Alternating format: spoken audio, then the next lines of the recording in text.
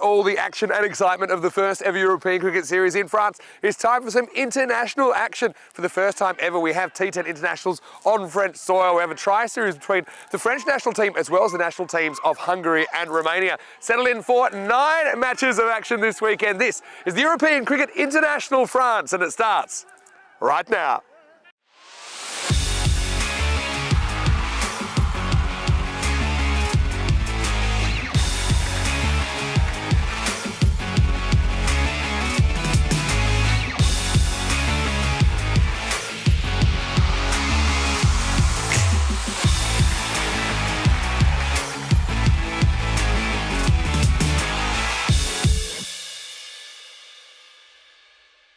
This European Cricket Network event is proudly brought to you by HCL Software, Paramatch, and Local Lifestyle.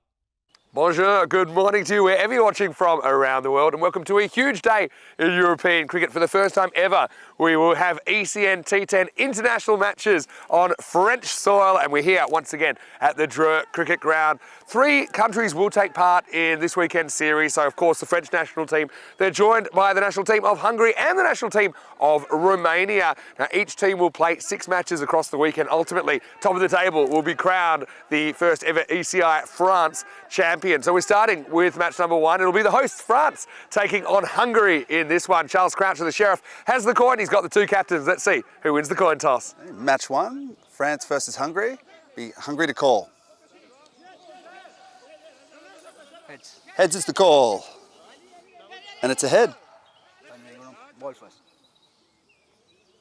So the toss has been won by Hungary, and their captain Vinod Ravindran has elected to bowl first. Doesn't really surprise me. They'll know what they have to do. I think also first time in foreign conditions. I just think it's a bit of a safer bet to get out there as a group. But looking forward to seeing him. He's a very talented player. Expect him to open the batting. And Sheikh Razik, Mr. Slick, always great to see him on the network as well. Watch out for Zishan Kukikel as well. I'm not sure exactly where he'll bat, but we know he's a really powerful striker. He can win international games off his own bat. One concern for the Hungarians, they haven't played a lot of cricket, I think, at this time of the year. I know some of them have been travelling, been playing a little bit, but it's always different when you get out in a match situation. Let's talk France, though. They're led by Usman Khan for the first time, and we're going to see plenty of players from the ECS in there. Looking forward to seeing Action Jackson back this weekend as well behind the stumps. But I think someone like a Ramatullah Mangal, I think with the ball, we didn't see him bowl too much during the ECS, but I think he's been saving himself, and he's a really, really clever exponent. I think he'll get a fair bit out of this wicket.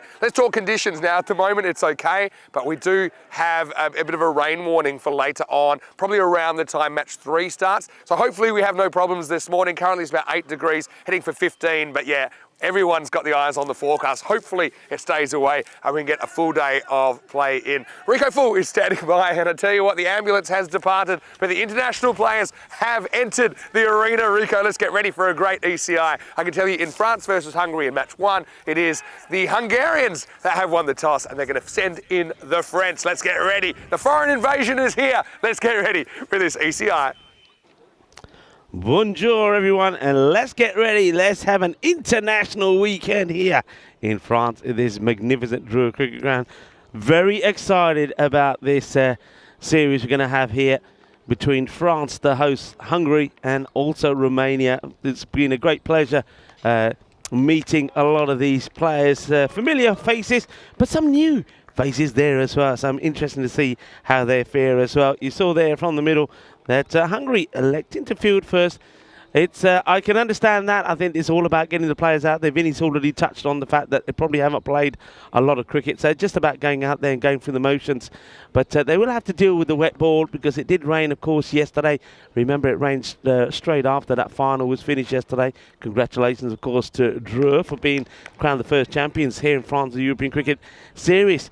69% to 31%. In favour of France here in this one. I suppose it makes sense. A lot of these guys we've seen playing in the European Cricket Series here that came to an end, so they're in pretty good form. They've had opportunities to be out there, whereas Hungary, most of them probably playing for the first time very early in the season for a lot of these guys.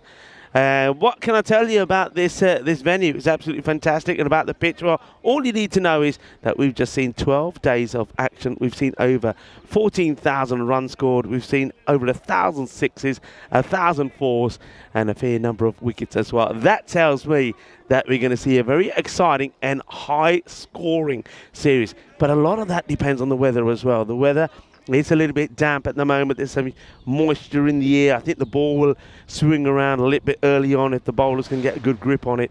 So I think at the moment the conditions probably favour the bowlers. Well, let's wait and see how it goes. But thank you for joining us.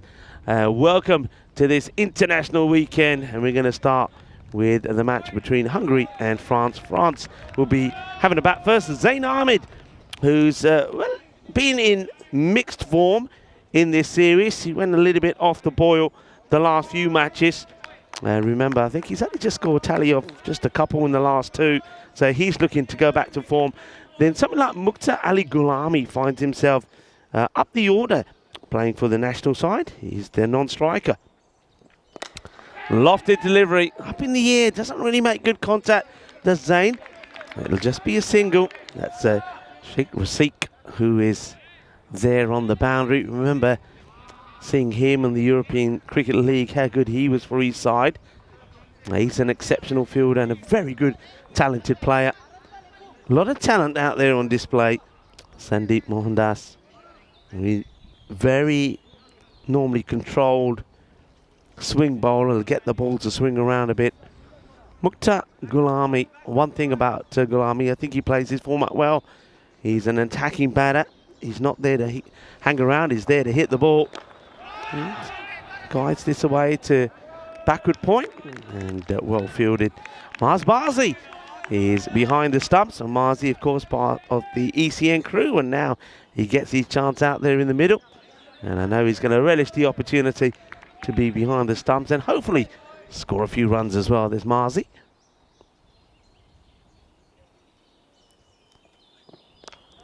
That's that drifting swinging delivery again from Mohandas, and well, there's some of the conditions you're going to have to get used to. You've got to have the right treads first thing in the morning, otherwise you will go down. And you see here, gets there, but just there you go. There goes the footing. That's Abbas Ghani. Well, we've seen him do some wonderful things on the network as well.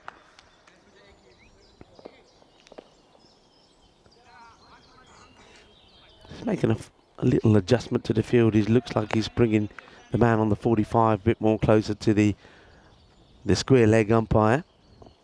Well bowled. And I think he might have got a bit of a finger on this, but you can see Mohandas, he's either saying, nah, he was in, or he's saying, no, I didn't actually touch it. But once again, look at the swing he's getting. Plenty of swing. We get a good look at this here. He probably doesn't get anything on it, but good alertness from the batter, making sure he's keeping an eye on the ball, not ending up too far down the crease. Well bowled, good delivery, nice start for Mohandas. Well, we said that Hungary might be a little bit rusty, but no rust shown here by Sandeep at the moment. Good controlled bowling, getting it in the right areas. A nice clean take there from Mars Baji as well. He doesn't look too rusty or wolfy behind the stumps.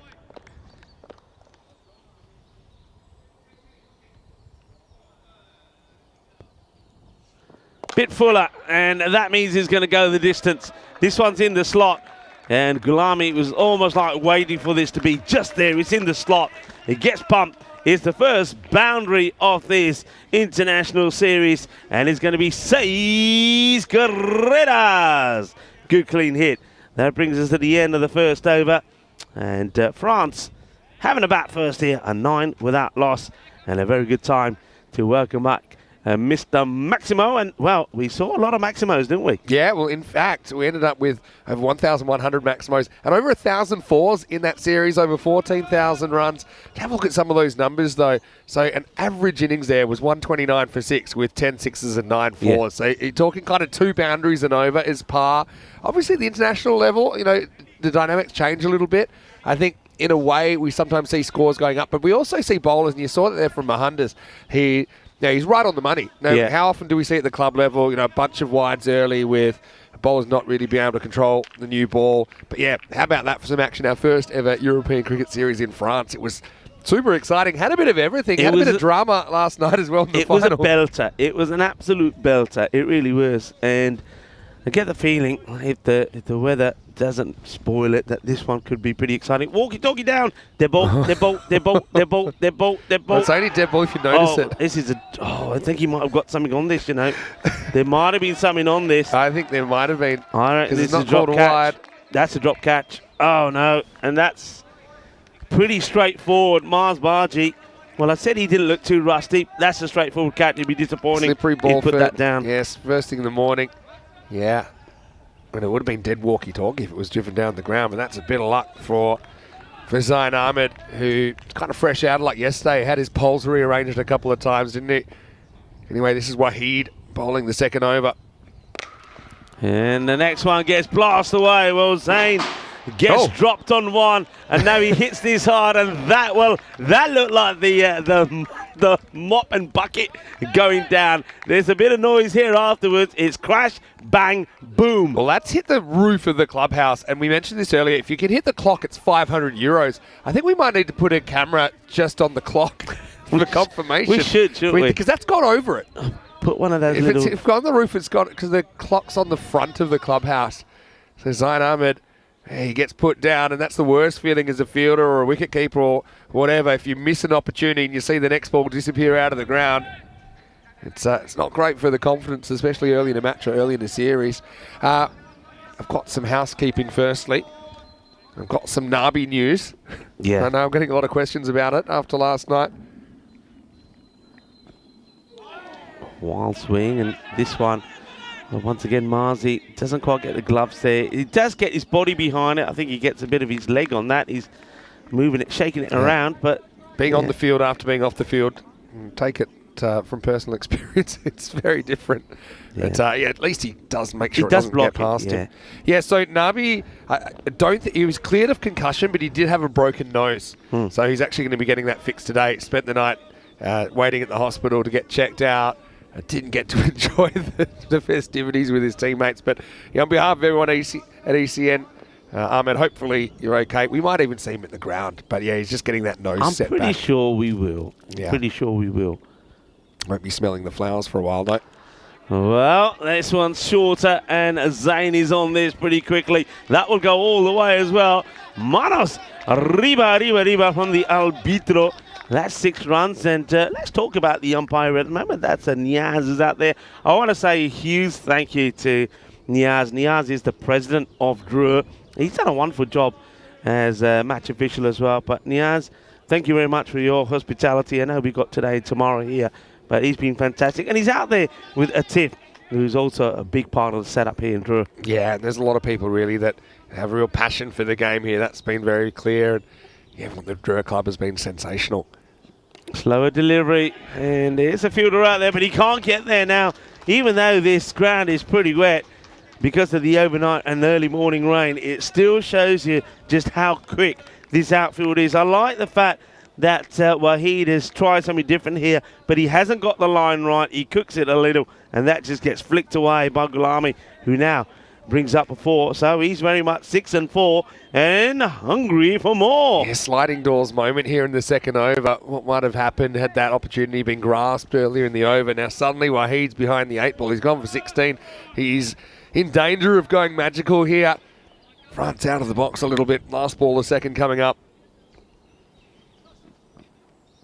This might be a bit too wide. Yeah, it is. You can see the batter shaping up for it and deciding at the last moment, that's not worth taking a risk. So, yeah, if you've just joined us maybe for the ECIs and you missed the ECS, we had the final interrupted by an ambulance being called and basically a batter being summoned from the middle during his innings when he's just about to face up for the first time. We've got to do something with that. I mean, now that we know that Nabi's okay and it wasn't serious, whatever, I'm pretty sure that our content creators can create something on that, just a little clip with some music to go with it, batter going out and then gets pulled off in the ambulance. And as the team celebrates victory, the ambulance goes by and Nabi's in there just waving, saying, well done, guys. Sometimes we talk Keystone Cops, but this wasn't Cops, this was ambulance.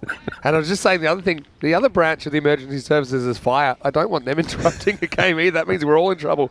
Last ball to second or not, because I think this is down the leg side unless it's got a bit of the pad. Mars throws. He almost takes out the batter. Is this now buzzers maybe? No. Not quite. What's the call here? Is it leg buys or at wide? I think it should be a wide, shouldn't it? I don't think the batter got anywhere near it. Yeah.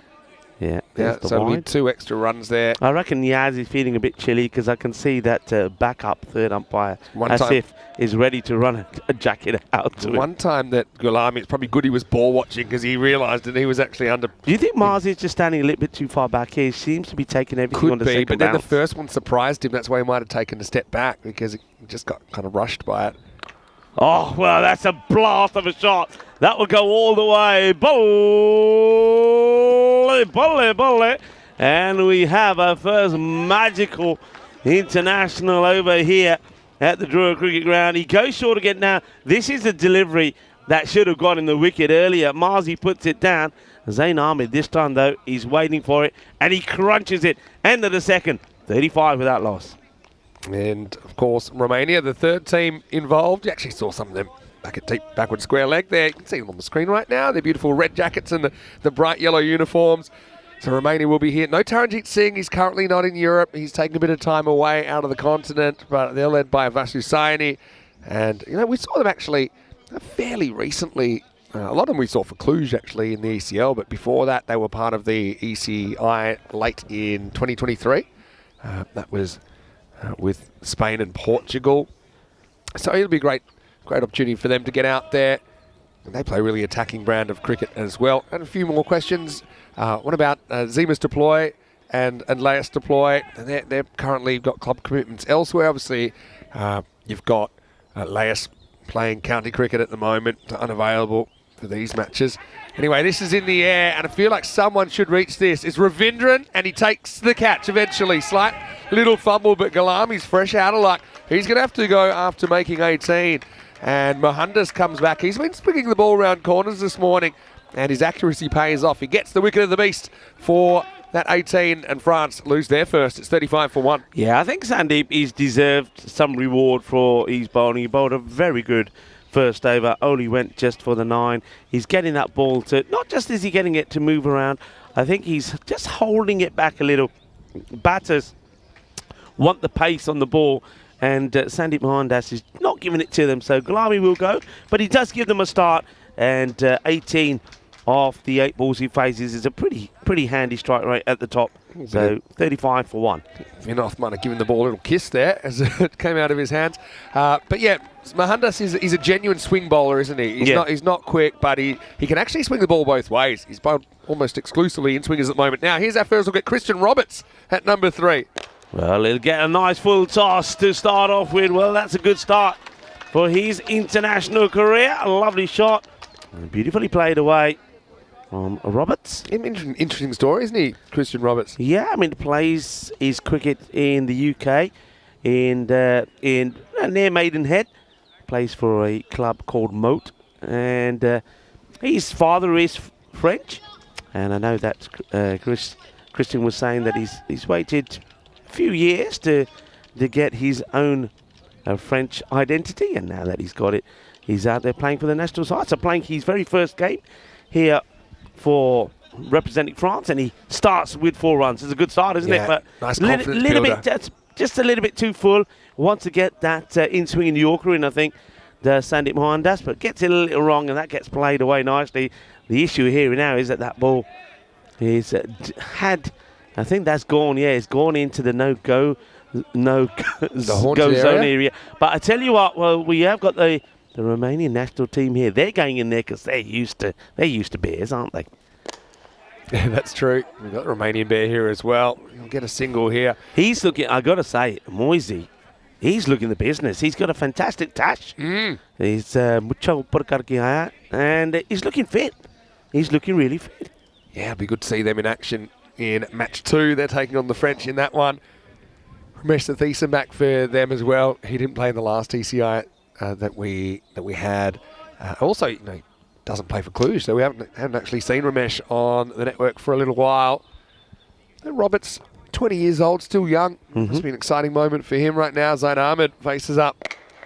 All right, doesn't quite get this out the middle, but he's going to get 4 runs. Once again, these shots are very important to play in the power play. You've got to try and get as many runs as you can on there. And at the moment, France are really en route to get to maybe even a 55 to the score here. Yeah, I mean, it's a start, but it's only a start, I suppose. And then no Dara Peretti in the side either. I believe he's got some club cricket commitments in the UK as well. So kind of missing that spin option. We'll see, I think, Prashar with the ball for Hungary. I think we might even see MDF Mark Desfontaine in there. This is a wild swing from Zain Ahmed. So look, yeah, Hungary, like I said, they're very early in their season. I think they would have tried to do a little bit of training, but it's always very, very different when you get out there in the middle.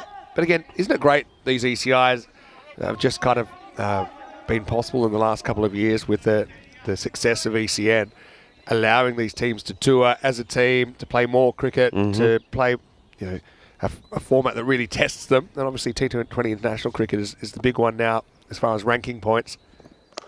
Shot goes a little bit straighter here after getting the ball before that was moving away, and really did have Ahmed in trouble. This one's too straight and he's a little bit short. He's on the pads, and Zain Ahmed, like any good left-hander, is going to make it count. And I reckon that one just catches, maybe just hits the rope there. I think that's 6. Yeah, I don't see it bouncing inside. Yeah, I think that goes over. Yeah, the hands are up in the air from the umpire. That's a tiff. Puts them up like you just don't care. And the 50 comes up at the halfway point. So this is where France would want to be. Any score between 40 to 50, and they're on at the moment. Yeah, 50 off 3 overs. Good start. Again, Hungary won't be too happy with that missed opportunity. Nothing you can do about it really now, except try and restrict. And so we are going to see Amitesh Prashar in over number 4. Now, he's one guy that I just think he's a really, really talented cricketer all around. Doesn't matter whether it's batting, bowling, fielding, whatever. And he's one guy that even when Hungary were kind of in the doldrums in the ECC, not the last one, but the one before, he really stood out for them. And let's see what he can do. Can he change the narrative here? Over number 4. Starts with a short one. Just watching Abid Shah running in here, and he never looks comfortable. And I think this is all about his mind is telling him, be careful, don't slip. And you can see when he bowls it, look at the amount of, I think, the grass. I noticed that. Grass clippings that have gathered up in the soles of his shoes. He got heavier as he ran in. He just picked up grass along the way, and it was a very, very ginger stride for Amitesh anyway. But you're right, though. Amitesh Prashar, every time I've seen this guy, from the first time to the last time, he's always a performer. And if it's not with ball, it's with bat. And I think he's very underrated as a batter. This one is going to test the umpire.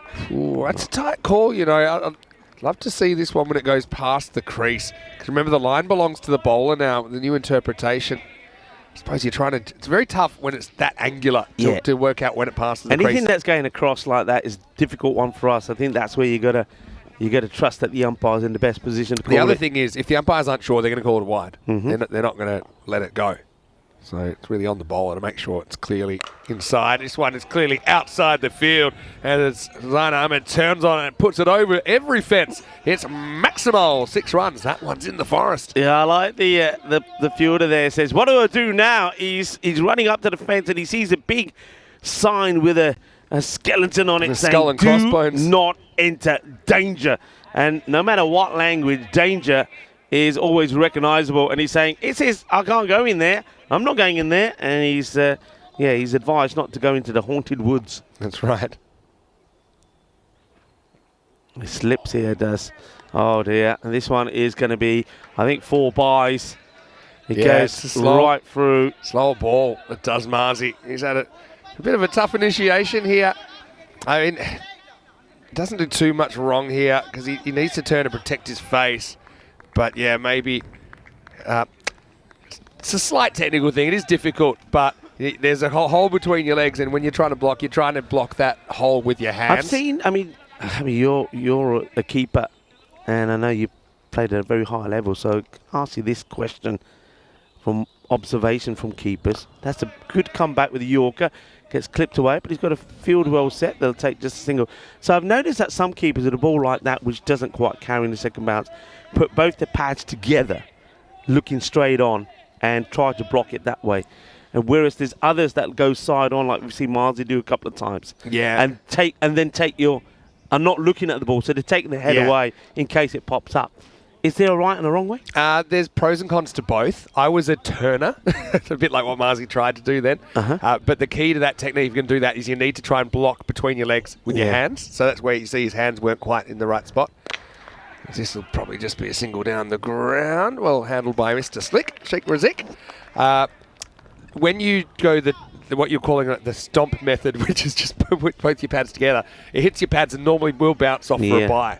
You know, so that's, I never liked that because I hated byes so much.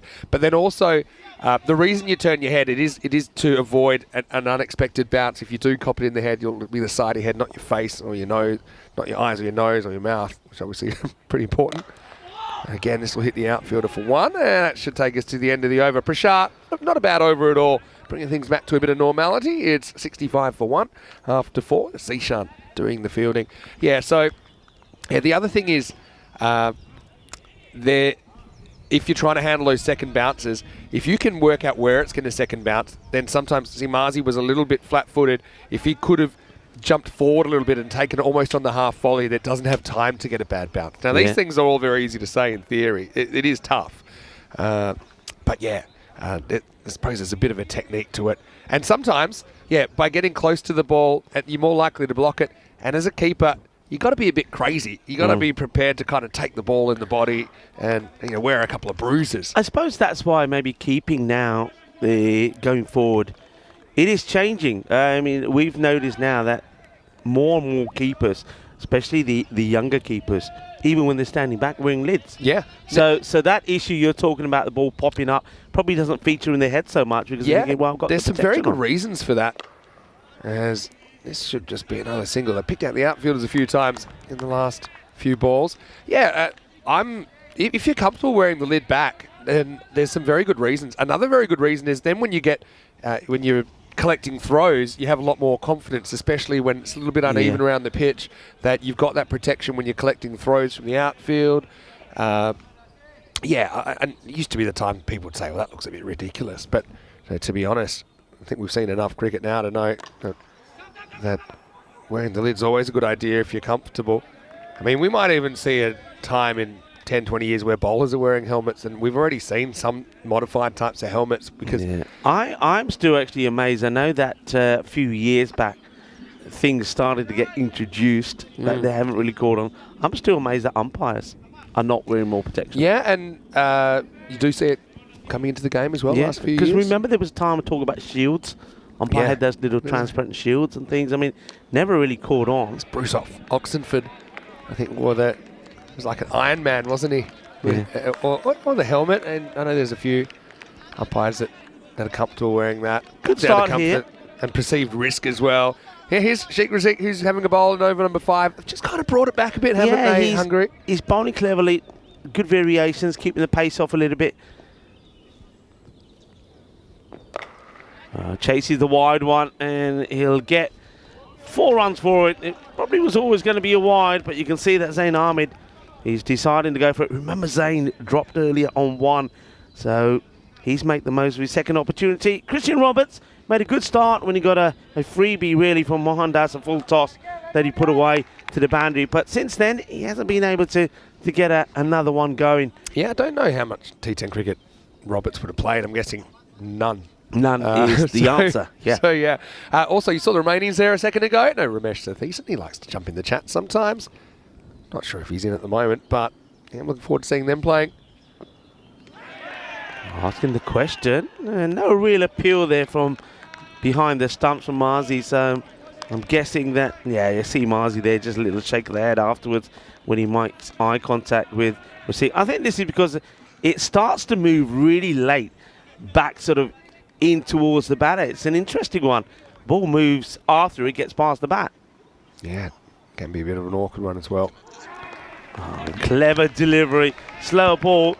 So we get to the end of the 5 overs, 71 for 1. There's an opportunity for us to invite you back here into the commentary box. And I want to start off by, first of all, saying hello and bonjour to the world that's watching. Big day in South Africa. Freedom Day today is a day that a lot of South Africans remember, a lot of the sacrifices made by people in their history. So Freedom Day, enjoy your day. Definitely, I've got a lot of friends in South Africa, so happy Freedom Day to you. And yeah, I know that we've got a lot of viewers in South Africa as well. But no matter where you're watching from around the world, welcome. And pray for the weather. Hopefully we get a full day's play in as well. Here's Zishan, who's bowling over number 6, and he's going to get whacked for 4 straight away. Cuatro, in fact, it's gone for 6. Maximo! Excuse me, that was so flat. I thought there was no way it was going to carry, but clearly it does. Yeah. And yeah, that was a solid strike by Roberts. He looks right at home. Yeah, sort of. I mean, it's not an easy catch, but I think you could say it's probably half a chance as Christian Roberts gets his second boundary. First time he's playing wearing the French jersey, so a very proud moment for him. And of course, his father, who is French. That one, once again, just toying with the wide line, but Roberts gets a bat onto it, takes a single. I think rotating the strike here is very important. This is what these two will be looking to do, be aggressive, get a few boundaries in, and then rotate the strike, get that left and right combination, really causing problems, or try to get them to cause problems for the Hungarian side. He sends short, and you can't be there to say, he'll put that away anytime, day or night. He loves it there, swivels on this, gets it away, a little bit of the MJ. Here he goes, he's a little bit there. Oh, as this one goes for a big 6, so he moves now into the 40s. Yeah, and he fed him there a couple of times, haven't they, maybe? Because he did offer that chance early. But that just might be a chance of a stopped clock being right twice a day. You know, I just don't think it's a very smart area to bowl to him. If you look at where he got out a couple of times late in the series, it was full swinging balls that were on the stumps that cleaned him up. This one, it will also get worked away. Iba won't get there. It's going to be 4 leg buys this time as Zishan still once again straying down the leg. He just noticed a few times just clinching his upper part of his hamstring here. Remember, if you haven't played, and we mentioned this already, you've not played a lot of sport. In this case, the Hungarians not played a lot of cricket. If you haven't loosened up well, and if you haven't been doing too much physical activity, yeah, you could be putting a bit of pressure on some of your muscles. Short again. That one will go big. This is another one that's going into the woods. And if you go into the woods today, you're going to find a few grizzlies in there. 6 more. Bully. And new balls, please. Gives us a chance to talk a little bit more about Freedom Day in South Africa. Day reminds South Africans of the immeasurable sacrifices made by individuals and the nation to break them away from the chains of unjust segregation, and it reminds them of the efforts of their national heroes, particularly something like Nelson Mandela. Yeah, of course. I mean, it's a rich nation, that one, that's for sure, culturally, and it's very, very unique. I've really enjoyed my time when I've been there. But yeah, a bit of food for the teddy bears picnic. He's knocked the bails off, and then he's been knocked by the ball, and I think it might have got him in the nasty midsection region. He was struggling here, Roberts, to get back, and Zishan, he's just too close to the stumps. He needed to give him a little bit of room, and then that catches him as well. So he hit the bails off before, so if he was to be involved in the run out, he would have had to taken the ball in hand and pull the stump out. Yeah, well, it was almost another stump being pulled out there. It was nothing to do with the wickets. Anyway, it's 96 for 1 after 6, as Zain Ahmed has reached his 50 off 21 balls, and it's been a really good innings, I suppose. Zain, I remember he went up to the top of the order last year during the Valletta Cup when Gustav McCown was unavailable because he had to go back to the UK, and he worked out really well up there. He's held his spot. And yeah, Gus, I think, will be leading France in some of the T20 stuff. For example, the Medina Cup when we're back here in a couple of weeks. But Zain's doing a good job up there. Yeah, Roberts, I just think it's a great experience for him to get out there. And obviously he's been put in the number 3 position just to try and get him involved. Obviously he's one of a couple of players that are in the squad that weren't involved in the European Cricket Series. So, yeah, get him out there. Get him playing some cricket. This is a very good shot. That, for me, so far, is the shot of the day. Beautiful shot. And it's not a bad delivery. Remember, he's been very strong when it's been on his path, but there's the shot. It's 6 more for a man who has made an international half century here, Zain Ahmed, and he looks to keep on going. What a great shot that is. So 50 up on the board already for Ahmed, and he's looking to get a lot more here, and he's looking to really accelerate. He knows there's a lot of other good batters to come out, and just look at the wagon wheel. So very much a leg-sided player. They have fed him in that area. You can see with the red lines a number of the big Maximos there on the leg side, but that shot there was an absolute beaut. Yeah, and that's a really good sign for him when he's driving up and over mid-off. He's got a good technique. One thing about Zain Ahmed as well, I mean, we saw him scoring that 97 for the President 11, and he was part of that squad that were runners-up in the European Cricket Series last night. But he's also a very good left-arm spinner. But because they had kind of the spin twins, who are also in this squad, by the way, Sajjad Stanikzai making his debut today, and Dawood Ahmedzai. Yeah, he hasn't been bowling much, but I actually think he's a very good bowling option as a third spinner with his left arm spin. In fact, when he first was playing, we saw him in ECI, and he was more of a bowler than a batter. You know, he kind of bat number 7 or 8 and mostly in for his bowling. But yeah, just something that's always an option. This is going to be more runs, I think. And I think that may have gone all the way. It has. It's Maximo. Marc Desfontaine down there. Maybe we'll see him bowl before the end of this innings. But right now, France, they're 109. They're motoring.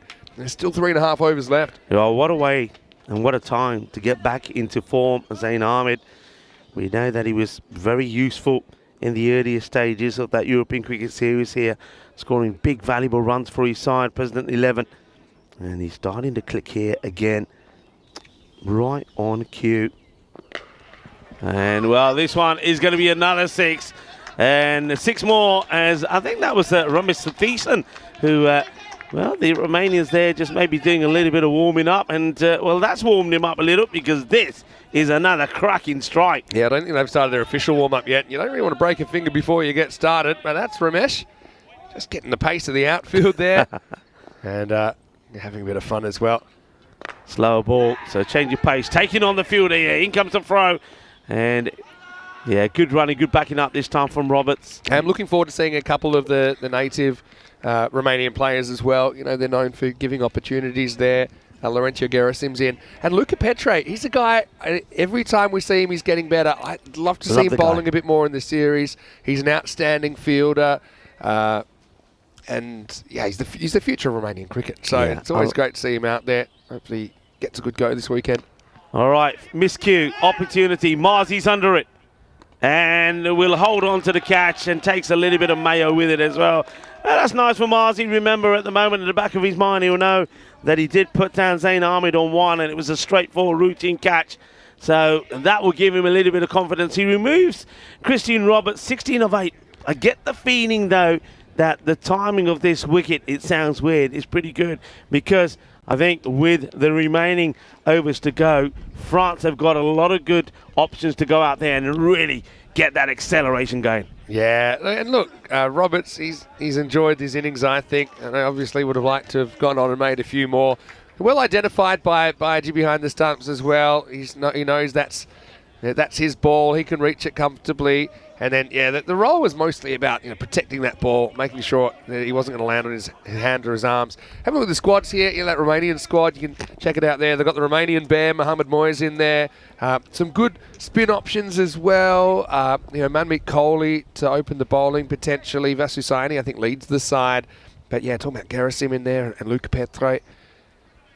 That's too high, that's too full, and that will be crunch. It's another one that will just end up going short of the woods there. It's a full toss. It's a Gandhi ball, really. And you can't be bowling here to a guy that is smashing anything that is a whisker near his pads. That gets put away. They'll have to have a good look at this. I reckon it's probably just under, but still, just under, I don't like balls at this pace being bowled there. So if it gets called, it wouldn't surprise me. Zain Ahmed 75 now. And that's a better ball. It's a better line. Asking the question. The umpire thinking, still thinking. In comes the throw. He might have even been run. Oh, no. It's going to be 5. Oh, no. It could be 5 leg buys. This is going to be 5. Oh, well. Dear. I do think, though, that if this hits the stumps, it could have been a run out. So I think the fielder is entitled to go for this. But is the backing up that's not good here? First of all, let's have a look at the LB appeal. Pitches outside leg by a mile. So it's not LBW, and he doesn't hit it. But he's kind of, he was just dozing, but he was still in with his foot. And it was like a spicy throw into the gap. And not often you see the old 5 leg buys on the scorecard. Yeah. Oh, dear. I think looking at it again, the batter, it does get himself in. He's Marzi's a bit, entitled to throw it, but yeah, it's there's a lot of double teapots out there at the moment. Marzi been in the gym? That was a very, it's a very powerful throw. Okay. Oh. You know what? This guy, Langaswaran Kanasane, played an excellent innings yesterday to get a win. Well, just quickly, have we gone from the most powerful throw to the least powerful throw ever? Because then Marzi here goes to throw this, and it goes nowhere. He well picked up, well watched. Well, he's used up all his energy in one throw. But I was just going to put your opinion on this. Kanasane, in that qualifier yesterday, magnificent. Yep. In the final, 22 of about 17. All the options available there, for example, someone like Numan Amjad, he's not the batter for me coming out at this point with less than 3 overs to go. You've got other aggressive hit. Usman, the captain, Numan Amjad, Ramatullah. Kanasane builds an innings. He ain't got time to build does an have innings. a pattern, you're right, of making slow starts. And one of them he got out of yesterday, one of them he didn't. Yeah. Yeah, I'll take your point in there. Having said that, he does normally bat around here for the French national team. They probably feel like they're all good options given their dominance in this game so far. Although, you never know. I mean, what are they on for here? Probably 160. Yeah, but you've got lots of good options. And that's a good place to be. I mean, even throw in guys like Cameron Ahmedzai, like even Zahir Zahiri, he hits a long ball. They got a lot of options. Good place to be. Prashad, he's bowled a pretty good spell though. He's only gone for 18 last ball of his 2 overs coming up. Well bowled. Good slower delivery, and they haven't bowled that well to Zain Ahmed, i.e. maybe not bowled that well to the left-hander. But that's the areas to be. It's a slower delivery, good way to finish the over. France though, 129 for 2. They should be eyeing up a 150 score here. Yeah, even more. I mean, if you go at the rate right now, they're in 161 pace. So, man, a pretty dominant position. I think the benefit of having had those 2 weeks, there's always that fatigue versus form debate. Are they tired? But then also the fact they've been playing has to be a benefit. The thing is that Hungary, they're not shy of run chases, are they? I seem to remember seeing them in Austria, where they played in an international series there. I think Czechia were there, and of course Austria, and they had some fantastic run chases. So, yeah, you know, even if they get to a 150, I don't think Hungary are out of the match at all by any chance. And little snick, the battery's walking, and they get the decision. So they do get Zain Ahmed. It's a good time to pick up a wicket. So maybe some of those players I was talking about coming in at this point could work. It's a wide delivery for Zain, but you see, that's the difference. Get it outside the off stump to him. Look, that was always going to be a wide. He chases it. He gets an inside edge. Nice take there from Marzi, and he will be gone. So that is the end of Zain Ahmed. His innings comes to an end. Remember, he had a lot of luck at the beginning when he's dropped on 1, but since then, he scored a further 75, 76 of 29, 10 sixes and 2 fours for Zain Ahmed. It's a really good innings, no doubt. And just a little scratch on that. It was going to be a wide. And the umpire just sensed it, even though I think he was looking at the big number 99 of Zishan right in front of him. Well held low down by Mars. 129 for 3. Cameron Ahmedzai. This is his kind of situation, isn't it? Coming in with just a handful of balls remaining. All right, goes for it big, and he'll get it big. Well, Cameron Ahmedzai, he's the bear of France, isn't he? He doesn't hang around. Just look at him. Just look at that physique. That physique is built for hammering the ball over the boundary. That's exactly what he does here. It's short. Zishan wants to test him upstairs. And the cameraman says, hey, I played a fair bit of cricket. I'm not going to be tucked up by the short delivery. The scary thing about that is I don't even think it was even in the middle of the bat. And it went so far. It went about 30 metres over the boundary. Perfect start. Slow ball this time, rolls out the cutter.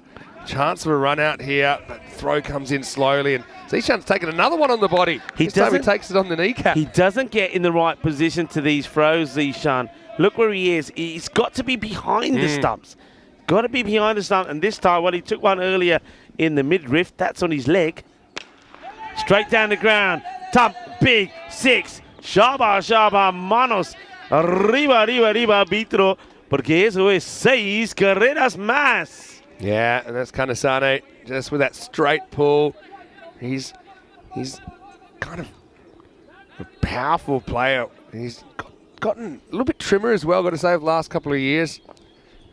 And he's going to go for it again, but this time might have found the field. It's been dropped over. Well, did have a play on it there, didn't he?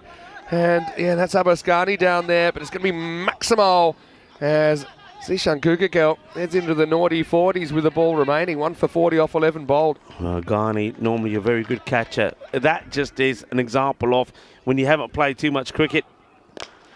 All right, he's going to be in action here again, or is he? No, he can't get anywhere near it. So, well, that's a double whammy for Abasghani after putting the catch down and dropping it over for 6. The next ball gets crunched past him for 4. Yeah, powerful strike. And despite the overnight rain, this outfield is slick. And no chance for Ghani on that one. So, 6-6-4 to finish the over. It actually went for 23 in the end. Remember, it started with a wicket, but it didn't end well for Zishan. And the score 152 for 3 with 1 over remaining. Yeah, Zishan, he spelled 44 off it. I mean, all right, he had a bit of bad luck in that the ball before the last there, which was dropped over the boundary for 6. But that's expensive for Zishan. But I suppose he does get the wicket of Zain Ahmed. But like I say, you've got plenty of good, strong batters still here. And these two are looking to muscle the last 6 balls over the boundary and get France to a 170 kind of score here. Ali Yilmaz is going to bowl the last over. Hasn't bowled yet. Yeah, maybe a little bit surprised we haven't seen Mark Desfontaine bowl during this innings as well. I think with Yilmaz, he's trying to get full here, just kind of loses the line of this one. Good take by Marzi. Good footwork this time. Steps across. Good balance, good shot. Look at him go across here. That's a really good technique. Nicely done. Yeah, and just takes the run and waits for another ball. He's just trying to cramp Ahmedzai for room here, I think. Okay. Miscue. And I suppose if you're going to bowl that sort of length, you want to be bowling it across the batter. So it's a single gets taken. Yeah, speaking of large chases, remember when Hungary chased 174 against Portugal? And that was on a day where we had, it was the highest scoring day ever on ECN. 17.2 was the average run rate, but they actually did 174 in 8 overs, and that was Ravindran and Razik. So I mean, if they get going, this score might not be safe, you know. Yeah, oh, yeah, watch your footing there. Yeah, that's what can happen. Abasghani, who looks like he's been removed from the boundary duty at long on, and it's Zishan who's moved him because Zishan is saying, well, you're dropping it off my bowling. I'm going to take that spot. All right. So far, this over's been pretty tidy. Ghani there, he just feels a bit of a twinge. And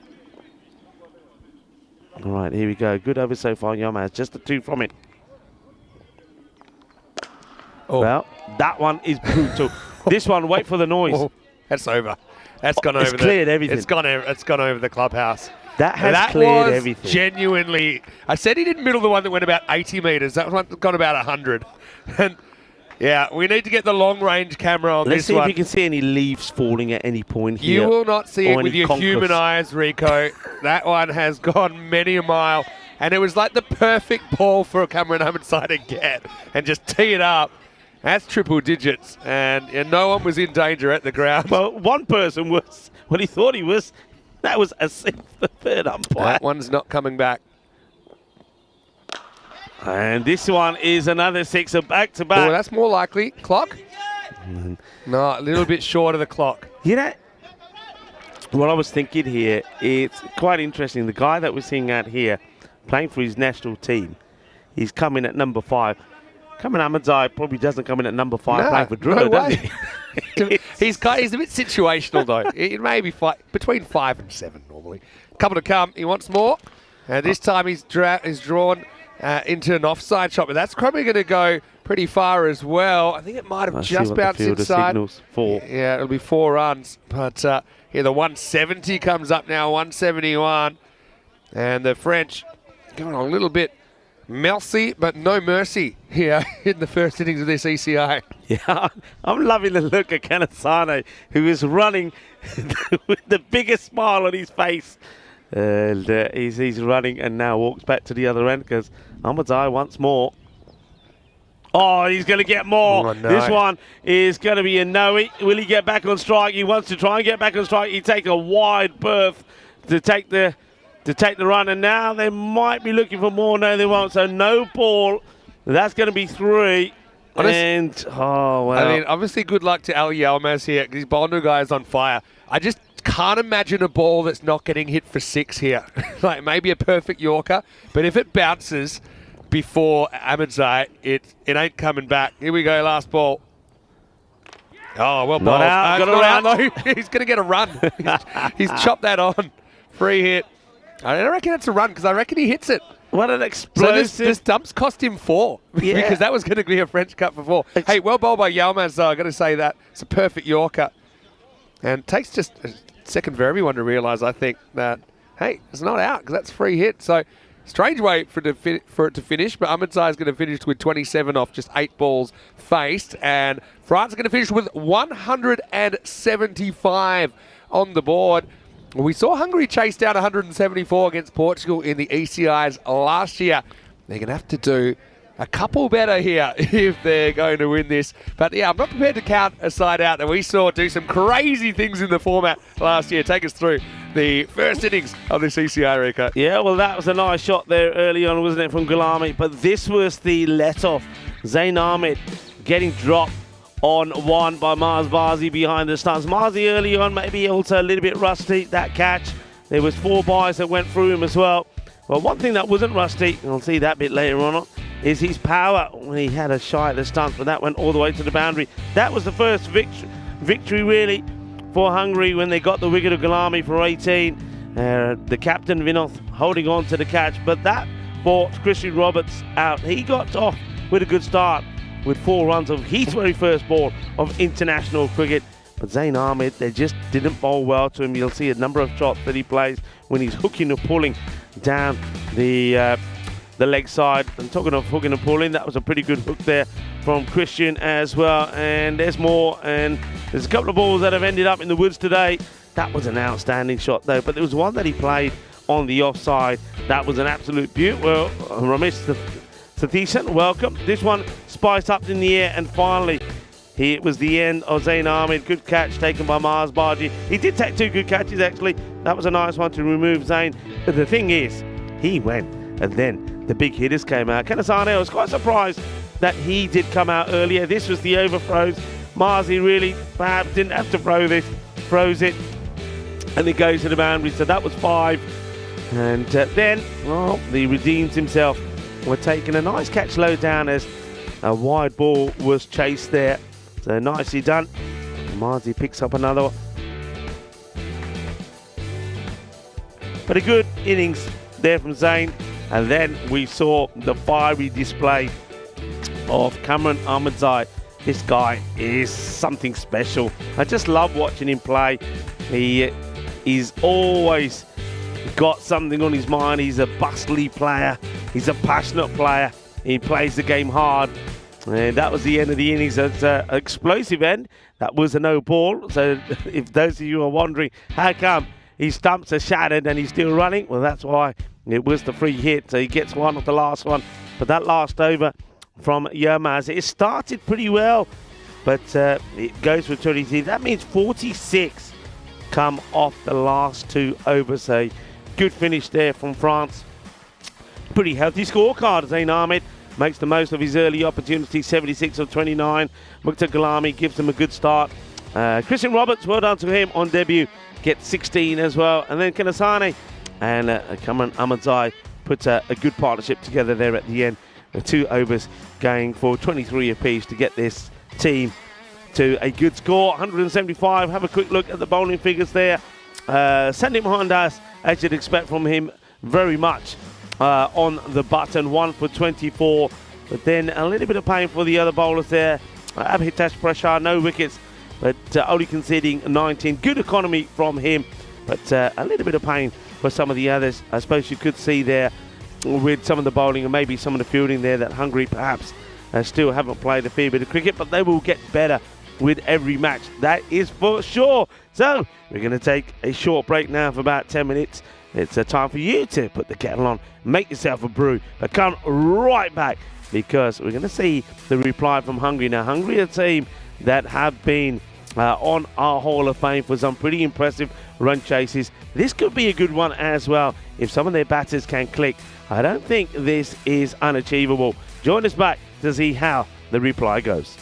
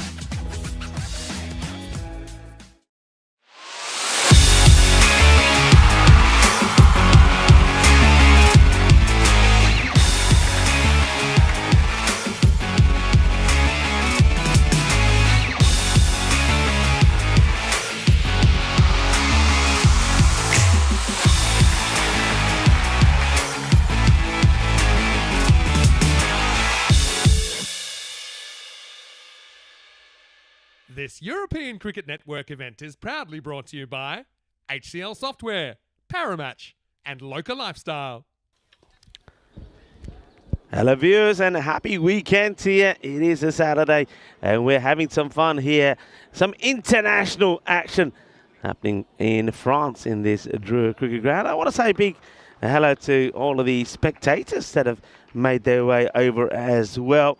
And a lot of people in the, what we call the fan zone here, enjoying the cricket and enjoying some of the hospitality from Dreux.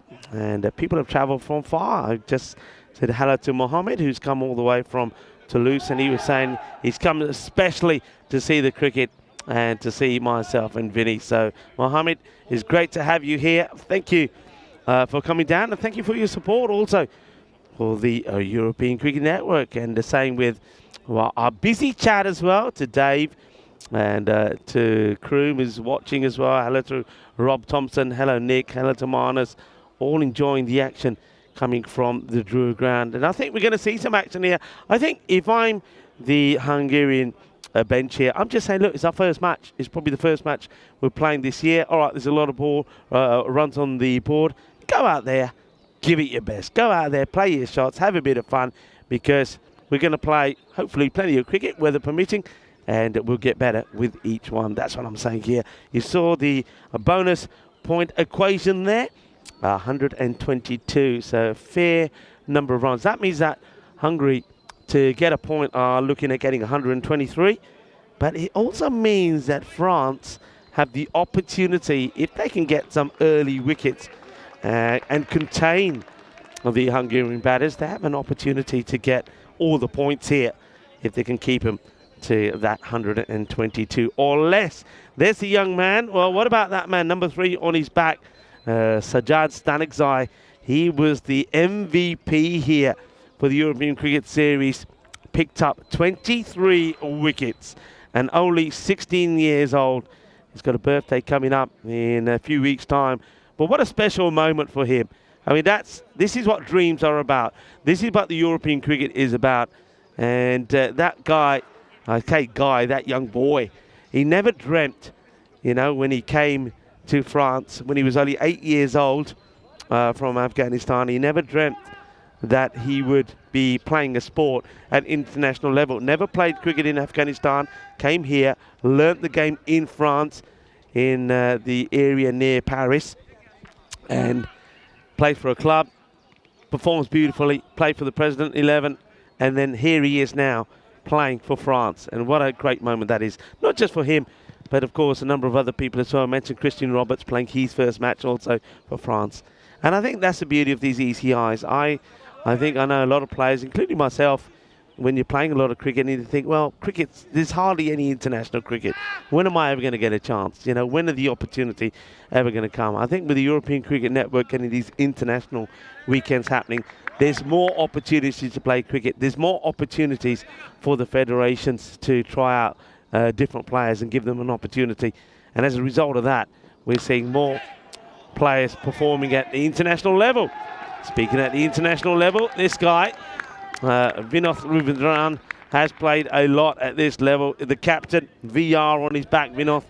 He's an exciting player. He's a good leader. He's a good captain. And he's going to try and lead his team to an exciting run chase here. 4 off the first of the bowling of Iqbal Hussain. Hussain played well himself in the European Cricket Series. All right, well, this one's going to go high up in the air, and that might be 6. I think it will be 6. So Vinoth, the captain, starts with 2 boundaries. Ravindran, he's a very exciting player to watch. A nice shot. So showing his class straight away, isn't he? First of all, the shot through the covers. Now this one straight down the ground. He's got Sheikh Rasik, who's out there with him.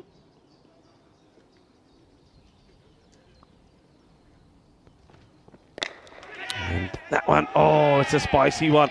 It's a little bit up in the air. You can hear the shouts to catch it, but it gets through the fielder. It's going to be 4 more. That's Zahiri. Just there, You can see what it said, catch it, but he's thinking about the catch. He's got to be going forward. I think he's in two minds. You dive forward, you get a chance at that. But two minds, then he goes side on, but he's not behind it, gets through him. Disappointment, I think, that for Zahiri. The standards really from his side in the European Cricket Series, the present 11 was very good. This time is a bit fuller from Iqbal. And well, what about this guy? You just cannot keep him still. He's like a little energizer. He's always moving around. Dawood Ahmadzai, Mr. Universe, we call him. Small yet strong. And a lovely guy, great personality. Always great to have a chat with him. Ah, that's a laser through the covers. That's going to be 6 more. What a good shot that is. And that called 4, actually. I think it drops just before the boundary. But that has gone quick and fast. Watch this again. How good. Look at the wrist work on that. That's an exceptional shot. And, yeah, bounces before the rope. Cracking shot. Well, that's your 18. So what do you need? Well, 18's enough. Keep going at 18s, you win the match. Hungary. They're a team that excite. They're a team, got exciting players in their setup. Now, change in the field here. Hossein gets extra protection on the offside. So he doesn't want to change his line. He's got to keep it there or thereabout. He goes short, high in the air. Opportunity. Iqbal goes for it himself and takes a catch. And he removes Ravindran, who goes for the pull shot, gets it wrong, skies it in the air. We've seen a lot of this on the European Cricket Network. And it's one of those, really, you can have an eye and say, look, you got what you needed out the over. So did he need to play the shot? I think, yes, it was there for the shot. It wasn't that he tried to do something crazy. It was a ball for the shot to go for. But he doesn't get it right. It gets to the top of the bat. Catch gets taken, caught and bowled. So that was the last ball of the over. It's 18 for 1. I also think that's good bowling because Iqbal Hossein, he strengthens the offside with another fielder. And automatically Ravindran's probably already thinking, all right, can I go somewhere else? And then he bangs it in short. And he basically says to the batter, there you go. Doesn't get it right. He's a little bit late on it. Catch gets taken by himself. Caught and bowled. So the captain, after playing some nice shots, will have to go. And it's Hossein that picks up the wicket.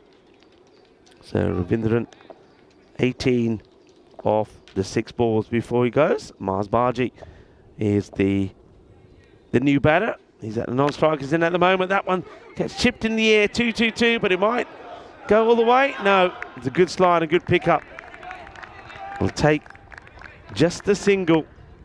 There's Rasik, gets off the mark. Baji has seen a lot of cricket, hasn't he? And while he's been typing away, doing the scoring, and he's probably been itching to get out there when he gets his opportunity. Now with the bat. Zahiri to him. Gets put away. That's a nice shot. Quick hands over the top of mid-wicket. 1 bounce 4. Just a little bit short. And Baji's onto it like a flash. 4 runs. That'll give him a confidence boost. It's always nice to get your first one away, and Marzi does. A good shot. Picks up on the shorter delivery. I know that Marzi himself is, well, a little bit of dancing going on in the field there as fielders sort of a bit of a little swan dance. Anyway, they do plug that gap straight away. Long one goes back. Firmly hit, no run. Good work by Numan Amjad. Numan Amjad, of course, we've seen him wear the captain's band on previous occasions as well for France. Good stop. Good solid strike though from Baji as well, but a good comeback from Zahiri. And now he goes too short again, and he will get the treatment. Marzi will always be looking to play this shot. It's his go-to shot. Very strong on the short ball. So despite losing the wicket, in terms of the rate required, they're going well. Nice shot. This time goes down on one knee. So Zahiri does he's a little bit too short here. Needs to be going across the batter and Fuller like that. Good reply. That's the comeback. That's where he needs to be. Of course, some of these players will know Mars very well. Mars has been the guy who's been getting them together and saying, come on, 5 minutes to go, get ready. Right, in you go. So he's been doing all behind the scenes, and now he's out there in the middle. Same areas again, and the same reply. And that's what Zahiri has to learn from. He needs to learn where he needs to be. And the advantage of being the left armer means he's got to get the ball in that area. And if he gets it in that area consistently, then he needs to be given the field for that area. And that means that the long on that got put back because of the first few shots that were played because it was too short, comes in, and he gets more players out there on the offside. These are the teams that will be taking part. Who's going to get the first win? Who's going to lead the table after the first match? Will it be France? Will it be Hungary? 27 for 1 after 2. So Zahiri finishes his over well. 2 boundaries from it, but just the 9 runs. All right, here we go. Mr. Bombay Mix. Usman Khan. Bombay Mix. Why? Well, you never know what's coming out of his hand next. You never know what's coming next with Usman. Known for his slower ball. And this one is just checked by Rasik. Probably hasn't seen Usman bowl before, so says, hang on, I want to have a look. And I think he straight away thinks, hang on, that doesn't quite come as quick as I thought. Oh, well, that's the moon ball. It will get blocked, but let's have a look at the height on this. And I reckon, well, the umpire's doing a little bit of the YMCA there. And that's going to be a no ball. Yeah, it's going to be a no ball. That's one that Usman doesn't get right. There we go, no ball. Free hit coming up. So Sheikh Rasik has got the license to go the full Monty here. So one little warning to Usman as well. Hit fairly hard. Should be caught, will be caught, but won't be out because it is the free hit. And a nice bit of early catching practice there for the man who's been pretty solid with his catching, Numan Amjad.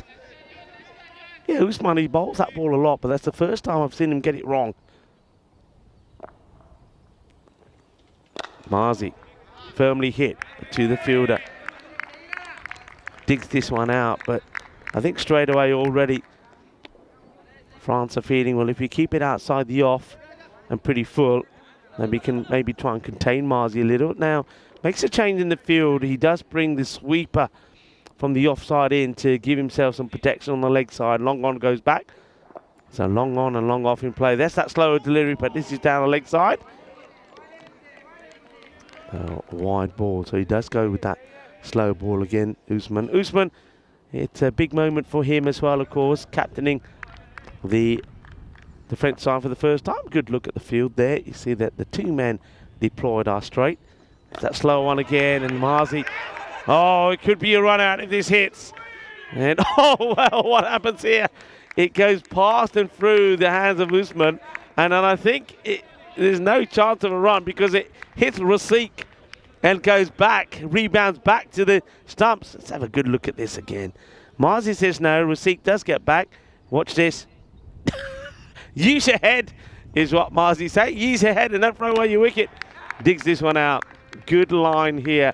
So though he gets the slower ball wrong earlier, he doesn't get hurt by the free hit, and he's getting a good over in here. It's a good win. The last 2 overs have been a win really for France. The rate is around the 19. So boundaries required here, or definitely of this last ball. Can they get one away? It's hit well, it's hit straight, and it's going to be 4. Good shot. So even though you got 2 men straight, both the allowed 2 fielders at the 30-yard circle in the power play are straight, but that's hit beautifully straight from Rasik. He'll get 4, but it's a win really. Once again for France. France, that over belongs to them. Only 8 come off it, despite the wide and the no ball coming off that over. So Usman, his first over as a captain, goes pretty well. 35 for 1. At this point, you'll have a look at the like for like in the power plays that France had already brought the 50 up, and they kept on going from there. Right, it's time for a little bit of spin. Maybe we'll see the same as what President 11 did, because this guy, Dawood Ahmadzai, was their captain, and he would always bowl the 4th over, and then if it goes to plan, Sajid Stanekzai, the young 16-year-old, would follow him, bowling a bit of his leg spin as well. All right, spin comes into the attack. Baji. Wow, he allows this to hit him. There's a bit of an appeal. In comes a throw, and Baji survives. And, well, Mars, he obviously doesn't pick these at all. So I think the umpire, in the process of giving the leg by, almost falls over. But, ooh, well, it's probably just... But does he play a shot here? That's what I want to know, is does he play a shot? Doesn't look like he plays any shot to me. So, he doesn't play a shot. I don't think that's a run. He just watches this onto his pad. He's not playing a shot there. For me, he's not playing a shot. Anyway, Rasik. Oh, hits it hard. It's a fantastic effort from the fielder, but it gets past him like a flash. Well, maybe this works in the favour of Hungary, because I didn't see Marzi play a shot there at all. So he gets to the non-strikers end. Then Rasik blasts this one through the offside. Just watch, this is it again. Look, he's not playing any shot. He's not taking evasive action. So he's not defending himself. So that's not a run. Anyway, that's my take on it. What do you think in the chat? Hello to Mental Man and John Gray. Be interested to see what you think. Short. And it's appealing. The chase is on. Fielder gets down, gets the throw in. That's Sajjad.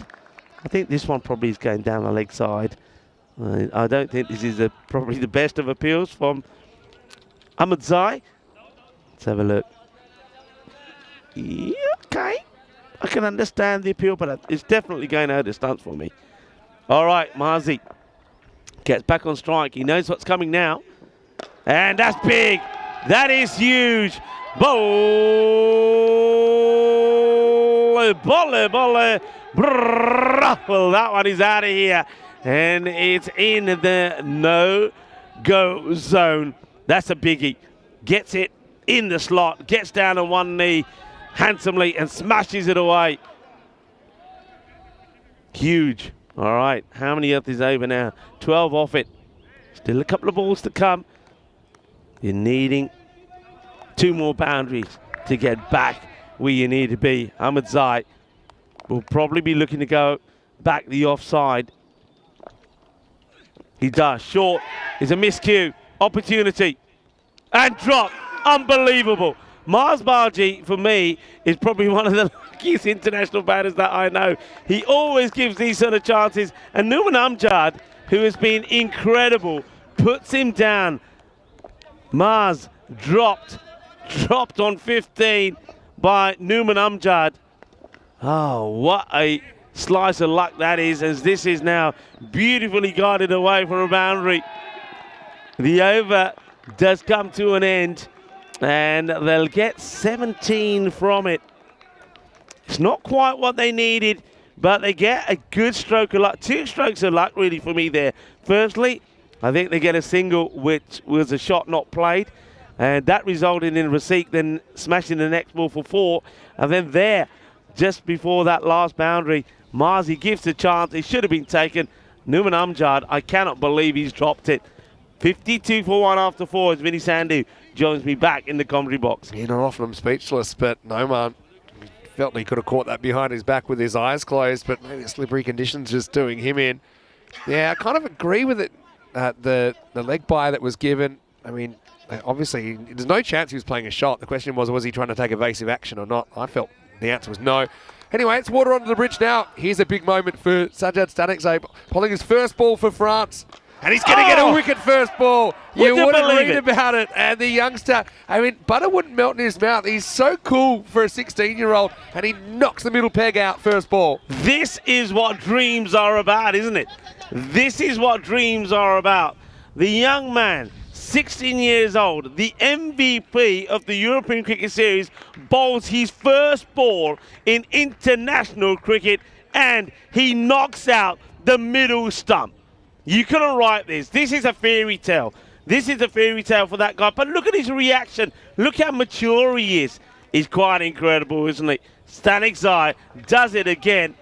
And, well, one man who should know all about him is Mars Barji, because he's watched plenty of him.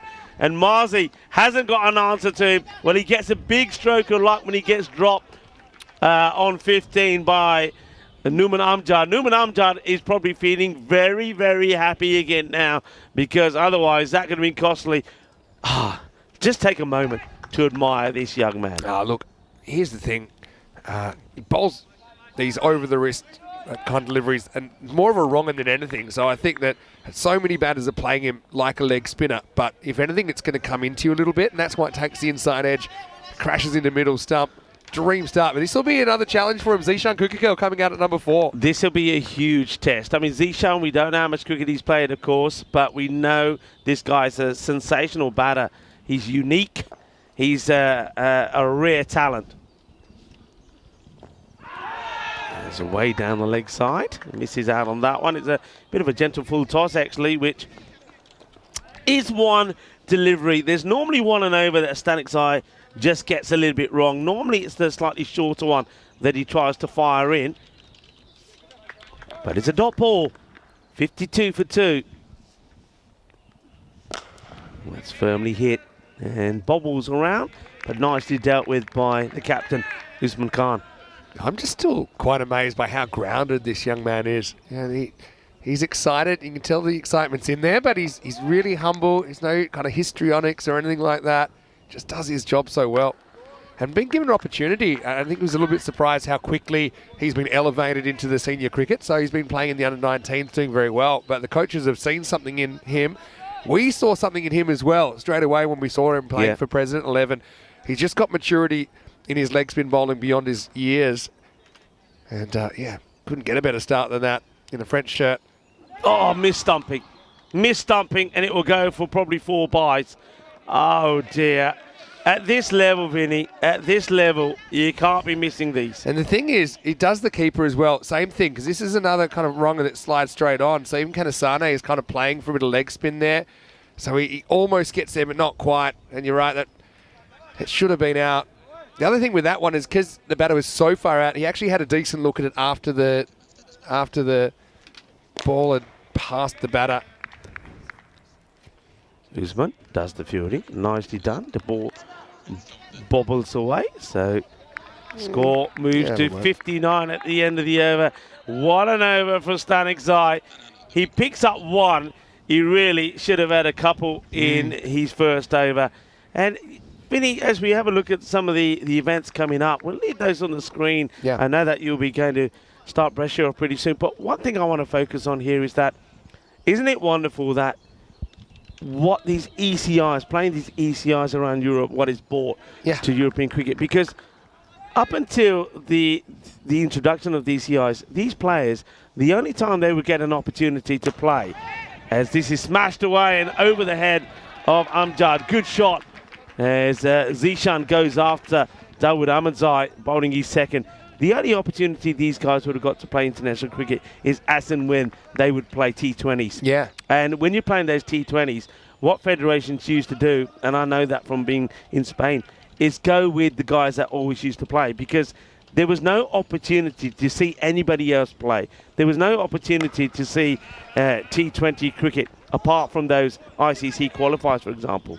Now, with the European Cricket Network in partnership with the federations, we're seeing T10 internationals. We're also seeing T20 internationals. We're seeing more cricket, which gives more scope for the likes of Stanek Zai to be found. Exactly, and it allows them to try more players. Obviously, 2019 was a big moment for international cricket, as this is going to be upcut. This probably runs away for 4 as well. It does. So Rasik's played the the wrist spin of Ahmedzai pretty well so far. He moves to 19. Hungary need to keep swinging. But, yeah, look, I just think that with now all internationals being recognised as ICC internationals if they're played between ICC recognised countries, and then you combine that with the fact, yeah, we're getting, like Romania, you know, we've seen them several times in ECI, same with Hungary, France, we've seen them, for example, in Milan around this time last year. So, yeah, again, just forging connections and providing more opportunities to play high-level cricket. Slightly shorter, taking on the single, and if it hits, he's gone. A little bit of hesitation there from Rasik, so Zishan's calling him through, but Rasik a little bit late to respond, and by the time he gets going, he knows he's in trouble if this hits the stumps. Yeah, it's kind of cruising, but... Bit of rain just coming through here, Vinny. A little bit of drizzle, nothing too serious at the moment. Now, this could be out, you know. He might have been right in front. Yeah. This is the way I saw it. I reckon that's out as well. I saw him jumping across. Zishan doesn't like it, but I think he jumps across and tries to play this across the line. I thought it was out. I know he's trying to say it's bouncing too much. Oh, I wasn't convinced. I had this smashing into something. Okay, it's high-ish. I mean, side-on might give us an idea. It definitely hits him in line. It's definitely either going to hit the stumps or go over. What do you think? Let's have a look. Hitting the top of the stumps for me. Yeah, I mean, some players call that leg maybe is on up the height. in the air. Yeah. Also, he's saying it hits me here, but when he's playing the shot and he's swiveling, it hits him high on the pad, but his leg is up. I reckon umpire score, and I think it's a good call. Umpire, I like the way he's processed this in his mind. He's processed it, he's thought about it, he's gone through the motions, and in the end, he said it's out. So I think it's a good call. Yeah, look, to be honest, I saw it the way the umpire saw it, and I think Dawood Ahmedzai saw it. Certainly, it's a risky shot to play, isn't it, if you're going to jump across and try and hit across a straight delivery from Dawood Ahmedzai. So, yeah, maybe umpire's call there for me on height. I don't think you can conclusively say it was going over. Anyway, 71 for 3. As Ali Yilmaz comes to the crease at number 5. Last ball for Ahmedzai. Oh, this is the one that Ahmedzai gets a lot of batters with, doesn't he? Because it comes out pretty quick, back of the hand, doesn't get a lot of bounce, and you see a lot of batters playing this shot and getting it completely wrong. Overspin, right? Hurries on. He's very, very clever bowler. End of the 6th over at 71 for 3. I suppose maybe the question here, can Hungary keep their point? Yeah, I mean, rain is just getting just a little bit heavier. And of course, Staniczai comes back to bowl his second. Hit in the air, it just will get past Usman. Usman here, again, is one of those in two minds. Does he commit to the catch? But in the end, I think he's decided that he's one that he's not catching but stopping.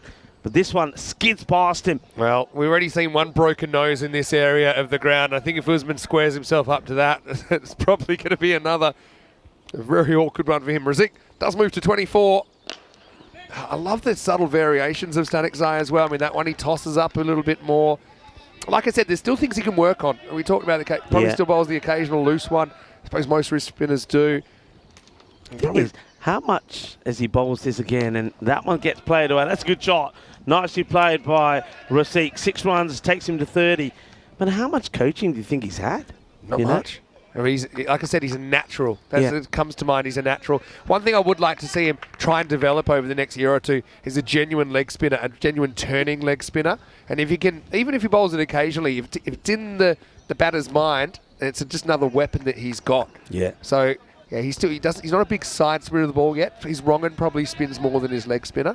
So just it's something that actually done with Ahmedzai probably would be good to develop as well. Shot, that's a beautiful shot. He goes fuller and straighter, but Rasik is waiting for it, and he crunches this big as well.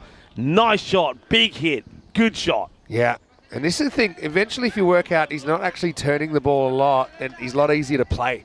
You know, I think there's kind of an implied leg spin about his action, but most of them, they're not really turning a lot off the straight, and then you can play him a bit like a slow medium pacer straight up and down. Razik, he's batted well so far, 36. And that one gets played away, but it's to the field. It'll just be a single. That's the one, that's his sort of go-to ball though, isn't it, for Staniczai?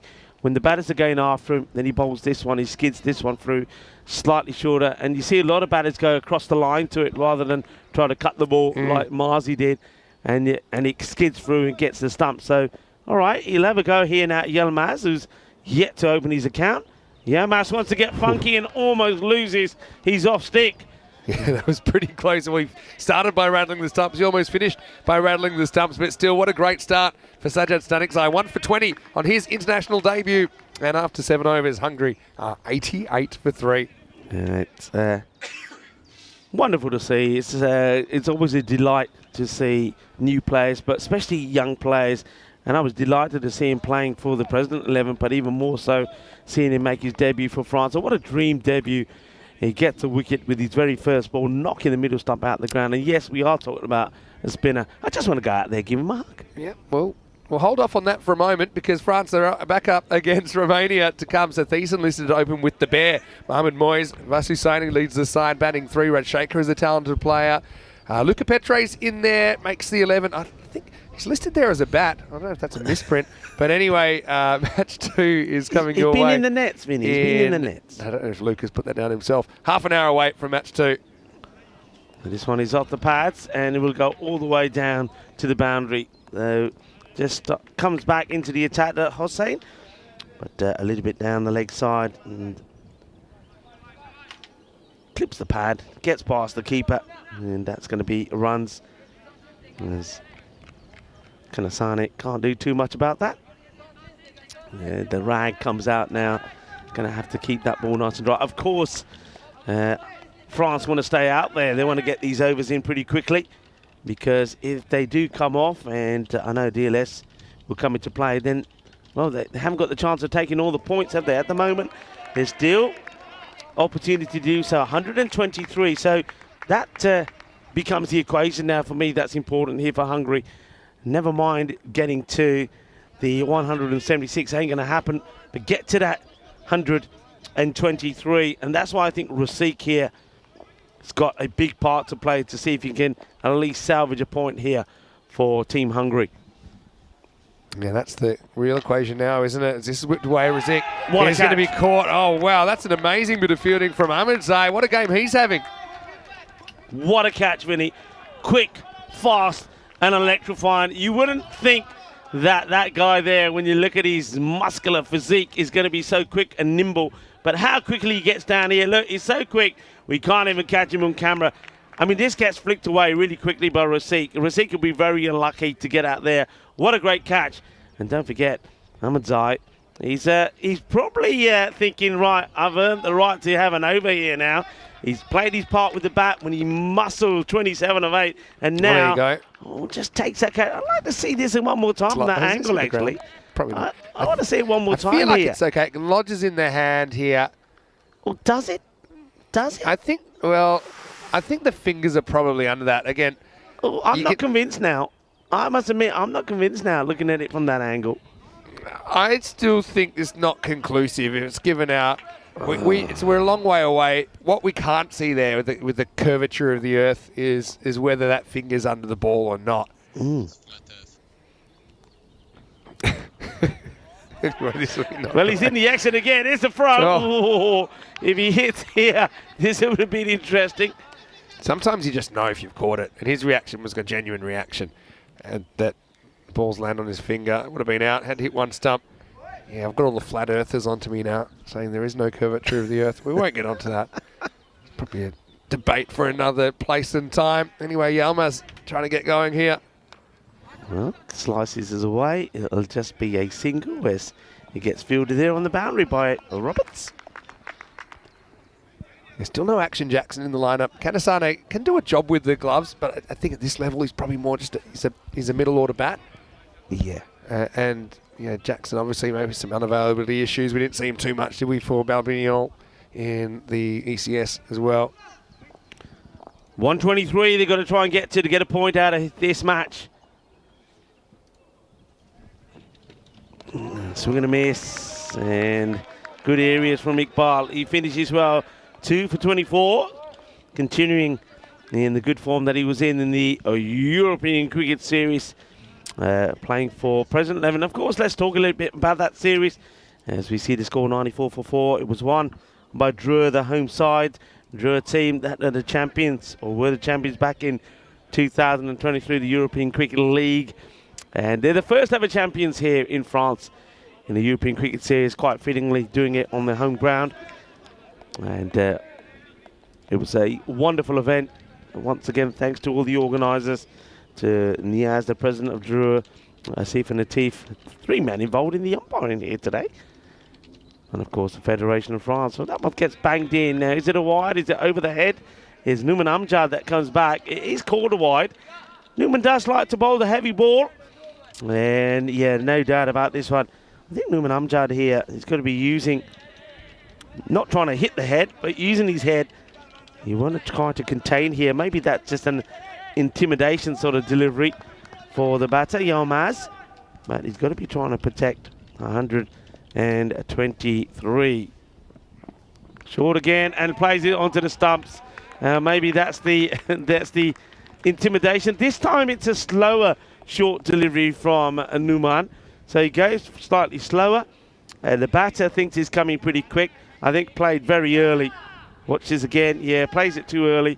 Just hammers it back onto his own stump. So Ali Yilmaz goes for 1 or 4 deliveries. Yeah, just never really got going, did he? And now this point's a struggle with Hungary falling a little bit off the pace. There's one guy that can probably do it. It's Prashar. You know, he's batting very low again.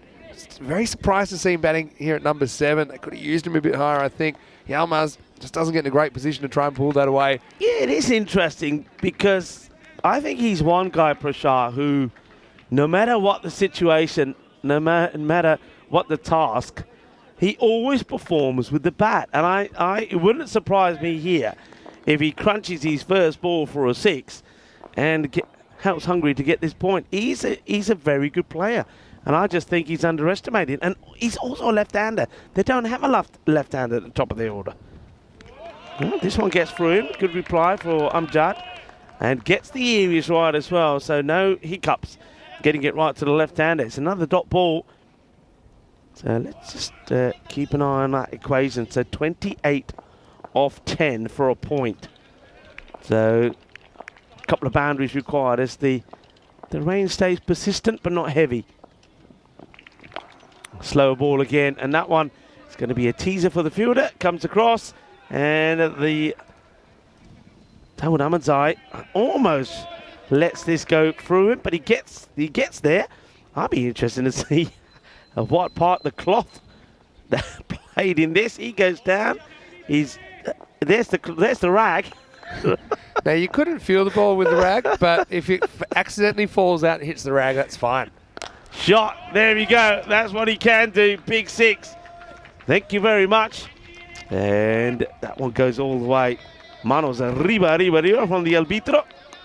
Gives himself a little bit of room and goes clonk. Yeah, I don't know. I think he's got a bat higher. I know he's got a role to play with the ball as well. Just quickly, that catch from Kamran Ahmadzai, I just think you got to know how the video can kind of fool you both ways with those low catches, right? Because this is in the air, it's almost going to be caught, and it goes kamikaze style, doesn't he? Oh, Darwin, he's an excitement machine. And there's not too much of his body, but he puts it all on the line there to save 4. He does very well here. I don't think he's ever catching this. I thought, he's going to cook himself, but look at the way he throws himself at it. He throws himself at it. He says, all right, if it hits me, he's not going to the boundary. It does hit him. It doesn't go to the boundary. And Amjad, pretty good. I like what Amjad's done here, the way he's used and varied his pace. 1 for 10. Crunched. Ooh. Oh, well, this one, would there be no doubt about this if he held this. That was absolutely smashed. This time, Kamran can't hold on to it. It's been absolutely clobbered. This ball is travelling. Yeah, it is. And really, didn't quite get the technique right there either. It's the old crocodile style a little bit. Didn't get the fingers pointing at the sky. Anyway, 104 for 5. And again, the race is on to get that point. They'll need a big over here to do it. Yeah, I'm going to try and get technical, but I don't want to get too technical because due to the amount of pixels, because that's so far away from the camera. It's probably about 70, 80 metres. We're talking about seeing the other side of the field. So it can give the suggestion that things are touching each other that aren't. So you might go, okay, that's definitely touching the ground, but you need to know kind of the limitations of the technology. Sometimes we see that with boundary stops that are far away, right? It can look like the foot's touching the rope. We know because we can see that they're not. Anyway, yeah, this starts well because they need 19 off this over, and Prashant goes large, goes Maximo, 13 off 5 now. You see if Hungary can keep their point. Dirty full toss, and Bashar goes boom. Shakalagia. A little bit surprised Usman's coming back. They've got other bowlers they haven't used. I'd give the ball to Cameron Amantai. I would say, there you go. Have a bowl. They haven't seen him yet. He turns his arm over. With Usman, they sort of know what you're going to get. There's a slow delivery. Gets dragged with just a single. Now, this becomes very important now for Ali Farasat. He's got 1 for 3. I don't, in the circumstances of the match, do I take that single? Not of that ball, no. After hitting the first ball for 6, I wouldn't take it. You got to try and get a point here. So 12 or 4. Ali Farasat, he's got to find his rhythm. He's got to get bat onto ball. This becomes an important delivery. He's got to get something from it for me. Very confident. Going to try and hit the boundary, though. And he will. It's not a good delivery. It probably would have been a wide anyway. So that's 6. All right, they only need 6 here. Big roar from the Hungarians because they know that this is important. Yeah, I'm just surprised that Usman brings himself back here. I really am. You got other bowlers there. And I just get the feeling that, I mean, Zahiri, what did Zahiri bowl? Just the 1 over. It wasn't a bad over. Only 9 came from it. He also has Cameron Ahmadzai, but he opted for himself, and his first over wasn't the best, was it? I think, Still a bit of a thriller here. I mean, it doesn't seem like it'll matter now because we're early in the series, but it could boil down. This could decide the series, right? The next 3 balls. All right. Gets the single, so they're needing to get here 5 runs of 2 balls. And there's no ties in bonus points, so it's either you get the 5 or you don't. So this is why I probably would take a single here, and the reason is then a 4 is enough, and you won't just need a 6. But anyway, Prashar can put one out of the park and get Hungary a point here. Oh, swings and misses. Now he's going to have to put one out of the park, isn't he? Right. Dot ball. So this is where this bonus point gets exciting. This is where it matters. So are Hungary going to get something out of this match or not? It all depends on 1 ball, and it's got to be hit for 6. Yeah, and you're always playing a guessing game with Usman. Yeah, is it a slow ball? Is it not a slow ball? But whatever it is, Prashar needs it to be out of here. Hungary needing a Maximo to grab a point. And they're not going to get one. And Usman, well, he knows, look, he knows the importance of that last ball there. He knows the importance of those dots. He knows that with that, and with Hungary staying on 118, that France take all the points in the very first match in this international series where they entertain Hungary and also Romania. First victory goes to France, and it's quite a comprehensive one, winning by 57 runs. Yeah, and so they get close to the point again. I still feel that they might have slightly mismanaged their order, bringing Prashar out so late, and he's kind of man for all occasions, isn't he? This is what's coming up, and starting in around about 20 minutes, we have Romania on the park for the first time. They've won the toss. They're going to bat in that good, confident move. Expects the Thiessen and the Romanian Bear Moyes to open up for them. As for France, they go with a fairly similar side. In fact, looks an unchanged side to me, to the side that just got the job done. So a bit of light rain coming down. Hopefully it stays away, and hopefully we don't have any delays as we look at the chase. And Hungary, well, they shot a few shots in anger, but again, I think despite, Razik hitting the ball well, not too many others did, as they fall well short of the target. It was a cracking start though, Vinny. First 4 balls went to the boundary. That one gets through Zahiri, would be disappointing with that. But yeah, 18 off the first 4. And then it was a corner ball from Iqbal. He comes across, says, leave it to me, I'm here. As he almost gets sandwiched there by Ahmadzai and also Kanasane. So well done to Iqbal Hussain. He was under attack, but he sort of diffused the situation pretty quickly. Mars Barji came out, and well, there was almost this run out, and it hits Razik on the head and goes back to the bowler. We saw Razik, as you said, Vinny, played some really nice shots. Shots to all parts of the ground. Now, this was an interesting one. Not LBW, but doesn't really play a shot at all. So he was lucky to get the leg by. That was a great hit, though. That's Marzi at his best when he gets down on one knee and he crunched it big over cow corner. But then Dawood, the first spinner, would come on, and this was an absolute dolly drop by Numan Amjad. So Marzi gets lucky, but then it was Stanek Zai, 16 years old, playing his first international, who was given the ball after this over, and look what he does with it. So after being lucky, he gets it full, he gets it straight, and he takes the middle stump out of the ground. What a dream this is for Sajid Stanekzai, 16 years old, first time wearing the French jersey, and he takes a wicket of his first ball. And to be fair, he should have had a second, because that was a little bit of luck there for Zishan. He could have been stumped on just one. Zishan, though, we know he's an exciting player. He likes to play some exciting shots. He was trying to get a good partnership going there between him and Rasik, but then he decides to go across the line. Umpire's call here. Was it hitting? Was it not? Myself and Vinny feel it probably would have just taken the top off the bail off. So Zishan had to go, and then after that, really, it was just a one-man. Rasik staying there, not trying to get the win really for Hungary, but trying to get them something out of the battle.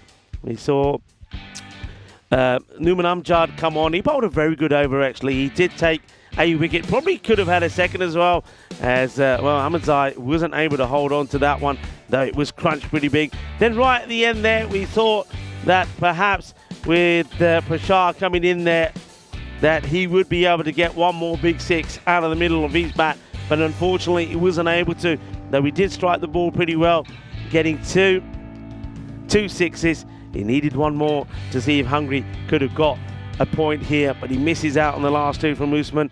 The rain is starting to fall, which is not a good sight. It's never a good sight when you see the covers going out there as well. Hopefully it's just a passing shower, and we will be able to see the next match start on time. That's scheduled to start in about 15 minutes time, but of course we will keep you informed on that. Quick look at the scorecard there. 41 from Rasik. I think he batted very well. We know he's a classy player, but France, well, a lot of those players that we've seen on the European Cricket Series continue to do well. Iqbal Hussain 2 for 24, Dawood Ahmedzai and Stanekzai, the two spinners, pretty useful with their spells as well, both picking up a wicket. And in the field, though, there was that one quite incredible drop from Numan Amjad in the field. They were pretty tidy as well. They looked like a well-drilled side, and a good performance and good first win there for France. Yeah, getting all the points, that could matter, in the wash-up of this. So we'll take a break. Now, fingers crossed, we will get on the park, as a bit of light rain falling at the moment. But we plan to be back in about 10 minutes, and it'll be France versus Romania in match 2. Vinny Sandu here, Mr. Maximo, with Rico Full. Hope you're enjoying the start of your ECN Saturday. Back shortly with more cricket live from France. You're watching the European Cricket International France.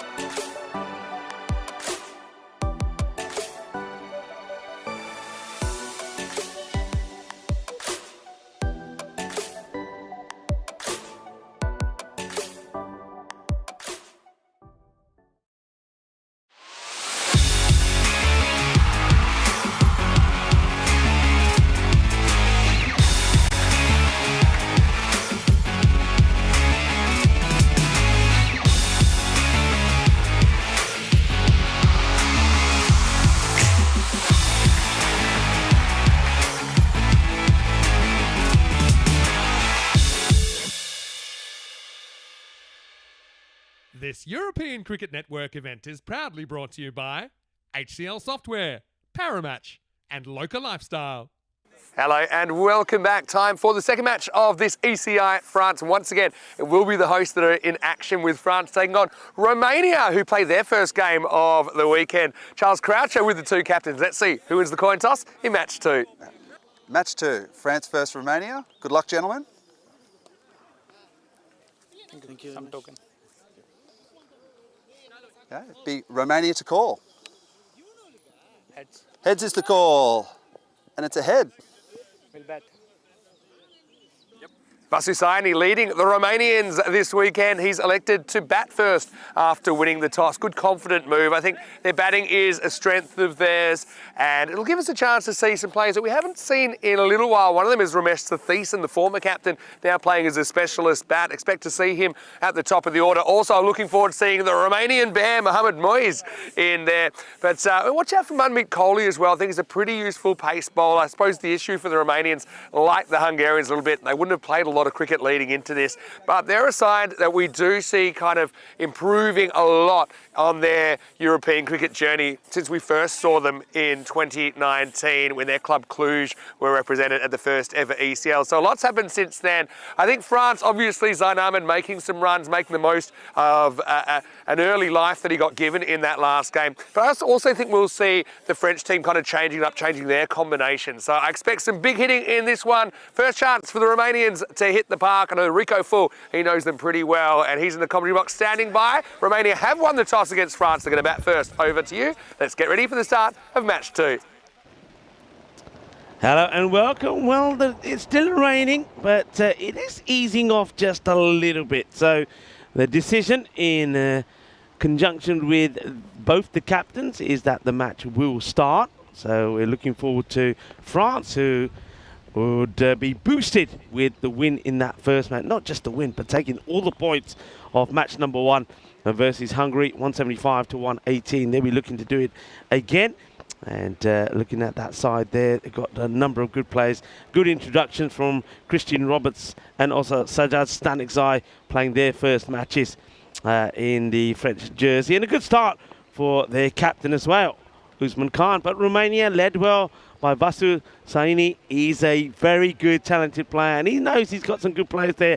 Ramesh Satheesan is one guy who, well, he might have a lot of issues when he's playing at the Cardamom Oval, but outside of the Cardamom Oval and home in Romania at that beautiful Moara Vasia cricket ground, he is a gun player.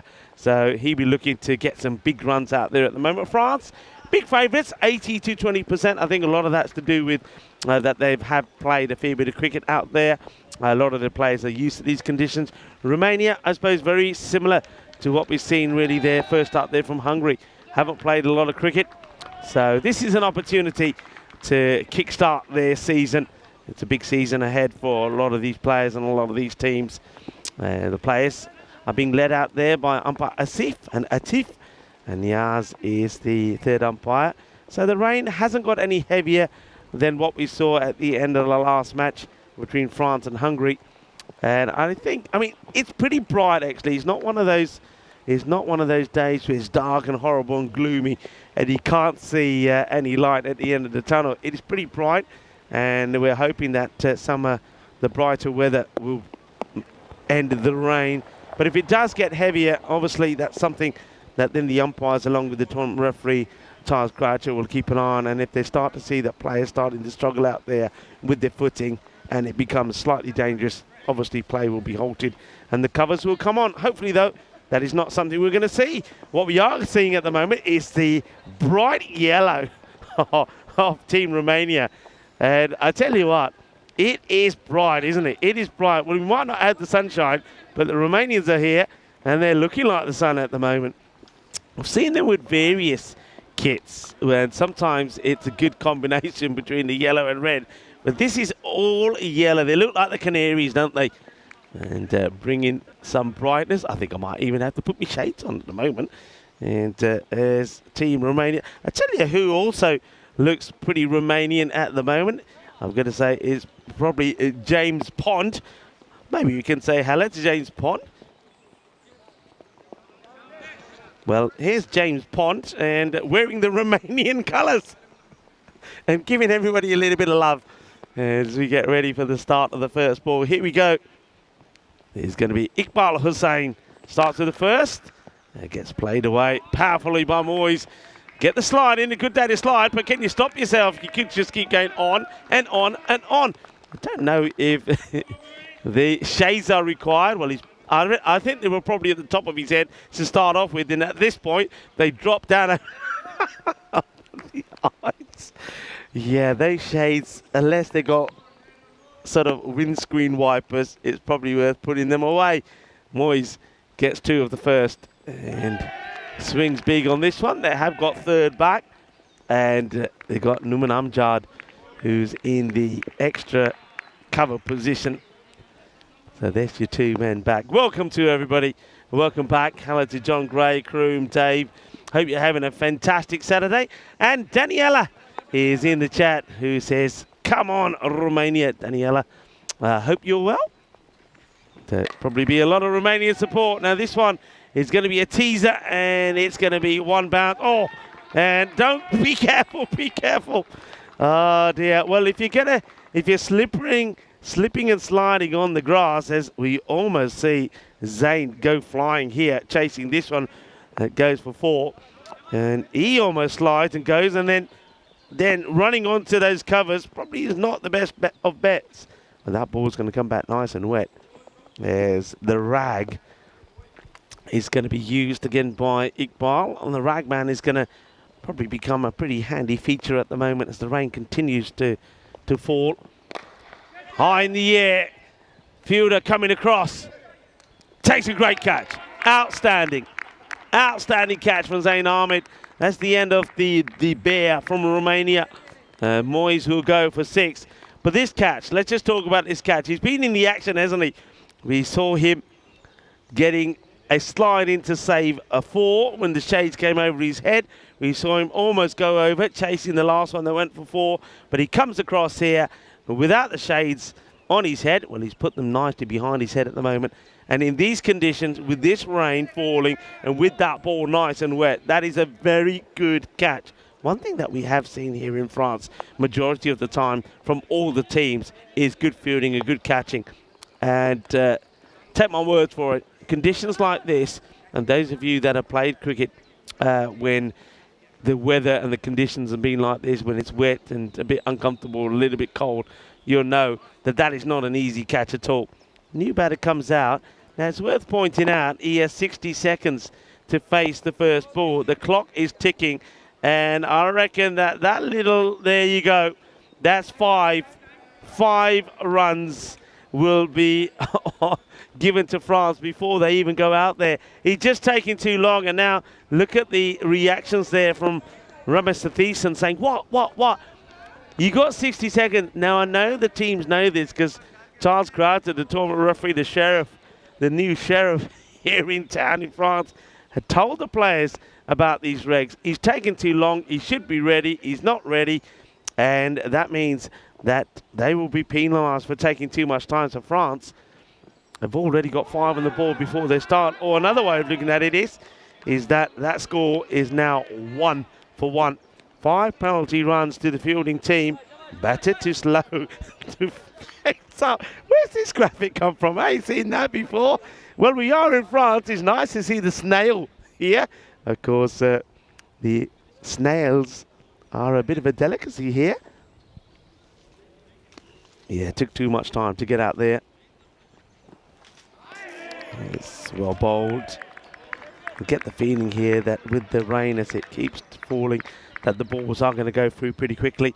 And interesting to see how the teams play here, because remember, starting on the 23rd of September is the European Cricket Championships, which is the Euros of cricket. And in Group B, you'll see that Romania and Hungary will actually be competing each other. So this is a little early opportunity for them to take a look at each other and see what they're going to be up against.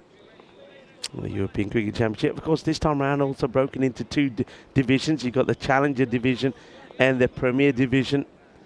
And just very quickly, Challenger Division, a chance and an opportunity for those 11 teams when they compete. They'll have their own little tournament. They can go through. The winners, the two winners, the two finalists will the following year go up into the Premier Division. And from the Premier Division this time around, one team, the team that finishes lowest with the lowest amount of points in the group, will actually get relegated into the Challenger Division. So it's going to be very exciting, something new this time. The bowler Zahiri to bowl the second, 6 for 1 after the first. Good start there from Iqbal. It's a good test this also for the seam bowlers. I mean, France, of course, have got two very good slower bowlers in their setup in terms of the spinners. They also have Usman, the captain, who doesn't necessarily bowl very quick. But for the time being, they're still deploying the likes of Iqbal and Zahiri here. Zahiri has taken a hat-trick in the European Cricket Series here, and he's taken 2 fourthers actually. So he's in good form. Ramesh Satheesan at the non-strikers end. That's a good delivery. That gets played away. And that's going to be 4 runs. Nice use of the bottom hand there from Anand Rajashekara, who gets his first runs of ball number 3. And they'll come in form of a boundary. Nicely played. 4 carreras. It's... Moyes got a 4 earlier, didn't he, before he departed for just 6. Thanks to that great catch from Zain Ahmed. Down the leg side, it's a tremendous take. And wide signal, I think Kalasane and the fielding team feel that maybe this catches a bit of something. I reckon it might have shaved the pad there. The umpire doesn't see it. Still signals the wide. Let's see this again here. Yeah, I think that's definitely taken some of the pad. I mean, if it hasn't, that ball has moved an awful lot. A wide signal. Goes down the ground, catching chance, and this one skids out of the hands of the fielder. Oh, well, that's Zain Ahmed again. This time, I think he's a little bit late getting down. Maybe he doesn't pick it straight away, so he still gets 2 hands to it. And Zain Ahmed, who took a spectacular catch earlier, spills that one, but got to be said, it's not easy. So Anand gets a life on 4.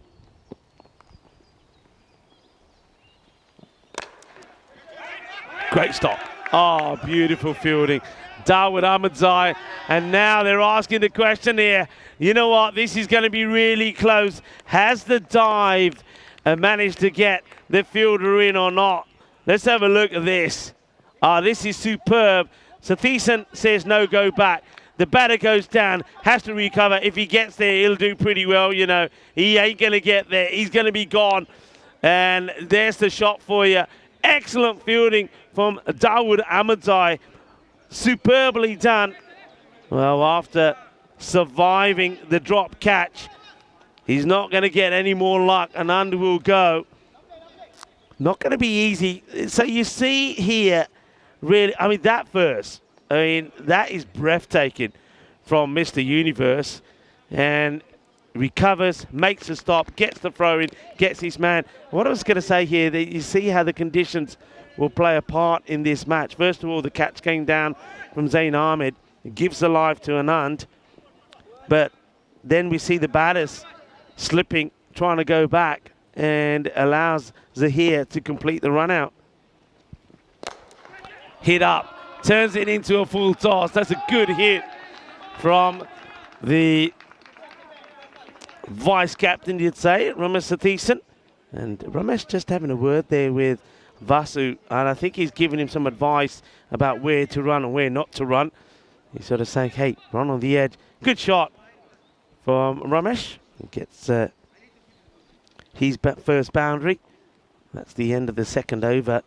So 19 for 2. The rain continues to fall.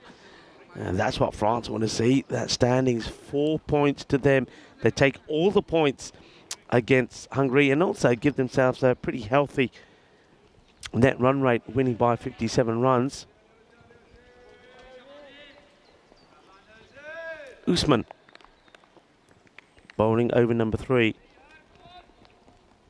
2 wickets down already. Moyes was the first to go, caught by Zain of the bowling of Iqbal for 6.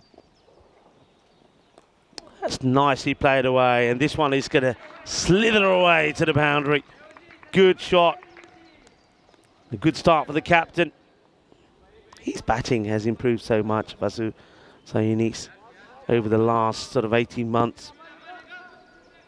Whereas before he was the kind of batter who could make starts, then get out in the teens and not go and get big scores on the board. He's changed his approach. He's got better in his shot selection. And he's got powerful as well as he rocks back and clobbers this for a big 6. So Usman Khan, the captain, not having it all his own way while he's leading his team. A little bit too short. And that one gets crunched away. Second batter to go was the run out there of Anand Rajashekara. Goes for 5 or 4. Great work though from Dawud Ahmadzai. This one is going to be 4 more.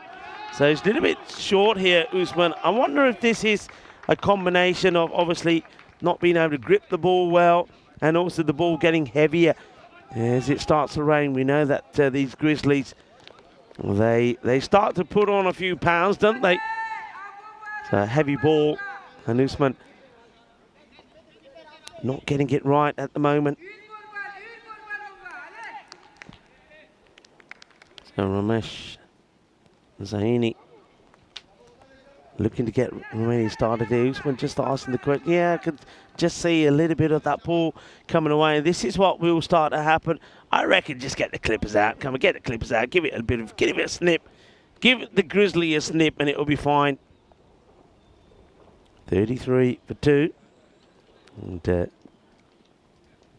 Asif. And part of the setup here in Drew. And he's been fantastic. Not just out there in the middle, but working behind the scenes here, as well as Atif and of course the President Niaz. We thank him for all of the work that they've done here, and of course for keeping us well watered and keep the coffee flowing. And of course we've had some fantastic meals here, and we've been well looked after here at the Drew Cricket Ground. Better areas. Oh, he's thought long and hard about this as if. And Usman, well, that's never a wide. Never. It's not even anywhere near the line. And, oh, look at the surprise there from the captain. Yeah, you got a feel for it. That's not a wide. Not a wide at all. And if that last one was, then he has to give this one as well. And he does. Oh, dear. Ay, ay, ay. This. Oh, dear, oh, dear. Well, he has to be consistent. I suppose you give him that. This time, Usman's not surprised. He said, and so he says, well, I'll try the leg side. And that doesn't work for him as well. Tough on the bowler. He thinks he's got 2 decent balls in there, but the umpire's called them wides. Romania rebuilding after losing those 2 wickets pretty early. Don't forget that they have also given the opposition 5 runs as well. So that they have to bear that in mind. Another thing about the heavy ball, not only does it affect the bowlers, but it doesn't fly off the bat so well either. Still raining. It's not as heavy as it was a little bit earlier, so maybe the bright weather that I was talking about that is coming across may also see the end of this rain. But as you heard already right at the beginning from Vinny Sandy, the forecast for later is heavier rain, and it does get a bit heavier. And I know it's only a forecast, but they are talking about a fair number of millimetres falling over a period of time this afternoon. So let's just hope that it misses us, because we don't want this international weekend to be interrupted by rain. Usman trying to prevent going magical. It's been a long over, hasn't it? But it's been 3 boundaries, 3 wides, And so far 2, make that 3. Pretty decent deliveries. And Ahmadzai, oh, well, he's asking the question. They might go upstairs again here. Dawood Ahmadzai, the little pocket rocket, comes in here. Look at the technique. Wonderful. In he comes. If this hits, he's gone. And where's the ball? It just takes an age to get there. Takes an age to get, I suppose it takes a while to get there. And I think he just gets in, actually. I think he just gets in. I think he's not able to get the momentum or the little bit of extra power he needed in the throw. The ball rolls to the stumps as opposed to gets thrown to it. The over comes to an end. The power play comes to an end. And it's 38 for 2. That last over goes for 19 in the end, and it was a long over as well. 9 deliveries. All right, time for spin. And now these, I reckon, are going to skid through from Dawood Ahmadzai, the Pocket Rocket. He's got so many names, Pocket Rocket, Mr. Universe. If you want to know why Mr. Universe, well, maybe he'll give us his Mr. Universe celebration if he picks up a wicket or 2. Soft hands, and yeah, nicely done. Very nicely done here. We just have to check that when he's flicking this back. Oh, they want another. They want to take a cheeky another. They'll just be checking if their feet don't touch the rope here. At that point, I think he's okay. That's nicely done. Great work by Spring Media and this Arthurs and Martins here at the ground. As I welcome back into the cube, Vinny Sander. Vinny, welcome back. Nice to be back. Yeah, great to see Romania on the park. And I suppose a fairly even start here, but let's see how they handle these twin wrist spinners. Oh, that one almost knocks out the off stump. Doesn't really bounce. And you can see the rain is falling. It's kind of probably... we started kind of borderline. It looks like it's getting a little bit heavier. We hate to see it. Obviously, the team's here, they're desperate to play. But you're right about the skid there. You see the skid factor from Dawood Ahmadzai. And now, he uses his feet to try and counter that. So Thiessen hits it pretty well, but just gets the one. Always tough, facing bowlers you haven't really played against before either. Yeah, and also something like Ahmadzai, because the ball doesn't quite behave the way you expect it to. He's got the knack of skidding it through. But yeah, you're right about the rain, Vinny. I got a feeling. You've made it. Made it heavier. Brought the rain. I don't know. I think this could be last over in a while if it doesn't stop before the end of the over. This is played away and a slip sliding stop from Gulami. I mean, yeah, obviously ECN, because we're playing on artificial pitches, you don't really have the factor that you normally would in a turf pitch. Then this would be actually damaging the pitch. Where here it makes it inconvenient.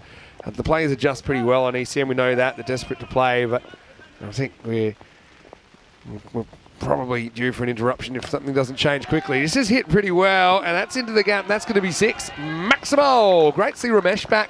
And all the Romanians, they were pretty interested when I mentioned the 500 euros to hit the clock. Their ears pricked up, and probably Ramesh more than anyone else.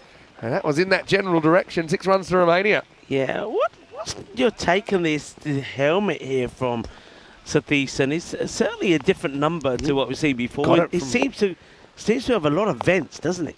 Oh, that one just goes over the stumps. Yeah, may have got a little bit of the back leg, which got excited. Yeah, I think he got it off Russell Crowe after the Gladiator movie, perhaps. But it's something a little bit different, isn't it? But anyway, that'll take us to the end of the 4th over, and the score 48 for 2. It's pretty heavy now, Vinny. It's pretty heavy. It's definitely gone. I mean, I can understand, we started when it was lightly raining, and you know how they say, you can't start in rain? That's something that people say, but I've never seen it actually written anywhere. I think you just kind of have to assess the conditions as fit for play at all times. And also, there's always a bit of a balance. If it does get a bit heavier, they'll probably give it a few minutes to see if it subsides or not. But anyway, it was a great challenge for such a Stanikzai who took a wicket with his first ball earlier on. Vasu Saini here. So 2 really experienced players against the 16-year-old. The first one pretty well located from Stanikzai. Yeah, let's see how young Stanikzai does here. I mean, under pressure, of course, playing this international level. Not that he showed any of it in the last match, but just I was thinking more about gripping the ball here. It's pretty wet, and obviously it's quite essential when you're a leg spinner get a good grip. Oh, it's so well bowled. And again, it's more of a wrong than anything, but well, it's some sort of cruel twist of fate. The French cut against the French here, and T10 will get 4. Yeah, once again, it's as I expect. This one skids through a little bit quicker. This is the one that he sometimes bowls and it comes out wrong and he ends up being too leg-sided, but he's a little bit unlucky there. A, that he's gone for 4, and secondly, that it doesn't go onto the stumps. Short this time, kind of rushes on, skids on to T10. He'll kind of get it down the ground for a single. Good shot there of the rain. You can see coming down pretty straight, pretty heavy. And I just wonder how long that they'll continue if it stays heavy like this, because of course it just makes it harder. Right across the line, right across the line. Was it straight? Yes, it's the umpire. Thinks long and hard about it. I have no issues with that. I just thought he was in trouble. It's a little bit like we saw earlier in the last match when Dawodzai got the wicket of Zishan. I reckon he's gone across the line, he's gone across, and yeah, I think that's, I mean, all right, a lot of people say it doesn't hit the pad, doesn't have to hit the pad, hits him on the leg, but he's down on one knee. I think that's going onto the stumps, Vinny. What do you think? Yeah, and I think, to be honest, the only question for me is, does it hit him in line of the stumps or outside the line of off stump? And to me, it looks like it hits him in line with the off stump, or at least some of the ball in line with the off stump. So, yeah, I think sweeping a guy like Static Zai has its risks, and Rusty knows that. But, yeah, I don't think he could really be too upset with that decision, Rusty's saying. He'll go for 17, the score 54 for 3. Well bowled once again to the youngster. So Static Zai was a little bit unlucky for one that got inside edged for 4, but he's come back with a wicket. Oh, and that's the one I talked about. This one could be, it won't be a minimo, but it will be wise. They'll run one, they'll take one. That's the one that he, almost like he hurries it through, and we've seen him doing it in the European Cricket Series as well. It's that quicker ball he tries, but every so often he just darts it a little bit wide down the leg side. Yeah. I suppose, okay, not really a boundary, it's just a couple of runs, and we'll have to bowl it again. I've got to say, I'm really impressed with the control of these wrist spinners, given the fact that there is that light rain falling at the moment, the fact that they're still able to grip the ball and actually control it so well. It shows you the natural talent they've got. Static Zai, good over so far, 1 for 9. Looking to finish it well. He's bowling again to Aryan Mohammed, who's still to face first legal delivery, and this will be it. Hits it pretty well, and it's one bounce and into the safe hands of Numan Amjad. There's the end of the over. So the score is 58 for 3 at the end of 5, and it's an opportunity for the boys in purple to welcome you into our queue. Yeah, well, I mean, we're purple, but we'll be feeling a little bit blue if we can't get the full day of cricket in. That's something that we're always going to be wrestling against today. Credit to the players. I often say, European cricketers, they're the hardiest cricketers on the planet. They'll want to get out there, rain, hail, or shine. Obviously, it's up to the officials to determine whether it's fit for play or not. And yeah, like I said, it's not easy conditions for anyone out there, but we're still seeing some fantastic cricket being played as Dawud Ahmedzai comes back to bowl his second over. And that one isn't going too far for the bat of Aryan Mohammed, and he won't get a run there. So, yeah, it's interesting. We've got a big kind of President 11 flavour to this side, with 8 of the 15 in the squad being from President 11. So, the kind of similar kind of tactics we're seeing so far. We see with Ahmedzai and Static Zai bowling as soon as the power play's over. And this one, you can just see Aryan Mohammed hasn't seen too much of Ahmedzai, so he's wondering, okay, is this going to turn? Is it not going to turn? It's kind of a defensive kind of prod. But, sometimes I think, especially in this situation, attack's the best form of defence, I think. And that's what he tries to do, and he's going to chop on. And once again, he's just unsure, and it's Mr. Universe once again, who is going to give his signature celebration. He thanks the heavens above, and so Ahmedzai gets the wicket of Aryan Mohammed. He looked none too sure that it'll be 58 for 4, and there we go. Dawud Ahmedzai, he's an excitement machine. He delivers again for France. Yeah, he gets done really, and there he is. Well, you see half of him, half man, half Mr. Universe. Dawud Ahmedzai, he loves playing cricket He's an excitement machine, and I love watching him play as well. And he is such a team player as well. He gets the breakthrough, and he charges down, and I think then decides, it ain't there, I'll change my shot. He probably would have been better off sticking with his original plan. But what I was going to say with Dawood Ahmedzai, I think where he comes into his zone and where he becomes dangerous here is the ball that he skids through. So he'll fly to few up. But when he gets that shorter one in, I think batters will think that they can go across and play the pull shot. But he skids it through and he doesn't get the height on it. So he gets a breakthrough, he gets the wicket there for Ariane. And now is Janith Fernando. Thing is, Ahmedzai's just got his confidence up at the moment. Went through a little bit of a phase where he seemed to be getting smashed all the time, but right now he's right on the money. But this could be another one. It's up, it's in the air, and it's caught. So it's going to be a first baller for Janitha Fernando as Zain Ahmed takes the catch. And Mr. Universe, he does it again. And if you missed it the first time, you'll see it the second time. Romania falling away quickly in these middle overs, 58 for 5. Yeah, I mean, he puts it up there, doesn't he? And he says, there you go, Fernando. I'll put it in the slot. Fernando says, thank you very much. But as I say, the ball is slightly heavier. Probably doesn't ping off the bat so well. And there he is, Dawood Ahmedzai, a.k.a. Mr. Universe, doing his celebration and showing you his laddus. Look at my laddus, he says, as we see the first international golden duck of this series. The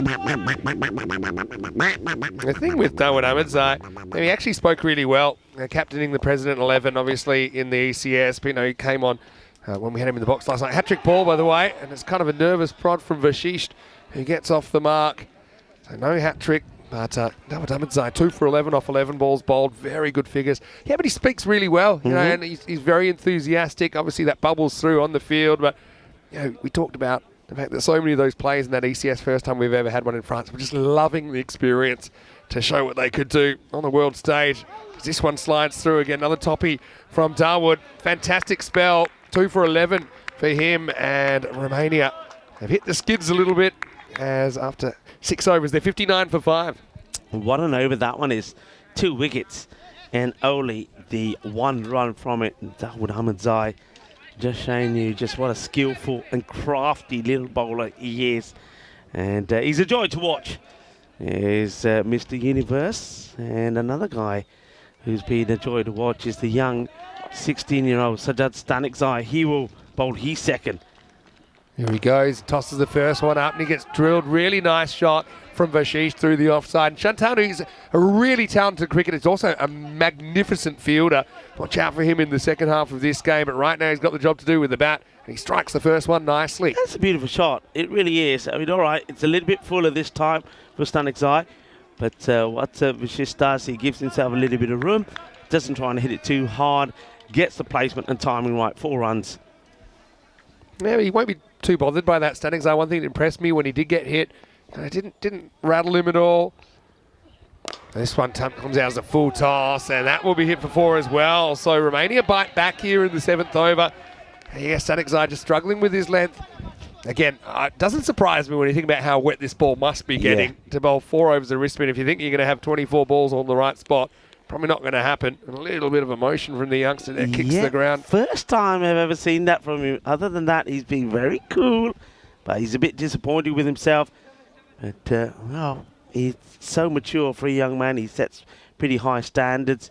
And checking this ball again here. I wonder why, because it hasn't crashed into anything. I used to be the nickname captain in my team, and I've been nicknaming Stanikzai Rowdy, ironically speaking, because he never says anything. Let's out. Dropped not it. Out. Can you believe it? It's a genuine edge to the kind of pseudo slip there, and it was in, it was out. Really, this should have been a wicket. Mazahir Zahiri couldn't hold on to that slippery ball like a bar of soap. Rowdy won't be impressed. Zahiri getting that ball in here, somebody funding on that, and he gets replayed straight away. Well, Dawood said, get out of here. Oh, it's not going too far either. Like I say, you're never quite sure what Stanikzai is going to do. Yeah, Mr. Universe has said, all right, put me in there. It would have been amazing if it would have been another catch the next ball. Yeah, anyway, that's a good area. It's a dangerous area. Puts a bit of doubt in the batter's mind. Now, this is in the air as well, but I think it's falling safely. Again, bit of a chase is on, and really well knocked back. So they'll come back for an easy 2, but that's all they'll get. Yeah, Static's Eye just continues to deliver, doesn't he? And you can see the benefit of having this ECI. They get to have a good look at him and say, right, you know, where is this guy in his development? And really, sky's the limit for him at the moment. Yeah, I like what he's doing. And he delivers this one, and that one will go all the way. That's a good, powerful shot from Vashist this time. And, well... Ravi's crazy if he's trying to catch that. I mean... Barney, well, his name is Barney Panchal, and I suppose there is a fair bit of Barney around the ground, and a fair bit of water, but Barney Panchal, well, he doesn't do too well here. He looks like he belongs on South Park with the get-up he's got at the moment. Not surprising given the conditions at the moment. That'll be the end of the over. So 75 for 5 after 7. This is a look at the teams that we'll see in pressure starting on Monday. So you can see that they've actually been arranged by alphabetical order. So we'll get to see Albano through Fresh Tropical in Group A, and then Group B, Friends 11 through Vicenza. And look, they're both pretty tough groups. Marco Milano a new side in there, Fornaci a new, Vicenza a new. That's that alphabetical order than if they're in that group. They're M's. Okay, that's a good point. Anyway, this is lifted up. They must have another name to it. They must have replaced another team. Good point. Anyway, this is going to be Maximo to start the 8th over. Yeah, good point, Rico. Very observant. That's what I got told, but I never had a close look at the middle of Group A. But anyway, Christian comes on for his first bowl in international cricket, and he started with a boundary with the bat. He starts with a boundary with the ball as well. So Thiessen pumps him over the leg side. So Thiessen probably key here to getting them to a good score. Hey, look, with the conditions like this, I know we've seen 129s as sort of the pass score. It's another dirty ball, and there's another one that would be pumped to the boundary. Well, that's the ghost chair out there, as that's going to be 6 more. So not a good start here for Roberts. But yeah, I mean, just thinking about it, these are hugely valuable runs, because I think when the conditions are wetter, you'd expect the runs to go down slightly. So maybe sort of even a 120 here for me is going to be a good score. Yeah, if they can execute in the field. Yeah, just drag the first couple down there. I mean, they've got lots of spin options. Obviously, they're sticking with what they think's working at the moment. They've got Roberts here with his off spin. Zain Ahmed's a guy, still not sure why he's not bowling so much. Just being used as an opening bat, but he bowls left arm spin, bowls it really well. Roberts under attack here. Start of the 8th. Better ball. And this time, Thiessen just able to work it down the ground for a single. Hasn't had too much the strike either, Thiessen, in this innings. Kind of sort of unusual release point, isn't he? Because that arm sort of comes sort of from wide back in, doesn't it, when he bowls? Yeah, I quite like his action. Because this is going to be hit away over the point region. That might have gone all the way. No, it's been signalled for. Must have just been inside. We'll check it out. One of the reasons I like him, he almost comes back over his head. Yeah. And you get the most out of that angle, and you get a bit more spin. Let's have a look where this bounces. Just inside. Good call by the umpire. Good shot by Vashist, because he actually loses his balance a little bit as he's going back. He slides, but he still executes the shot pretty well. All right, expensive over so far. 17 from it. 2 balls to go. Takes it on. This is high in the air. And Zain Ahmed is capped under it, and he'll take the catch. So a first international wicket for Roberts, who gets the last laugh. It's a stinger for Ahmed, but it'll sting more for Romania, who lose a 6-wicket. Vasisht goes for a bright 21, but he's got to go. I wonder if we could see this again. Before he takes the catch, Zain Ahmed, he has time to actually rub his hands together. Look, just there. He actually rubbed his hands together to warm up to take the catch. It's a good idea. It's a very good. And we see that on the camera there. Yeah. And the thing is, though, cropped a bit. It goes to show how confident he is. I mean, normally when the ball's in the air, all you're doing is keeping the eyes on the ball and want to catch it. Just here, you'll see him rubbing his hands together before he takes the catch. Look. Yeah, but you can walk and chew gum at the same time. You know, I think it's smart to try and get that catching surface as good as possible. Here's Coley coming out at number 8, and he'll start with a single. He'll retain the strike. Romania are 93 for 6 after 8. Yeah, it's something that I remember instinctively also, you know, if it was a high ball or something like that, I would call, but I would also sometimes clap my hands just to kind of tell everyone, look, I've got this. Everyone out the way. Yeah, I suppose everybody has their little thing. I mean, a lot of players, and it's got nothing to do with the conditions, will always take the cap off. A lot of players always take the cap off. Comes off, you know? Yeah. Yeah, sometimes. I had a question from Barbary about the kind of shoes that the guys are wearing. Well, you can't wear metal spikes in ECN cricket because of the artificial wicket. But, I mean, we were talking about this before. There's these kind of, we used to call them grass cat shoes or kind of these hockey-type shoes, with as long as they're plastic studs. So you can have studs. I mean, they're not quite as effective as the metal, but, yeah, you're just trying to find some sort of grip. Anyway, this is going to be a thick edge down to Dawud Ahmedzai. A deep third. Zahiri coming back in the 9th over. Flippers would be quite good out there at the moment. Flippers would be amazing. Yeah, that's the thing. There's a bit of a debate saying, well, if you're in the outfield, shouldn't you be able to wear spikes? But then creates a bit of an unevenness as well. Kind of need to have a rule for everybody. This is in the air, not going to carry though.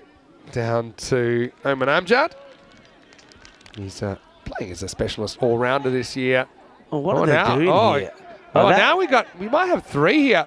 That is, I don't know. I can't believe that Numan Amjad has just held on to this ball. And you can see, remember, Sathieson is looking and saying, well, he doesn't want to throw the ball back in. He doesn't want to throw it in. Why does he do this? I don't get this at all. Is he basically tempting him to say, no, I think he's just not getting the ball in? And he Romer says, look, they're not getting the ball in, let's go. Yeah, bowler is not napping. behind the stumps. That's the cricket equivalent of like stealing a base. But yeah, I mean, it's kind of on the fielder. Good delivery. No. I was going to say, if this isn't given a wide, Usman's going to be filthy. It's such a good ball that, I mean, this is annoying and frustrating for me to watch as a bowler because a bowler is executing a plan here. Especially because they've just loosened up the restrictions so that the line belongs to the bowler. You're doing what you should be doing and then you get penalised for it, you know? Yeah, that's the thing. Yeah. And look, if you're watching for the first time in a couple of weeks, kind of there's been a slight different interpretation of the wide rule that's been introduced now, that the line won't move on the offside, but the line now belongs to the bowler. So the only thing that should be a wide is a ball that's completely missed that line. If it hits the line, then actually it should be a fair delivery. Take a little bit of time to filter through, I think, though. Here's Zahiri. And that is thick edge, and Ahmedzai will take the catch. Well, how do you like that? Mr. Universe can't keep that guy out of the game. He'd put himself in that spot, didn't he? And well, I suppose the irony is it's Zahiri who put one down in that position is bowling now, and he'll benefit with the wicket. Kohli caught at deep slip for just the 2, and Romania 98 for 8. It's a good catch. It is a good catch. That ball's travelling pretty quickly. It's like a bar of soap at times. And Dawud Ahmedzai, who's already had a superb spell of bowling. Didn't have time to rub his hands, did he, this time? Because that went flat and went hard. And I mean, he's a proper specimen, isn't he, Dawud Ahmedzai? There's no one else like him. Anyway, looks like Luca Petre is going to get a bat. Where's the consistency gone here? This is very similar to the one that was called a wide. And this time it says, that's fine. Let's watch this again. It's very similar. Yeah. I mean, that was probably a fraction further in. But, I mean, 2 wrongs don't make a right. He gets that call right. Yeah, Petre is a really interesting cricketer, isn't he? He's a guy we've seen develop every time we see him. Yeah, particularly, I think his bowling is probably more of his skill set, and his fielding's outstanding. Anyway, he's going to get 4 runs here with the bat. So, yeah, nice shot. Probably had a good idea where that was going to be from Zahiri. Yeah, and if you don't know the kind of situation in Romania, the main ground there, Morav Vlasia, it's around about 25 minutes out of Bucharest, the capital, but it's in a village. And a lot of the youngsters like to get down there. There's practice nets, and they're playing cricket. And Luca's a guy we've seen do some really good things, both at the club scene and for Romania. As we get to the end of the 9th over, 102 for 7. Yeah, the 100 comes up with that boundary there from Luca. So can they get close to this 120? It means they can a bit of a magical over here. I think 120. These conditions, a ball a little bit heavier, would be a good score. Weather update. The rain has eased off a bit, I think. Really eased off, actually. Well done. I mean, they've backed them to stay out there, and yeah, if anything, it's getting better. Play while you can. Apparently, there's a flood warning this afternoon. So, anyway, Iqbal Hussain to bowl over number 10, and Sathieson is going to start with 4. I mean, that's a cracking shot through extra cover. Just stands tall and punches it through the offside. Batting through the innings here is Ramesh Sathieson. And it's nice to see him out there, and it's nice to see him out there scoring runs because the last few times that we've had a chance to see him, it hasn't always gone to plan for Ramesh. He seems to have a thing with the Cardamom Oval, doesn't he? He never tends to score runs there. You were asking me the other day about batters who have performed on the network, 6 runs and a powerful hit there from Satheesan, who moves on a 49. What's Satheesan's record like in comparison to 50s and converting to 100s? But he does have 100, so Yeah? I know that he scored 100 in Romania for United. That's a good question. I'll pull up his record. Yeah, of course, the talking point was how many 50s a batters scored without 100, and Nisa actually from Drua scored 100 on his 40th 50 that he scored. This is hit reasonably well. Ramesh doesn't want the run, probably smart. I mean, he's on 49, so I'd be tempted. Doesn't that show you, though, something? I mean, Ramesh Satheesan, of course, been a captain for a long time as well, but he's not playing for his own. He's not playing for himself. He's saying, no, I don't want the 50. I want us to get good runs. So he's basically saying, I'll take strike. I want boundaries here. He won't hit this. This is a pretty good adjustment by Hussain. I must have imagined his 100 because, I've got his highest score here is 88 not out versus the Gladiators in 2021. But, yeah, he scored 8 50s. All right. And no century? And it's got to be more than that. He scored 10 50s if you include the internationals. It was in ECS. And he tries to get funky here. Can't. So this is where, I mean, hindsight's 2020. I suppose you got number 1 batting with number 9, so you want him to face. I mean, Luca did hit a boundary last over. You never know. I suppose we've got a chance this ball. If he hits it, they'll be running. I was going to say, not often you see someone carry their bat, and it's not too far from doing this in this innings. Satheesan, he's actually onto his 8th batting partner. Anyway, last ball coming up, Romania. 112 plus this. Well, it's in the air. Will he get that 50 or not? Yes, because the catch gets dropped. So it's Gulami, who also is a very good catcher of the ball. And probably a bit of natural justice in there because he should have made his 50 because he hit one down to the ground and refused it. So a little bit of karma. Gulami spills it and that concedes 2. But I still think France are pretty happy where they're at in this game. And Luca Petra, I wonder if he'll get a bowl in the second innings. Not really easy conditions for the Pacers running in. Even the spinners gripping the ball. So, I mean, yeah, in the kind of light rain, I don't think anyone's enjoying the conditions too much. But France will fresh off a 4-point win to start their series against Hungary. Romania, they enter for the first time. And, yeah, well, James Pond had something to say about it as well. That, it was a bright start, I suppose, with a boundary to Moyes and Satheesan.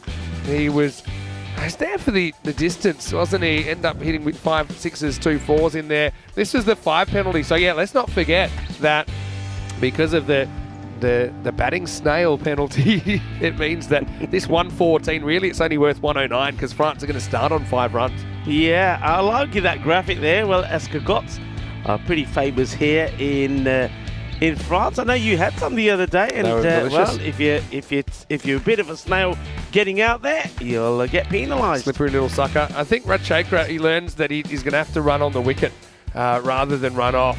That was just a bit of a slow underarm, unfortunately, from Ahmedzai. He does hit the stumps. Yeah, I like what I see from France as well. I mean, Romania, it's not easy. Remember, they're coming in. They haven't really had too much cricket under their belt. I mean, they've got a fighting total here, 114. Who knows? If they can bowl and field well, take some of those key wickets, then maybe they can pull off an impressive defence. But what's been impressive, once again, the spin twins of Dawud Ahmedzai and Sajjad Stanikzai in the middle, even in these tough conditions, able to be quite effective.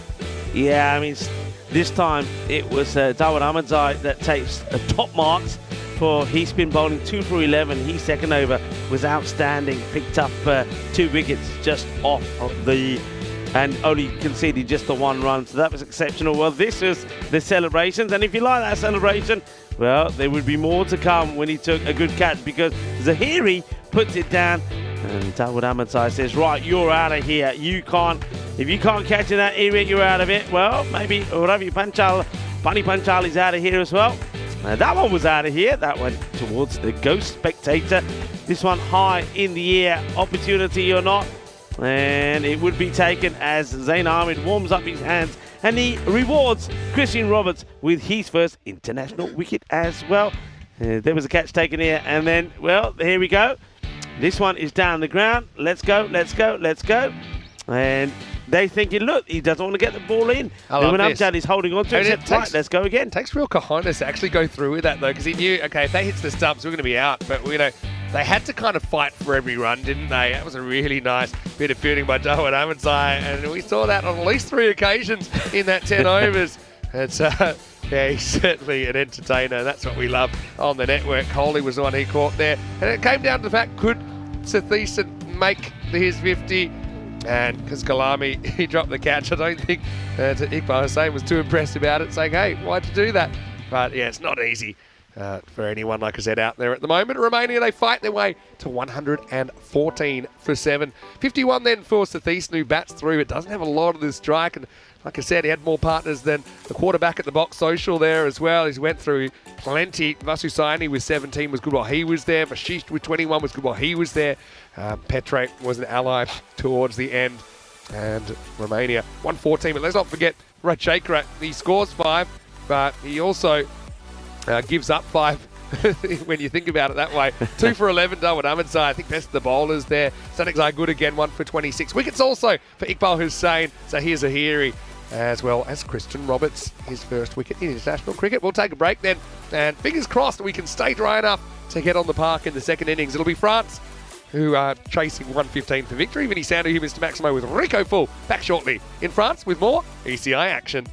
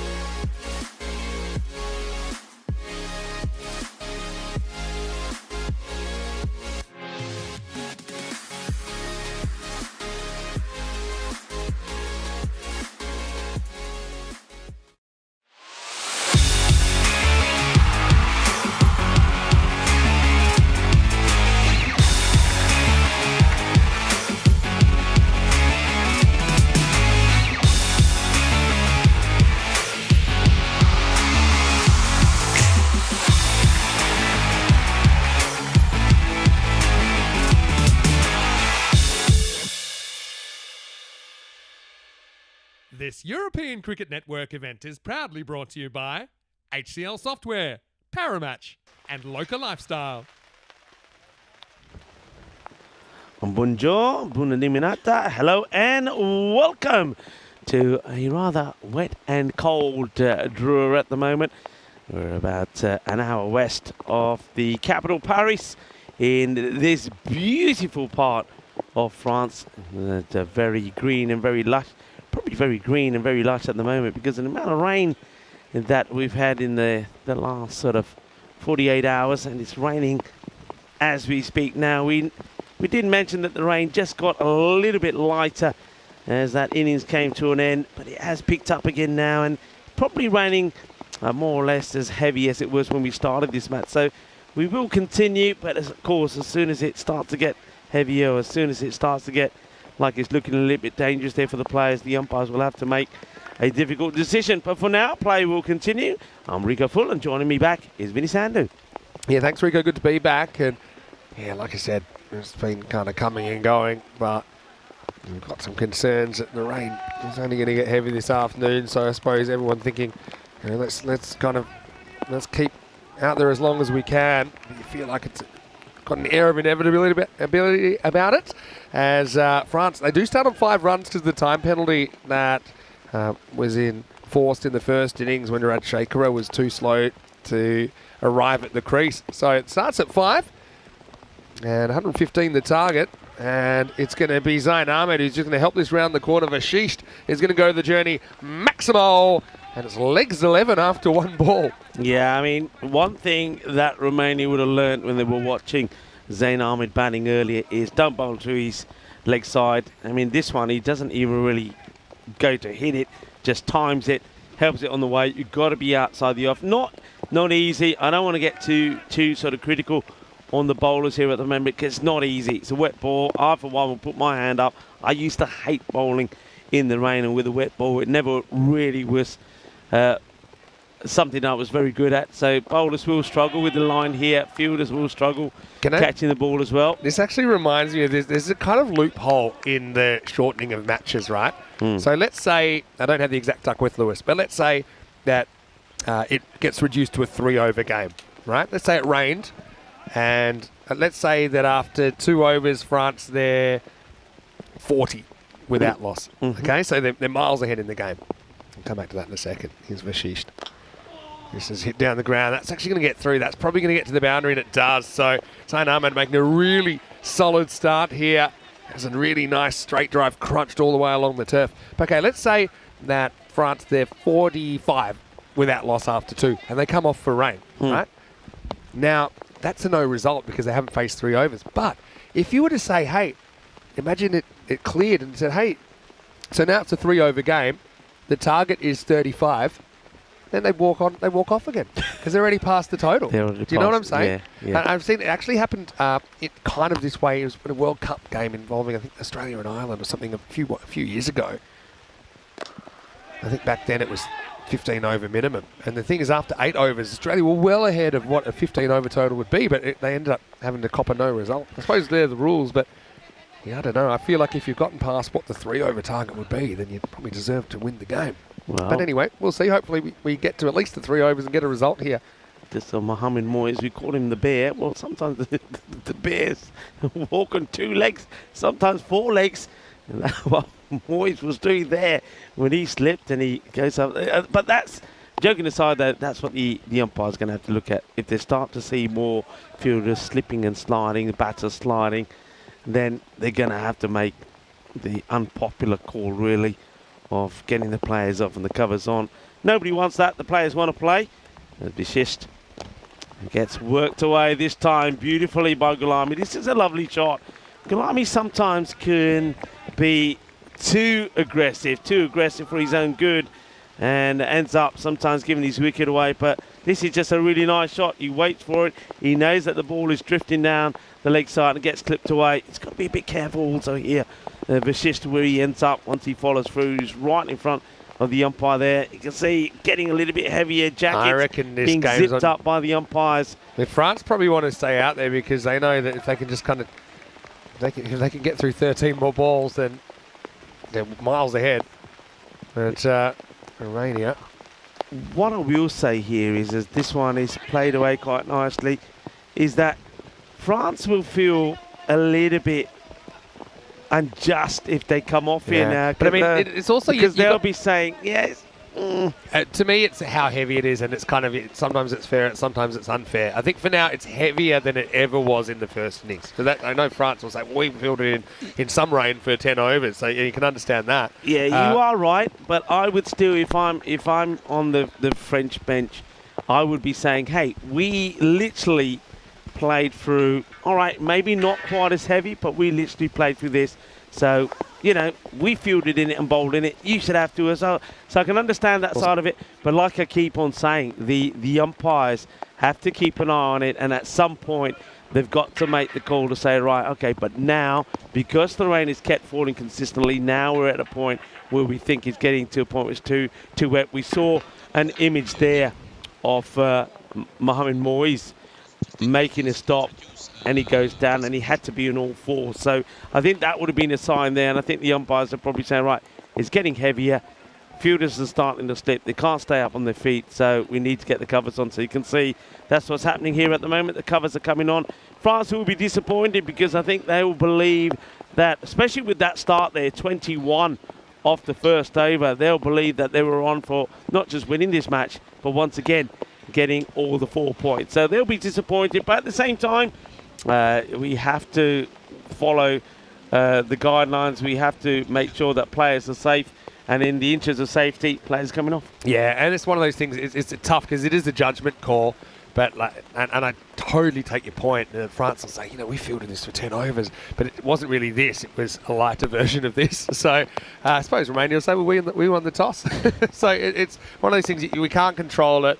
And at the moment, you know, with only 1 over gone in that second innings, if we weren't able to get back on, then it would be a no result. Now, the good news is probably you only need to fit 2 overs in. So you only really need to find kind of 9 minutes or so of play to actually finish this game. So I suppose that's the situation at the moment with Romania 114 off their 10 overs here in match 2. France 21 without loss with Zain Ahmed on 11 and Mukhtar Ali Kalami on 15. So a magical start, but not so magical weather, unfortunately, today.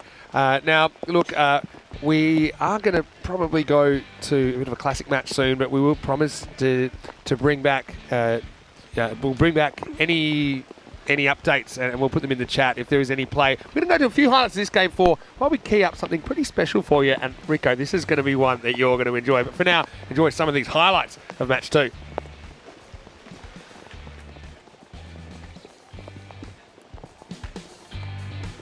So it started with some nice shots. Zain Ahmed once again showing that if you do put it on the leg side, he's going to put it away. And then we did see Kalami whip one away as well. So very short highlights, and then unfortunately highlights that you don't want to see, as the covers did start to come off and started to rain pretty heavily. And disappointment, I suppose, there for France. They'll be the team most disappointed, especially after 21 coming off the first. Remember, they did start with 5 in the bag as well. As Vinny said, we will keep you updated. Keep an eye on the bottom of your screens as well. We'll give you any further updates. But I think Vinny is planning to line up something quite special for you. Yeah, we've got something pretty special for you. And obviously we know that the French team pretty well now, don't we? But you know, I'm gonna take us back a couple of years and to one of the games. And to be honest, stay to the end because we're just going to show you the second half of this. But it actually has a bit of a rainy finish as well. So we're going to take you back to the ECC in 2022, and yeah, it was a crazy game. Now France in this series, they actually their first 6 matches they lost absolutely all of them. So it was a crazy start to their campaign. But then they were able to get a win against Malta, and ultimately they would need to kind of at least win this game or to lose it very narrowly to qualify for the finals. So yeah, we're gonna take you back in time, I think. And Yeah, so we're going to take you back to the 29th of September 2022. And this is France taking on Belgium. Okay, so this is match 20 in Group C. Okay. And like I said, the French team, they lost their first 6 matches, but then they did have a win in their 7th. And in this game, they're taking on Belgium, who are top of the table. They were on fire. I remember it. They were on France fire. back then, they were fantastic with the ball, but they could not score any runs, to be honest. And in this game, they've got 84 on the board against Belgium. All right, this is a very famous Thursday night at the Cardinal Oval. We're going to take you back to September 2022. Hopefully, with some good updates here in a second. But until then, enjoy this ECN Classic. It's worth it.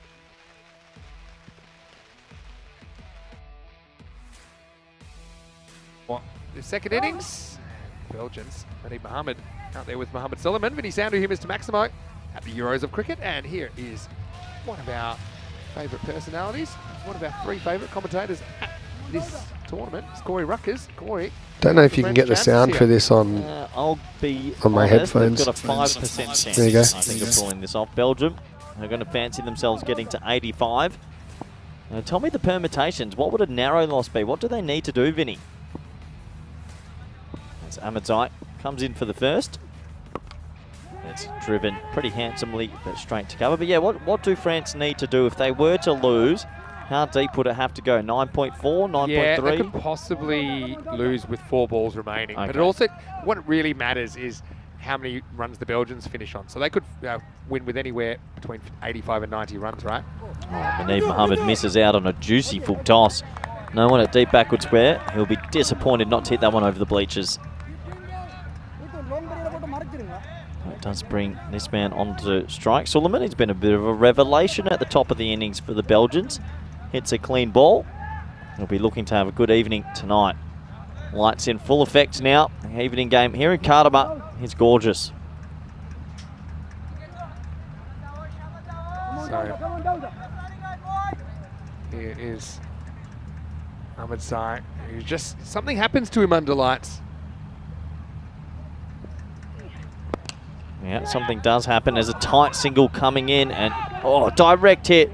Well, that would have been out by Little one, you can take the watermark off at the moment. Capitalize on. Was hit pretty hard to mid-off, who's sitting back on the ring, but he's played it off the back foot, basically. A direct hit here would have been all she wrote. I think also he sees it's missing, so he doesn't really go to slide his bat, so we'll never know how close he would have got. Oh, well, Nadeem Mohammed doesn't miss out this time. That's 6 runs. For bonus Pulls out points. the big Can you put like text on the screen 2022 under the watermark? A lot of confidence. In white? Certainly Maybe will. you can. And Manib kind of gone missing a bit. I wonder if that's just to give some others a go. Maybe, I know he had some fitness issues a couple of weeks ago in Belgium with his hand. I do think he's their first choice opener. Suleiman's probably played himself to be the other one now. Goes back and punches this one behind points. Really good start now for Belgium. And Ahmedzai puts a bit of pace on the ball, doesn't he? And you can see the Belgians, they really want that top spot and nail it down here. They've made a very, very good start. Yeah, they've made a good start. And I tell you what, Malta, who are sitting back at the hotel, probably also clapping Nadeem Mohammed right now, because if Belgium do win this, we'll be saying goodbye to France. And Malta will then play Luxembourg in the eliminator tomorrow. It's a big full toss, and he laces it straight to the fielder. Taking a look at square leg, who thinks it's okay. So that will bring us to the end of the first over. The score is 13 for none. Yeah, well, Belgians got a few smiles on their faces, don't they? As we get to the end of the first over. 117 matches without a golden ball. I'm pretty sure if France can force a golden ball, it will be enough for them to get through. But the Belgians, they're looking like they're in the mood for an early night, aren't they? Judging by that first over. Beautiful time in the evening now for the cricket.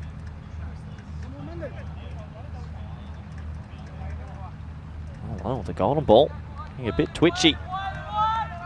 Yeah, what a gorgeous view that is at the moment. The lights in full effect. The players love playing under lights. We've had some really good reports.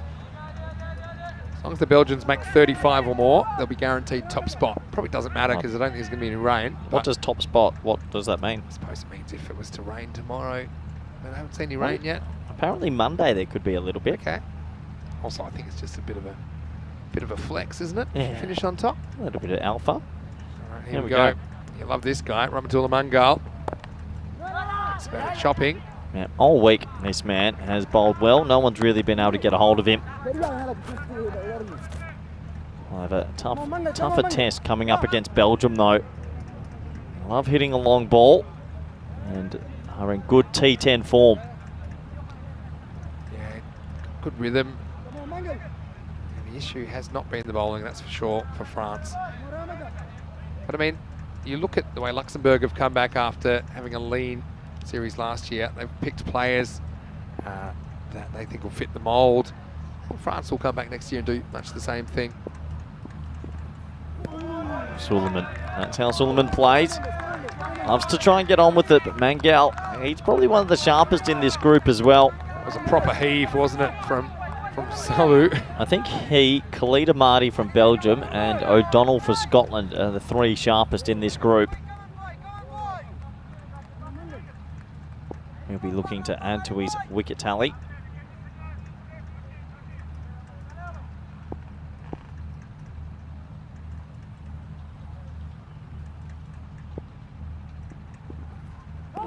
Suleiman, he is hungry. He wants an early dinner. This one, I don't think we ever would have found it if he hit it in the middle of the bat. It's just losing his shape there. I think you want to be aggressive, but that's the kind of ball, and he's good enough to hit that straighter. What are you talking about? That is his shape.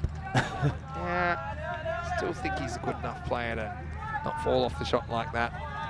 Well, coach has got the sunglasses I like on. the sunglasses at night, look. Well, Giving nothing away. well, is it that bright out there? Yeah, almost like 14 mini suns around this ground at the moment. Well, this sends miles into the night sky. Well, three fielders are going to come around. One will try and take it and does. So that looks like Kanasani that takes the catch. And what a nice bit of fielding under lights. You see that he had a couple of neighbours there, but he called it. He took the responsibility, and he does get Suleiman for just one. And that's the first wicket for France. They'll be hoping it's not the last. Belgium, 14 for 1. And once again, that man, Mangal, a sensational week with the ball. And Kasnane, well, that's a really good catch. He never looked like dropping it, actually. Got under it, took it pretty calmly, and Suleiman has to go. And that is the first wicket down, which opens a small door for the French. Not going to get much easy, though, against this batting lineup. We'll go for one. And that will bring... just think out the corner. That might be Sabah Zakil coming in. I like this. I think it's a matter of time till we're going to get some more batting into Sabah Zakil. A lot of the time he's come out very late in the game. Yep, that is him. Yeah. In Sana. Yeah, in Sana, because he is a bit crazy with some of his shot selections. But yeah, he's a guy last year. He was one of the batters of the tournament. Yep. The way that he really was in good form. He's got all the shots in the book and some that aren't. But you know, he's struggling with a bit of a shoulder injury. He's booked for surgeries. I mean, he's not quite 100%, but I think also that might be another reason he's been shielded a little bit when they've got other options. But I think for them to go through, and obviously if they get to Championship week, they'll want him firing. Yeah, absolutely. He can be a dangerous, dangerous player. There he is dropping his bat down as he chalks his mug. Honestly, I told you, when he comes out for his first ball, he has so much energy, and it's just this pent-up adrenaline. I think anything can happen. I wouldn't mind him opening, if I'm honest. At least he knows he's out there. It doesn't give time to get all that build-up of Here we go. Lactic acid. All right, here we go. Mangal versus Zakil. Good contest in the second over. Oh, that's an absolute seed, Vincenzo. That has come in decked away. How good is this guy? Yeah. He's got it on the string as well, doesn't he? I can't wait for when we do Team of the Week over the weekend, because he's a lock for me. All right. Oh, yeah. Nice. That's very nice. That's beating most batsmen. Yeah, he is an absolute lock for me. He'll be on with Recon Saturday, so you guys can do that. Really? Game. So I've got the day off Saturday. So Oh, I'm do you going to now? leave that with you. Can I trust you with that? Probably not, but sure. Okay. Don't let me down. Last ball of the second. Zakil gets this more or less off the end of the bat. And will be a couple of dots to finish the second. Mangal only concedes one and potentially changes the narrative here. After 2 overs, it is 14 for 1. Let's have a look at the ladder, and the top 2 get the double chance. Belgium, as long as they make 35 here, they won't lose top spot. That doesn't matter though. We're looking at what's happening for Malta, France at the bottom. Yeah. France win, Malta's out. France lose by 2 balls, Malta's out. Yeah, Basically. pretty much. Yep. You can see already they've got a 2-point buffer as well. Tell you what, if France's bowling under lights last night was that good, they might just push Belgium really deep. Malta will be nervous at the hotel. They'll be super nervous. Yeah, they'll either be drinking more, drinking less at happy hour at the Sunset Beach Hotel. Yeah, In the old days when iced teas. we would get back there around now. To be honest, I Your love fa- the night format. We get about 8 hours sleep this way. Yeah, that's true. I think I might have even got 9. Yeah. Corey's face was on the floor then. Here we go with Amjad in the third. Good ball. Oh, good fielding. It's a direct 10. The ball deflects into Action Jackson. Definitely not out. Yeah. Gets the bat back like he did, Muneeb Mohammed. It's a good ball as well from Amjad. They actually came in and seemed to wait. It shows me Muneeb Mohammed, technically he's a very good batter. Watch this deflection. Straight into Action Jackson. Didn't feel it. He's pumped up. Into the action ribs.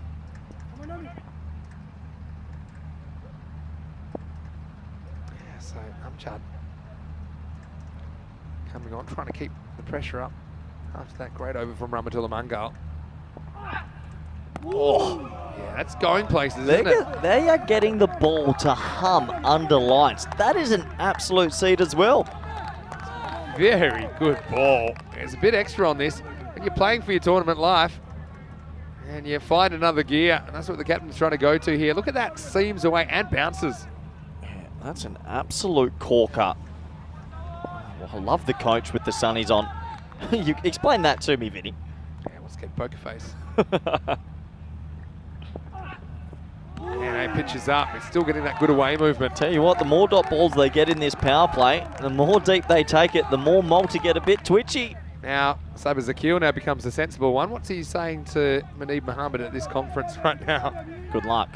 I just got a message from Tom Lambert, the England coach, who's coming for finals week. He said, could you imagine a Euro 11 from the teams outside of England, Ireland, Scotland, Netherlands versus the best of them? That would be a corker. Imagine trying to pick those teams. Yeah, good point. That's maybe something we can do at the end of this tournament. Oh, seed and a half from Amjad. This is an over and a half right now.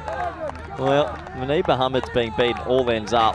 Shaqat Ali with a comment in the comment section. When the Belgian players don't slog, it looks strange. It's true though, they're good at power hitting. You try and ask them to play technical, it's not really in their mojo. Yeah. He's caught between a rock and a hard place. At what point does he just kind of give up here, Muneeb, and say, look, I'm just not going to get out to these 2 balls. Don't want to throw my wicket away because he's looked good. This is like aside Flintoff from to this over. Gilchrist. Around the wicket, angling in, decking away. This is Flintoff to Gilly. Misses by more. Do you know, Corey, you won't believe this, but we've had 10 consecutive dot balls. The score has not moved for 10 balls. There's been a wicket in there as well. 10 balls without a run. The last 10 balls, 0 for 1. Look at that. You see him, last 10 balls. What's going on here? Well, Join the dots. It's just good bowling, though. Can't score if you don't hit it most of the time. What an over. Can he get the maiden? He won't, because he misses once and he goes for 6. Well, there you go. There's the margin of error, and for once, he gets too close to Muneeb, who goes maximal. And they pull something out of the fire in the third. Just that 6 off the over. 20 for 1 after 3. yeah, it was the only ball that he got a little bit wrong, and you can see the boys pretty happy with that shot. And the coach, cool, calm, and collected with the shades on. Yeah, I mean, remember in The Simpsons when Homer's in the jury duty and he's wearing the glasses with the eyes painted on? He could be asleep. He could be asleep. We don't even know. It is pretty late. Oh, that's Like, funny. what is it now? I mean, past 8:30 local time. How good does the ground look? Oh, it Bathed looks in the artificial light. fantastic. Absolutely fantastic. Important 6 though. You're only chasing 85. Well, I'll tell you right now, Sabah Zakil is going to fancy this slow left arm off spin. got This it. is 6 or out this first ball. Okay, big call. Yeah. I think the thing is to Ahmed, he can't get too leg side conscious. He's got that great extra cover drive where he just snaps the wrist through it. That's where I'd be going. It's a more of a percentage shot. Here we go. Oh, Sabah Zakil has just made me look silly. He's pushed to 1. I wouldn't have expected that. Of course you are, former Belgian coach. Well, So maybe after you left, he started taking your advice to be a bit more sensible. Lee Tuck from Malta watching on. He's probably looking on a bit nervously, like some of the Maltese players as well, I'm sure. Ahmed, left-hander, left-hander. Manib's after him. This would have been a wide, but he had to hit it, otherwise he was going to be stumped. If they bowl well in the middle here with their spinners, they're going to take this game deep. This is a great start for France. Remember, they only have to lose by a small margin as well to get Force through. a golden ball, they can qualify. If you get to a golden ball and Belgium win, But then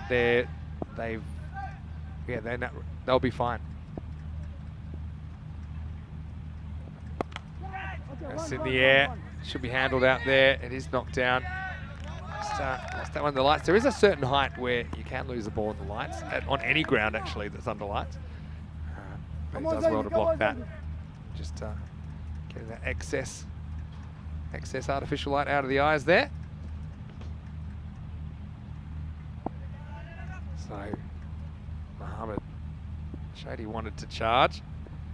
This time he hits the ball, it probably would have been a wide. That's why I think there's some value in doing this as a spinner, and I think there's actually a skill as a batter to spotting a wide and leaving it, because he gets a wide if he doesn't hit that, but he does.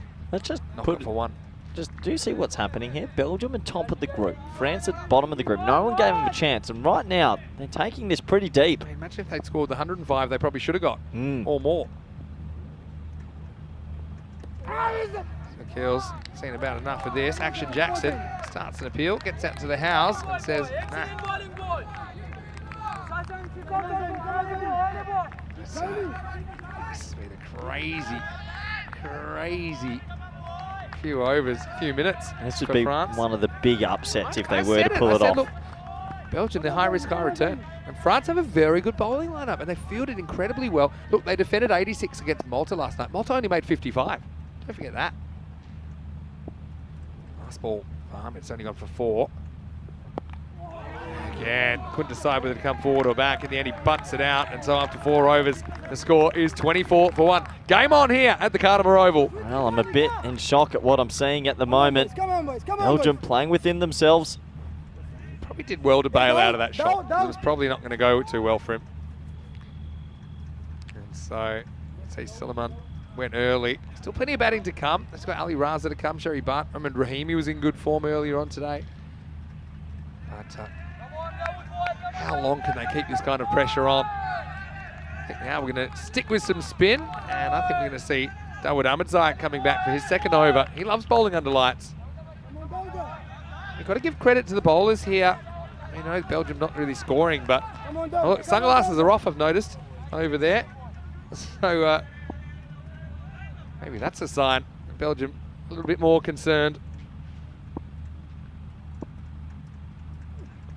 So sticking with the spin, Ahmedzai gets hit for 1 first ball. Yeah, I don't think I've seen Belgium sort of bat maybe this sedately in a while. I know the bowling's been good, but usually when they get scores like this to chase, they're very aggressive anyway, and they're not really that aggressive this time. Yeah, partly I think you've got to give some credit to the bowlers though. I mean, think about the over that Amjad bowled. It's very, very good. Well, Malta right now sitting at home pulling their hair out. Yeah. Shaquille just knocks 1. Just trying to get something going here. Wow. So we've had 3 full overs plus 2 balls. Yeah, we've only had that 1-6. I mean, Amjad got it wrong and Manib hooked him away for 6. What a crazy game this is turning out to be. He's busy, isn't he? Ahmedzai, look at him, fidgety with that ball. Goes for it. Does he get it? Don't think so. Gets lucky. Doesn't carry all the way. Amjad gets 10 teammates telling him to dive for it, but I don't think he was ever going to get there. He had to take his medicine. Manib Mahama gets 1. Yeah, he gets 1. Sabasakil is he's 3 off 7. We know what he can do.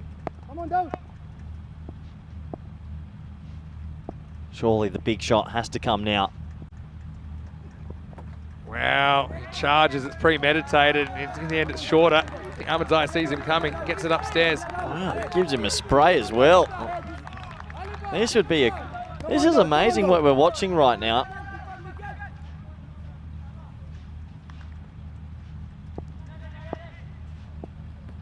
France are going to take this deep. Malta could be out. I can't believe what I'm seeing. Well, hold your horses, Corey. Don't get too upset. Well, you're telling me that right now Belgium are going to have to make 57 in about 26 balls. Otherwise, France might go through. Wrote him off. This would be the greatest comeback ever. They were 0-5, Vinny. Sunset Beach bar sales through the roof if that happens tonight. Level 6 panorama bar. I'm sure they're watching it right now. Nervous times. This is in the air and he's dropped it, and now we almost have a run out. It's not, it's going to be an overthrow. Big moment in the game. Mani Mohammed gets dropped. Well, it might be a handy drop for them because it means Ali Raza or Sherry Butt won't come out. Oh, what is going on here? Belgium, they are bottling this chase. Now, it's the end of the 5th over. The score is 29 for 1. Ahmed Zai's fired up. And just have a look at the reaction. Ahmed Zai, I know he's disappointed. I guess it's actually the sub fielder, Abdul Malik Jabakel, who drops it. And he thought he was going to get it, but wow, a volcano of emotion there, Ahmed Zai. But it is the end of the 5th over. Vinny Sandu here, Mr. Maximo, alongside me is Corey Ruckers. And Corey, take nothing for granted. Final reminder, Crickathon. You can check it out. You saw it just there a moment ago, crickathon.com. The question of the day, and you can be assisted there by our scorecards, europeancricket.com. Almost ready to go, but right now, we're going to have a big finish on the cards in more ways than one. Here we go. Play and miss. Starts with a wide. Yeah, wide ball. We didn't get it back in time, so just a wide outside the off stump. This was it. Yep. Oh, what is happening? It's really slowing it down. They're kind of out of spin options after this over from Zayn Ahmed. But whenever you see Belgium are 1 down after 5 overs and only on 30, super rare. It's not for lack of playing shots, I don't think. It is. Tries to grab this one, and Amjad keeps it to 1. That's working for them at the moment. 1's a fine What for is the France. actual permutation? How many balls do they have to play with? Well, it depends on what the Belgian final score is. But if they were just to get 85, flat 85, then if France can survive to 9.2 overs, they would go through. So it might be one of those where 9.2. Yeah, but remember, they could win with a 6, for example. So if they finish on 90, then I think France could still be out even if they get 90 off the last ball. So let's say they don't get to this 8. They get to 85 in 9.3. France go through. Yeah, I think even 9.2. This is poor old Malta sitting at home. This is unbelievable. All right, now this one isn't going to be found for a while because that's going to go over into the Killer Python territory. Maximo Mohammed makes a bold move outside off stump, and it pays off. 6 runs, 6 important runs to Belgium. Yeah, much needed, much needed. He takes a risk, it pays off. 6 runs into the darkness. Can he go again?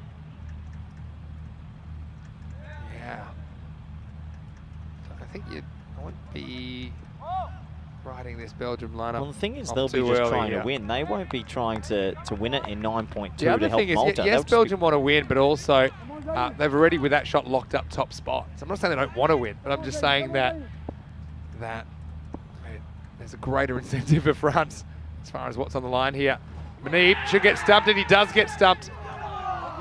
And so Manib Mohammed, well, he gets carried away this time. He went back for a 60, decides to come forward. It's a premeditated charge. Goes walkabout and pays the penalty. He'll be stumped for 31. And Belgium, they'll be 38 for 2. They'll just probably check this one to make sure that Action Jackson doesn't grab the ball too early. But it does seem like a regulation dismissal. Yeah, it's good keeping from Action Jackson as well. They actually bounced quite a lot. Took it very high. He's a small man, but he rode the bounce and takes the stumps pretty quickly. Look at the bounce there, Vinny. Takes it above head height. That's good keeping, because you wouldn't normally take it fingers up. But yeah, Manib just decides he wants to make the running by running at the spinner. Zayn Ahmed gets him for 31 of 20. Funny little one, because he did face 5 dot balls in a row there, but apart from that, I think his strike rate's more than acceptable given the target that they're trying to chase down. Score now 38 for 2. Yep. 38 for 2. Sherry Butt comes out. He's with Sabah Zakil. He's still got Ali Raza in the shed. They're probably the 3 biggest hitters in the team. Drama with a capital D. Oh. We should actually be called the ECDN. European Cricket and Drama Network. I think I'm saying AC/DC then. Okay, could be that as well. Malta will be thunderstruck at the moment, sitting back there. Hang on to your hats, guys. There's still plenty of cricket to play here. I still think Belgium, especially with a new batter out there, could turn this around pretty quickly. Sherry Butt's out there now. Goes back and plays a shot square of the wicket for 1 to get off the mark. Yeah, I still think that Belgium are going to win the game, but it's the time frame, Vinny. It's the time frame that which is the interesting thing. I think they'll get very close by the 9th. But yeah, because Belgium just want to win the game full stop. Yeah, right? they don't care if it's at 9.4. But Malta do. Oh, Malta. France. Who would have believed this? Last ball of spin. And it gets hit. It gets hit hard into the jungle. Maximo was the kill. Those magical wrists, they're still there. And he gets 6 to finish the 6th over. Ahmed ends up going for 20. And at the end of 6 is 45 for 2. Well, what a shot that is. He's absolutely moosed that over cover. That's what he can do. We've seen it so many times. And, I haven't seen enough of it this tournament. So 45 for 2. And so that makes the equation 40 off 24 balls. They need 10 and over here. So it seems like... Yeah, but we know that's not the game. That's the end of the spin, though. Ahmed Zai, 2 overs. There's done. a game within a game here, Vinny. Yeah. It's not this game. It's the game within a game. Malta and France are battling it out to Throw keep a scenario at me and I'll crunch the numbers. So okay, I want to know what happens if Belgium end up on 87 runs. They win with a 4. Or when they're on 83, they hit a 4 and end on 87. Tell me what happens. Okay. I like these. I'll call it in while you do some crunching of the numbers. Big moments in this game.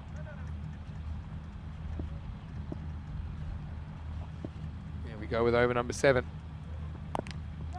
Big inside edge, and they'll scamper through for an easy single. So if they get 87, obviously if it goes the full 10 overs, they're fine. France will qualify. If they get it in 9.5, they're still fine. If they go in 9.4, they're still fine. 9.3. Is this for 87? They're still fine. Yeah, for 87. If they get it 9.2, then it won't be okay. Wow. 9.3 would be fine for 87. So that means basically Malta have 3 overs from now, and they need Belgium to hit 38. I don't know if they will. I honestly don't know if they will. France are holding on for dear life. Parlez-vous français. If they make it to finals, David, this is an amazing story. You're not wrong there. This is just dabbed away and handled by Gunarsa down there on the 3rd man boundary. One of the more remarkable stories happening right here in the night fixture. Belgium will lock up top spot, but who will finish 4th? France was 0 and 5. Everyone wrote them off. Could they go 3 in a row? By everyone, you mean you. It's a low full toss, and this 4. should be a 4. It is. Bounces just inside to kill. Now, he needs some runs, and that brings up the 50 for Belgium. And just a full toss. Not a good ball really there from Mungal. Gets put away. Yeah, nice looking shot. Yep, 4 runs definitely. That will get them going. And the Malta players sitting back at Sunset Beach. Nervous. Massively nervous. How's this? So they've got 88 and 9.3. They'll miss out by 0.004. Short, and that gun is slightly mishit. It's handled by Jubair Ahmed. What a start to hit the game he had. They just don't hit back-to-back boundaries in a while, which is keeping them at bay. So if... okay, I'll give you another one. What happens if... 88, then they'd have to survive to 9.4 if the final target, if they achieve 88 runs, Belgium. Get your chalkboards out, everyone. Good to see this from Mungal. That's what you expect from a Mungal. Rahula Mungal this time gets one through Sherry Butt. Wow. Oh, Belgium taking their time to knock Malta out. This is the end of 7 overs. I can confirm now, we can confirm Belgium will have top spot regardless of what happens now. Taking on Scotland in the 1 versus 2 game. Luxembourg, they'll finish 3rd no matter what. But still the one that we are wondering about is Malta or France, which will be the team that qualifies in 4th place. What happens if they tie on net run rate? It's pretty hard to get a tie. What happens if they do?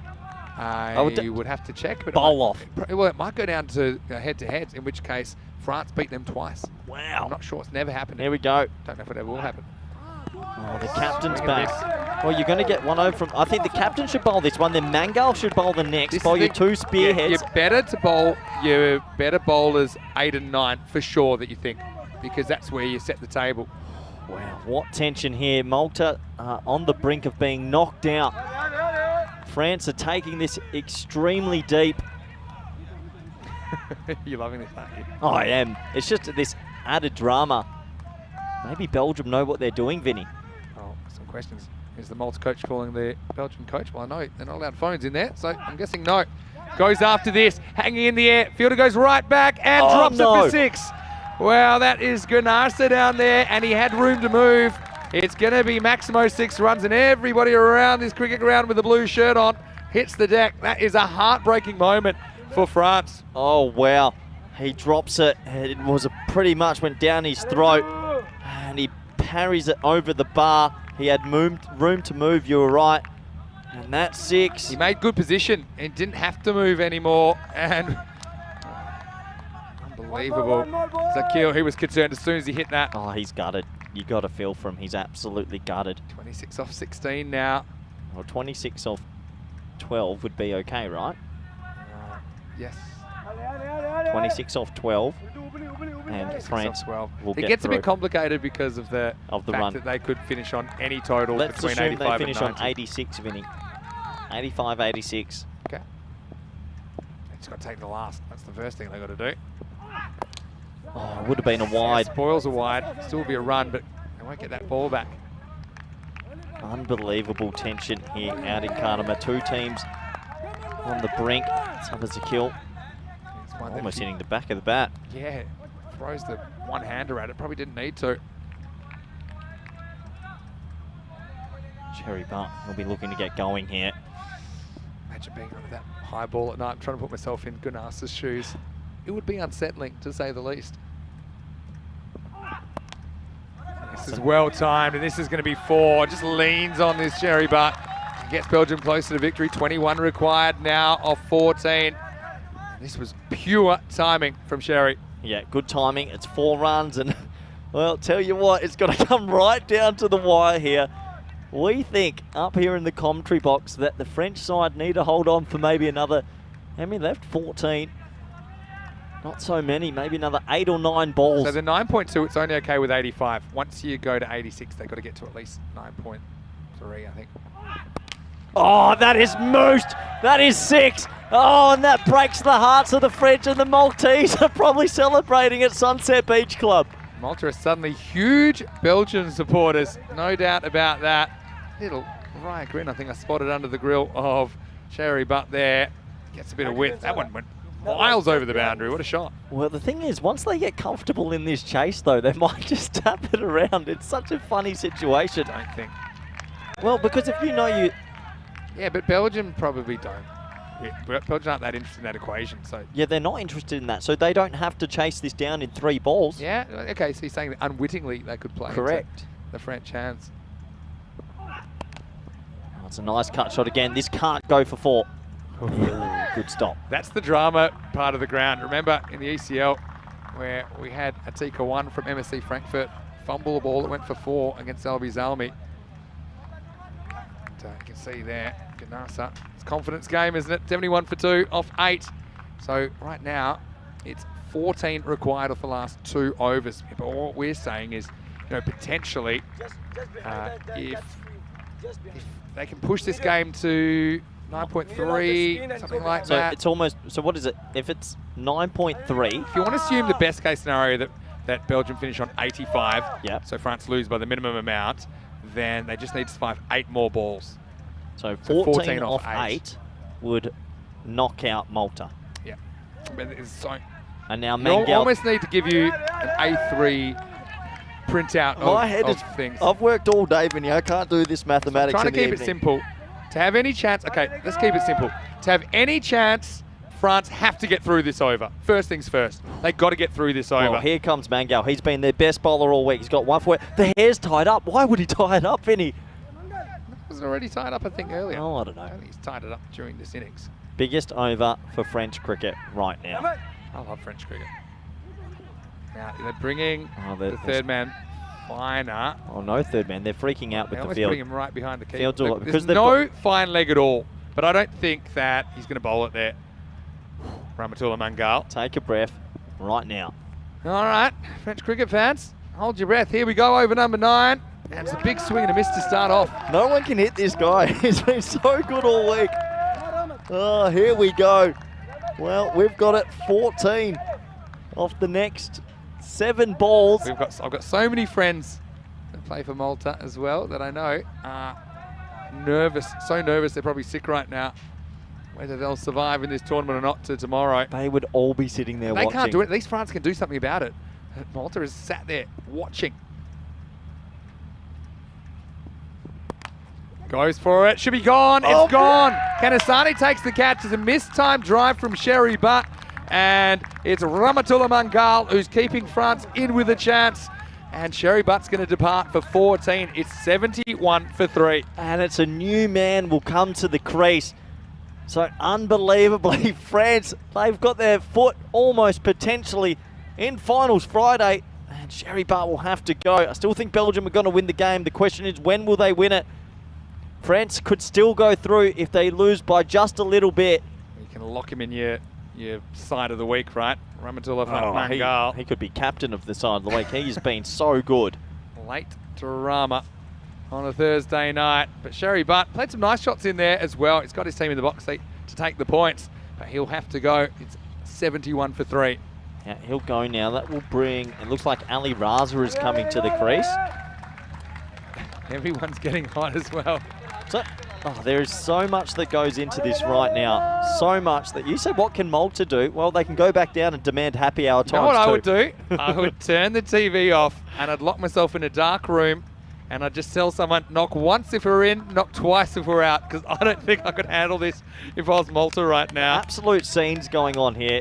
2 teams fighting for the life. One's on the field, one's at the hotel. Ali Raza, you know, you could basically win this game in 2.5 hits. It seems a long way Well, off. if he hits it in 2 hits, France are gone. That's what I mean. Good contest, Rahmatullah versus Ali Raza.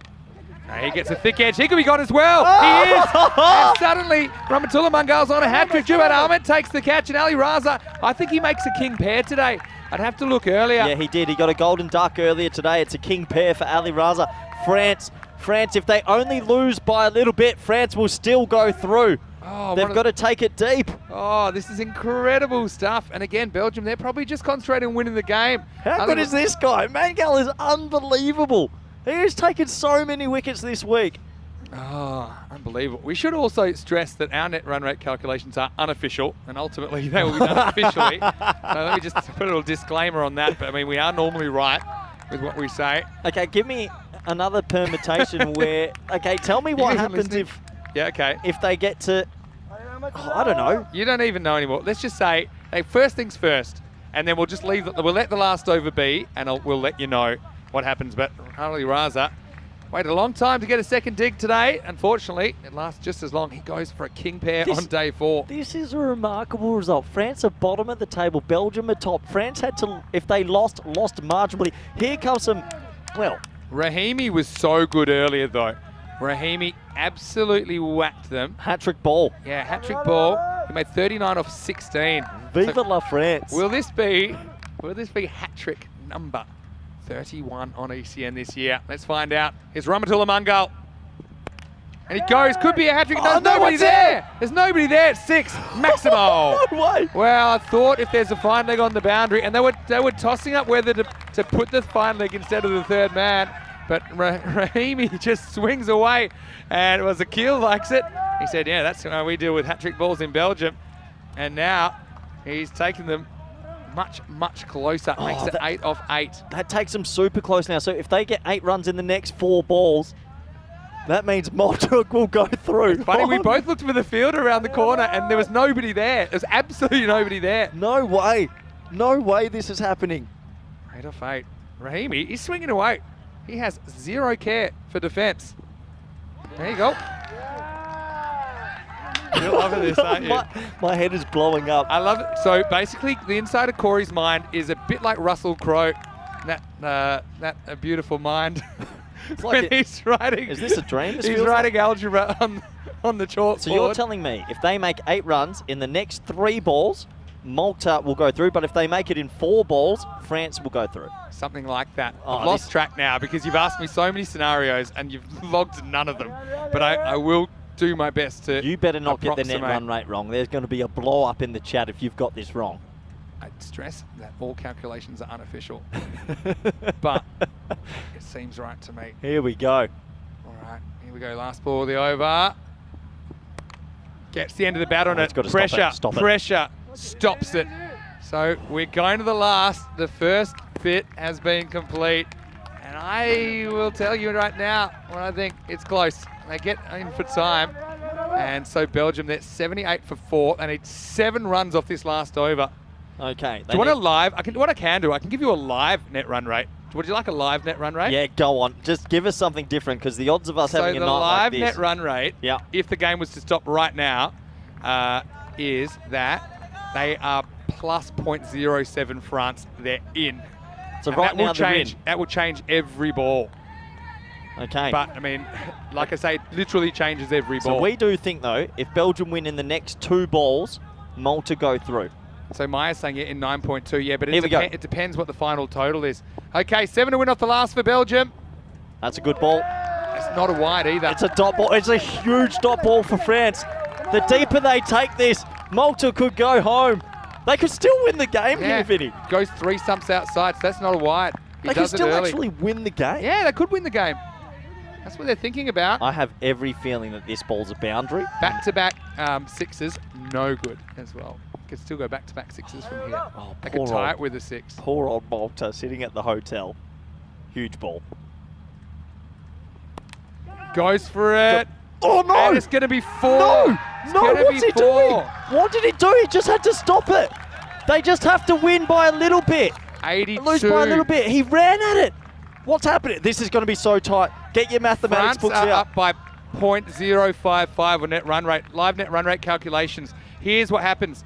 If this is a 4, France will still be in. If it's a 6 this ball, they're not. Okay, a 6 this So ball. 6 this ball, and that's your best case if you're Malta. There's a 6 this ball, you're in. If Otherwise, you're in a bit of trouble. So if it's any score below a 4, France go But through. wait, we'll have another ball after that. Oh, what is going on? My head is going to High explode. level. You know what? I didn't get So the top is that true 1%. though? A 4, France in, 6, Malta in. Correct. Dot Missed. ball. Wow. What's that do? Give me some numbers. All right. Give me some algebra. Right now, they're 82.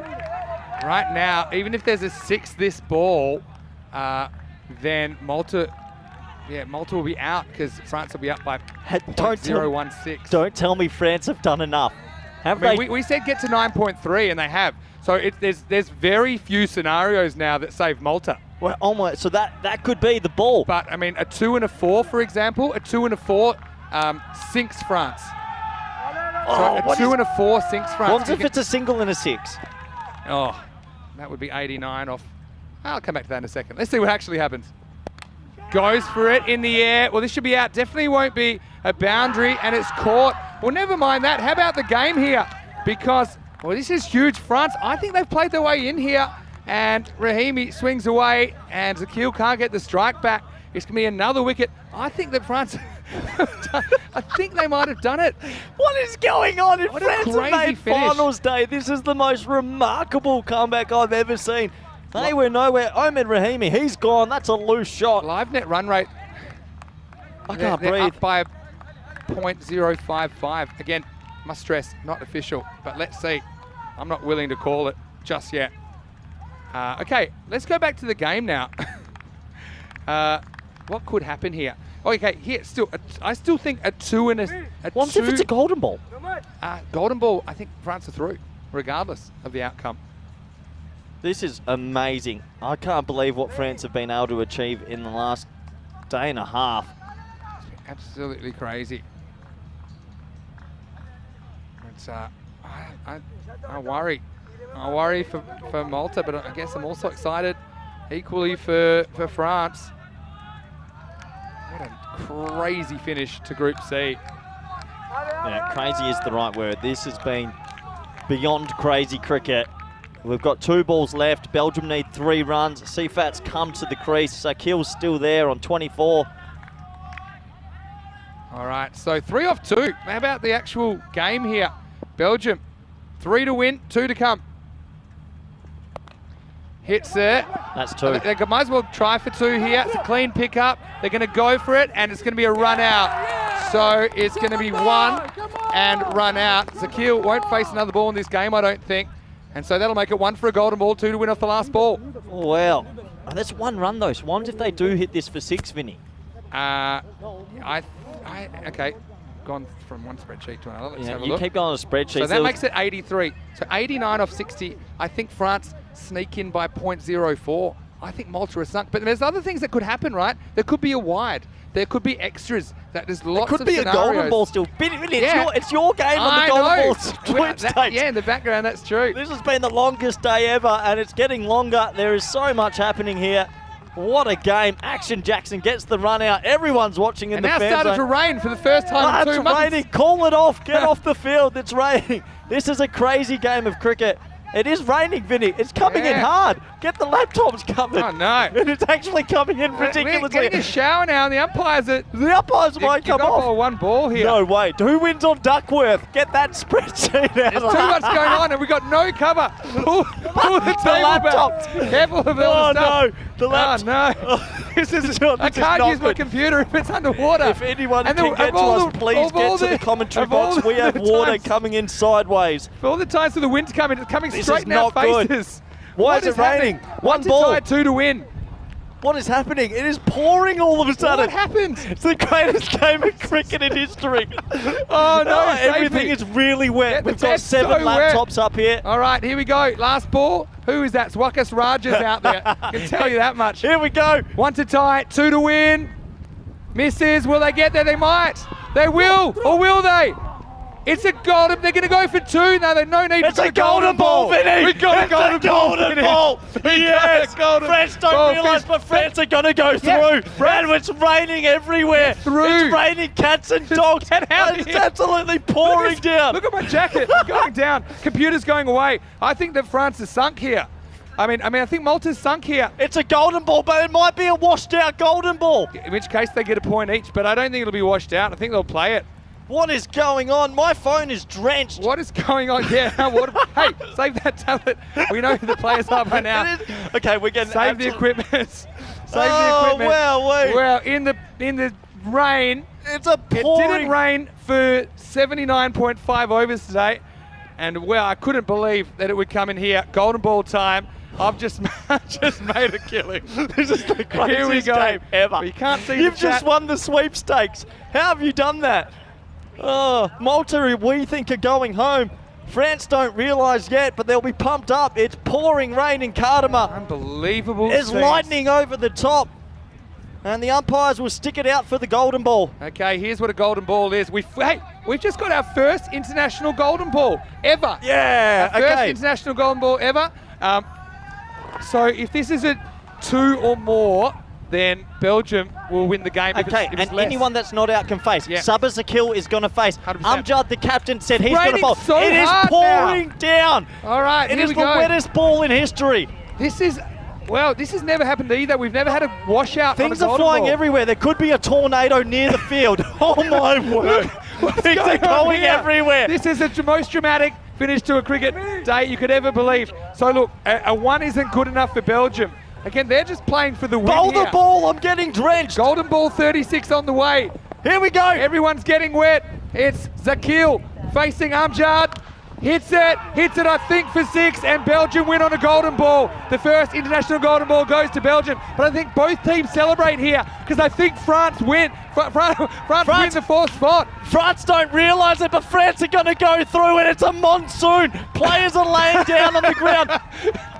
Oh my word. Players are on the ground. They don't realise, but I think France are going to go I through. think you're right, and it's absolutely know. coming in our faces. Now, France think they might be gone, but I'm telling you that those runs don't count because golden balls don't count for net run rate calculations. So even though Zakil smoked the golden ball for 6, So that 6 doesn't matter. we are getting absolutely drenched here in the commentary position. But what a time Take it me, is. universe. We have I've been- seen enough. Take me. What a crazy finish today. High drama. You'll only ever see this on the European Cricket Network. France don't realise they're through. France are We've lost basically several crying. other cameras. I'm just trying to put everything away because in one of the most dramatic days of, well, most dramatic finishes you ever imagine in the driving rain. It's the worst day of his life. Malta right now, well, the Sunset Beach, the bar sale's going to be up 17%. So I think we're going to have to say goodbye to Malta. And, The power cords are right getting now, absolutely... we are. All right, I'm Cut rushing. it. Hey, somebody roll. We might as well roll this for a bit more, but I am scrambling. Sorry I can't see the chat anymore, but this is an absolute crazy finish. France, they probably have no Alistair idea. Priddle's got his shirt off. I knew he'd take it off. Wow. If you can see it, it is crazy at the end. People are holding everything. There's Alistair. I knew he'd take his shirt off soon enough. It's all happening here at Cardimer Oval. Unbelievable scenes to finish the day. And, well, in driving rain that came with the ball to go, and, well, Hold what on. can you say? Where are the French boys? Has someone told them?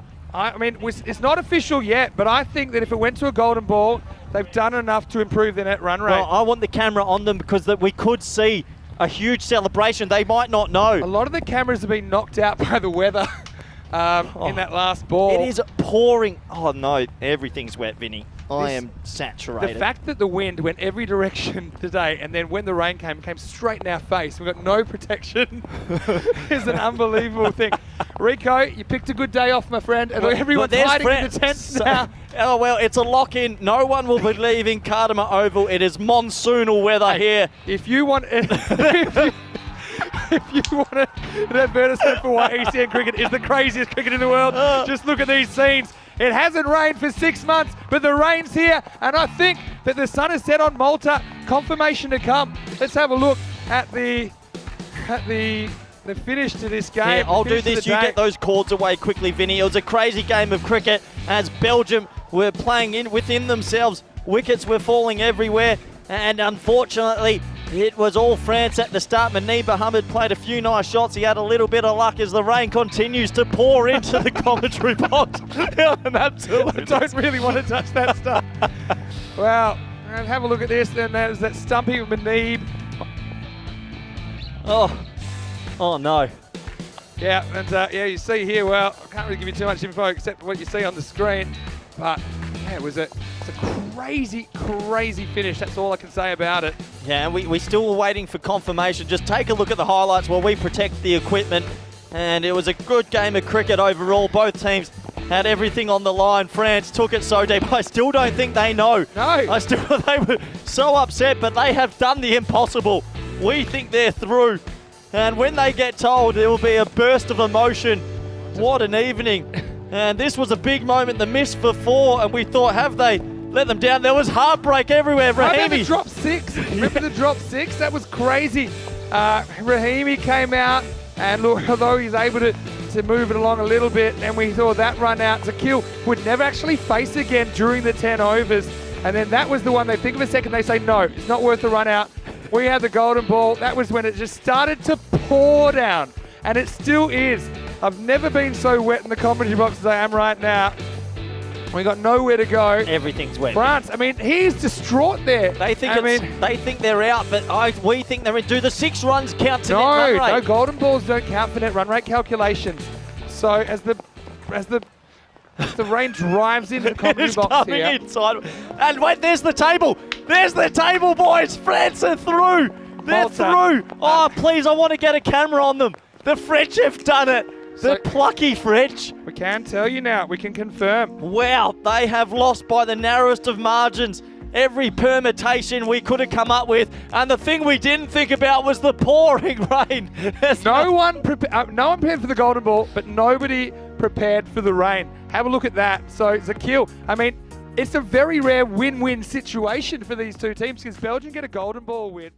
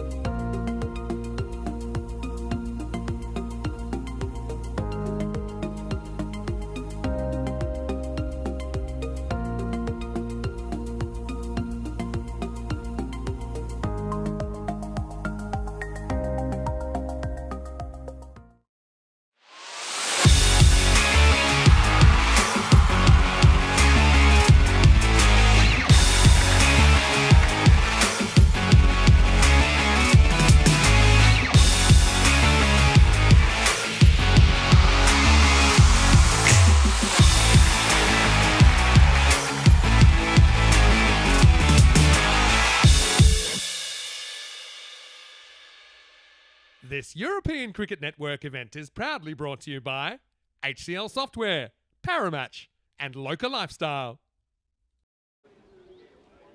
Welcome back to the Drur cricket ground, and last we left you, it was pouring rain. That was in match number 2. Vinny Sander here, Mr. Maximo, on ECN Saturday with Rico Full. So match 2 unfortunately was abandoned. That was between France and Romania, but we do have some good news. Better late than never, and Rico, we are going to get some cricket here in match 3. Yeah, I'm looking forward to it as well. I think it's good for Romania. Of course, the last one had to be abandoned because the rain just got heavier and heavier, but it has stopped. It hasn't rained for a while. The covers have come off. The tournament referee, Charles Crusher, the sheriff, has been out there with the umpires. They've done a quick inspection, and they have decided that play can happen, but it will be a reduced over match. Yeah, more about that in a second, but a little bit earlier, before the rain set in, Charles was with the two captains. Let's see what happened at the coin toss. Match 3, Romania versus Hungary. Good luck, gentlemen. Thank you. Thanks. It'll be Hungary to call. Heads is the call. It is a tail. We'll bat first. So Vasu Saini has won the toss for Romania, and once again they're going to have a bat, and we did see them do that in match 2. They put 114 on the board. I suppose in the second innings we didn't see too much of their bowling. France were 21 without loss after 1, including 5 penalty runs for a time penalty in the first half of that game. But I suppose Romania, Rico, maybe a bit fortunate. They walk away with 2 points and they're in a decent position in the series. Hungary, well, they're a long way behind because they didn't get a single point out of their game against France. There's the two teams. Yeah, I think you're absolutely right. Romania, they did get to, as you said, that 114.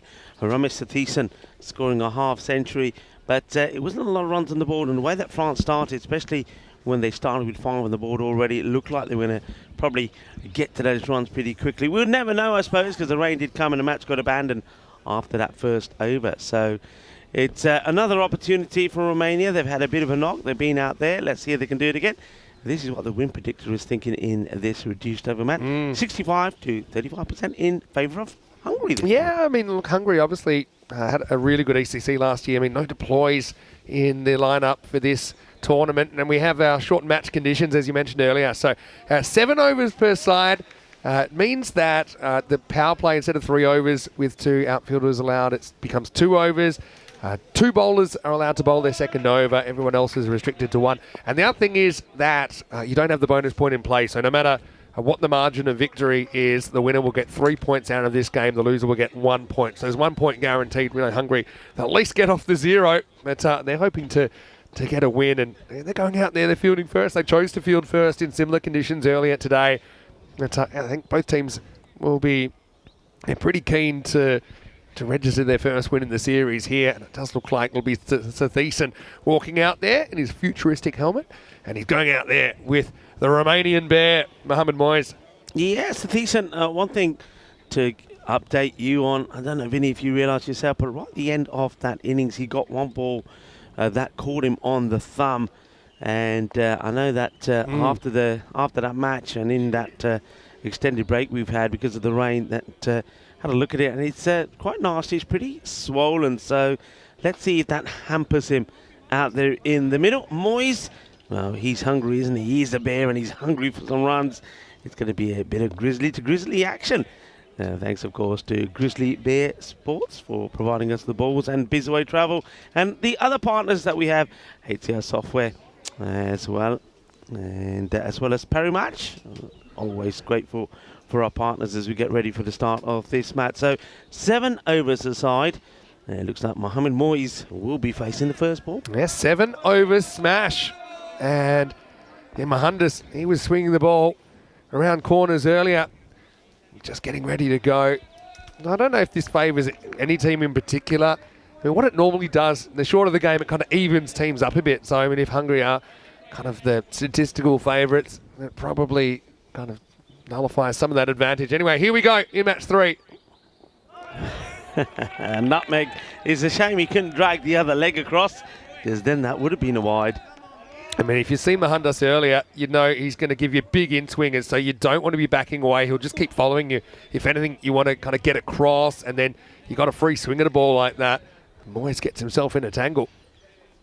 Yeah, well, yeah, the one thing that's quite important to have out there is a rag, and See, Zishan does get one, and because I think when that ball gets back to Sandeep, he says, I think I need that to be what? Now that's just one ball, and it's pretty wet, so you can imagine what will happen when it skids across the outfield.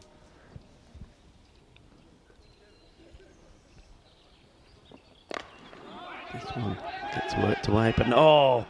Well, that is something that the players have to get used to here pretty quickly. As Matthew Ainsworth, well, he goes absolutely flying here. Look at that. And feet go from under him. And then, well, luckily, at least, Ramesh Satheesan managed to stay onto his feet. He wanted the single, but Mohammed Moyes says, hang on a minute, let me see one more first.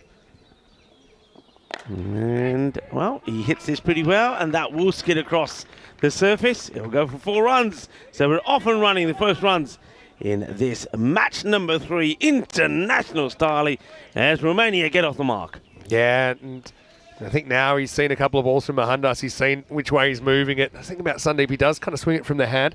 Can actually bowl an out swinger as well. He's a very talented guy. Moyes goes with the movement. Actually, considering the amount of rain that we've had, it's the ground, this ground, as we know, we knew that from the beginning of our European cricket series here. It does take the rain pretty well and absorbs it. It's a bit like a giant sponge, but that's a giant hit for Mohammed Moyes. Well, after hitting 4, he then hits Singh. He hits a 6, and, well, now he's singing along merrily. Yeah, good hit. Powerful hit. As he goes, rocks back, and yeah, you're right, Vinny. I think he knows that unless this ball is really full for Mohandas, he's going to rock back and club it. Okay, that's the one that goes the other way. Yeah. So it might have been like he rolls it like a leg cutter, but that's the one he wanted it to go straight. Yeah, so a bit on the weather. It's actually, as well as the ground, it's actually pretty bright at the moment as well. So it's got a lot brighter. I know there's still a lot of clouds around, and clouds are moving quickly. And let's just hope that they're moving the rain away from here, not bringing more in. As Mohandas comes in again. Edge, and this one gets past Marzi. I think here again. I mean, that's gone pretty quickly. It's not easy for the keeper because the ground is soft underneath. I just feel that he starts to anticipate this going one way, then has to come across the other side. It gets past him. It's going to be 4 runs. Yeah, one tough thing about in-swing bowlers is you don't want to get wrong-footed. So how do you avoid that? Because naturally you're drawn with the movement. You need to start further to the left so that the ball swing at you. And then if you get that outside edge, then you can move. But you can see it's very hard to change direction. Having a look at some of the teams for Monday, of course, we'll be taking the European Cricket Series to Brescia in the north of Italy. And yeah, you picked out the kink in the matrix there as far as the alphabetical order thing. But uneven groups, but that's just because it's 15 sides. Bit of luck of the draw there. 4 teams from each of those groups will make it through to the quarterfinals. Good to see. Yeah, mixture of teams we have seen before, and a couple of them are new to ECN. So that's always a good thing to see. Here's Cameron Waheed in over number 2. I have a question. I wonder if when we can go back to that again. It says Punjab. Should that be Punjab? I don't know. I've checked that. It is Punjab. It is Punjab. It is confirmed. Right. Okay, it's Punjab. I did check that one out, actually. Pretty full. Gets worked away, and I'm loving this. I was wondering where the fielder who was at mid-wicket was running to. He's running to take the stump, so that's maybe something that they've decided to work on. There was a couple of times in their first match when bowlers weren't quite getting behind the stumps, so now they've obviously agreed that a particular fielder will run to the stumps behind the bowler's end just in case. Okay, here comes Waheed. And that gets hit pretty well, but there's a fielder out there who does a good job. And that is Mark Desfontaine. He is a very good fielder. Nice. I'm excited to see him out there as well. Maybe he'll get to turn his arm over as well.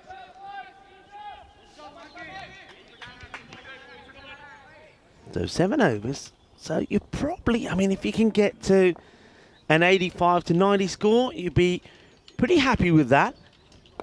It's pretty full, well struck, and well fielded again. This time is Sheikh Rasik, who had a good game in the loss to France. He managed to get to 41 of 19. So he's in pretty good form. Come on, Wahid.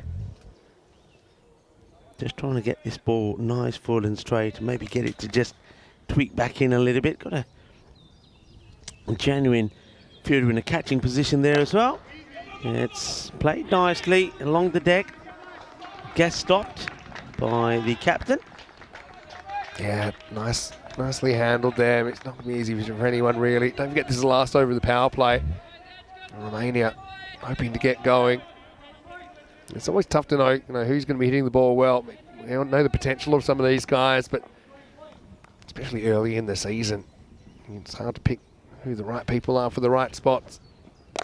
Well, that's hit hard, and that is going to be an excellent effort. This one might come into our box, Oh, get through it. Got you to the left. I mean, that's a fantastic effort down the boundary in these conditions, but yeah, unfortunately, Rizek can't quite get all of it, gets most of it. This is a powerful kind of blast down the ground from the bear. Moyes gets 4 runs. Yeah, it would have been a great stop.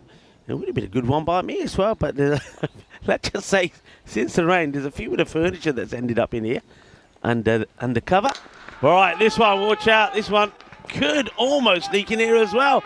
Well, I don't know if we've done anything to upset Moyes, but he's after us. It's not us you got to try and hit the clock. Hit the clock. The clock is worth 500 euros.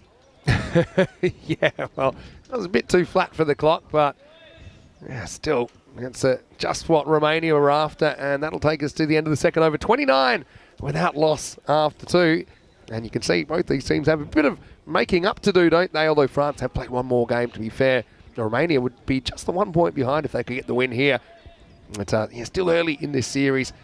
Each team will ultimately play 6 matches. Wasn't it wonderful? I mean, the break was wonderful because, of course, nobody wants the rain. But it was nice to mingle with all of these players. Of course, everybody had a lovely bit of lunch. Thanks again to Niaz, the president here of Drew, for organising that, along with Atif and Asif. It's a fantastic setup here at Drew. But good to have all the players together, mingling, talking about the experiences, talking about this season ahead, looking forward to some important matches coming up, of course, with the T20 World Cup and qualifiers and whatnot. So a lot of cricket to look forward to for these guys. And it's a wonderful opportunity for, our European family to come together and talk to each other and share experiences, and then also go out there and play some cricket. So it's wonderful, great to be part of. Yeah, that's silver lining of the cloud, if you like. Mohandas. Interesting they go for him straight away. This is up in the air and just away from the fielder. Has to improvise a little bit out there, doesn't he? But he'll make the stop. That's Abbas Ghani. I was going to say, they go back to Mohandas. He bowled an okay first over, but remember, only 2 bowlers can bowl 2 overs. Yeah. So they're saying, okay, he's one of our guys, and we want him to do it. I suppose because he does need that ball when it's pretty new. Yeah, it's interesting because a lot of teams, when it's an adjustment like this, would go with a few bowlers first up and then decide who they want to bowl the second. Firmly hit, watch the bounce, no issues at all there for Zishan, who's right in front of us. Makes a stop. Yeah, that's an awkward stop as well. But Zishan stands tall, makes sure it doesn't get past him.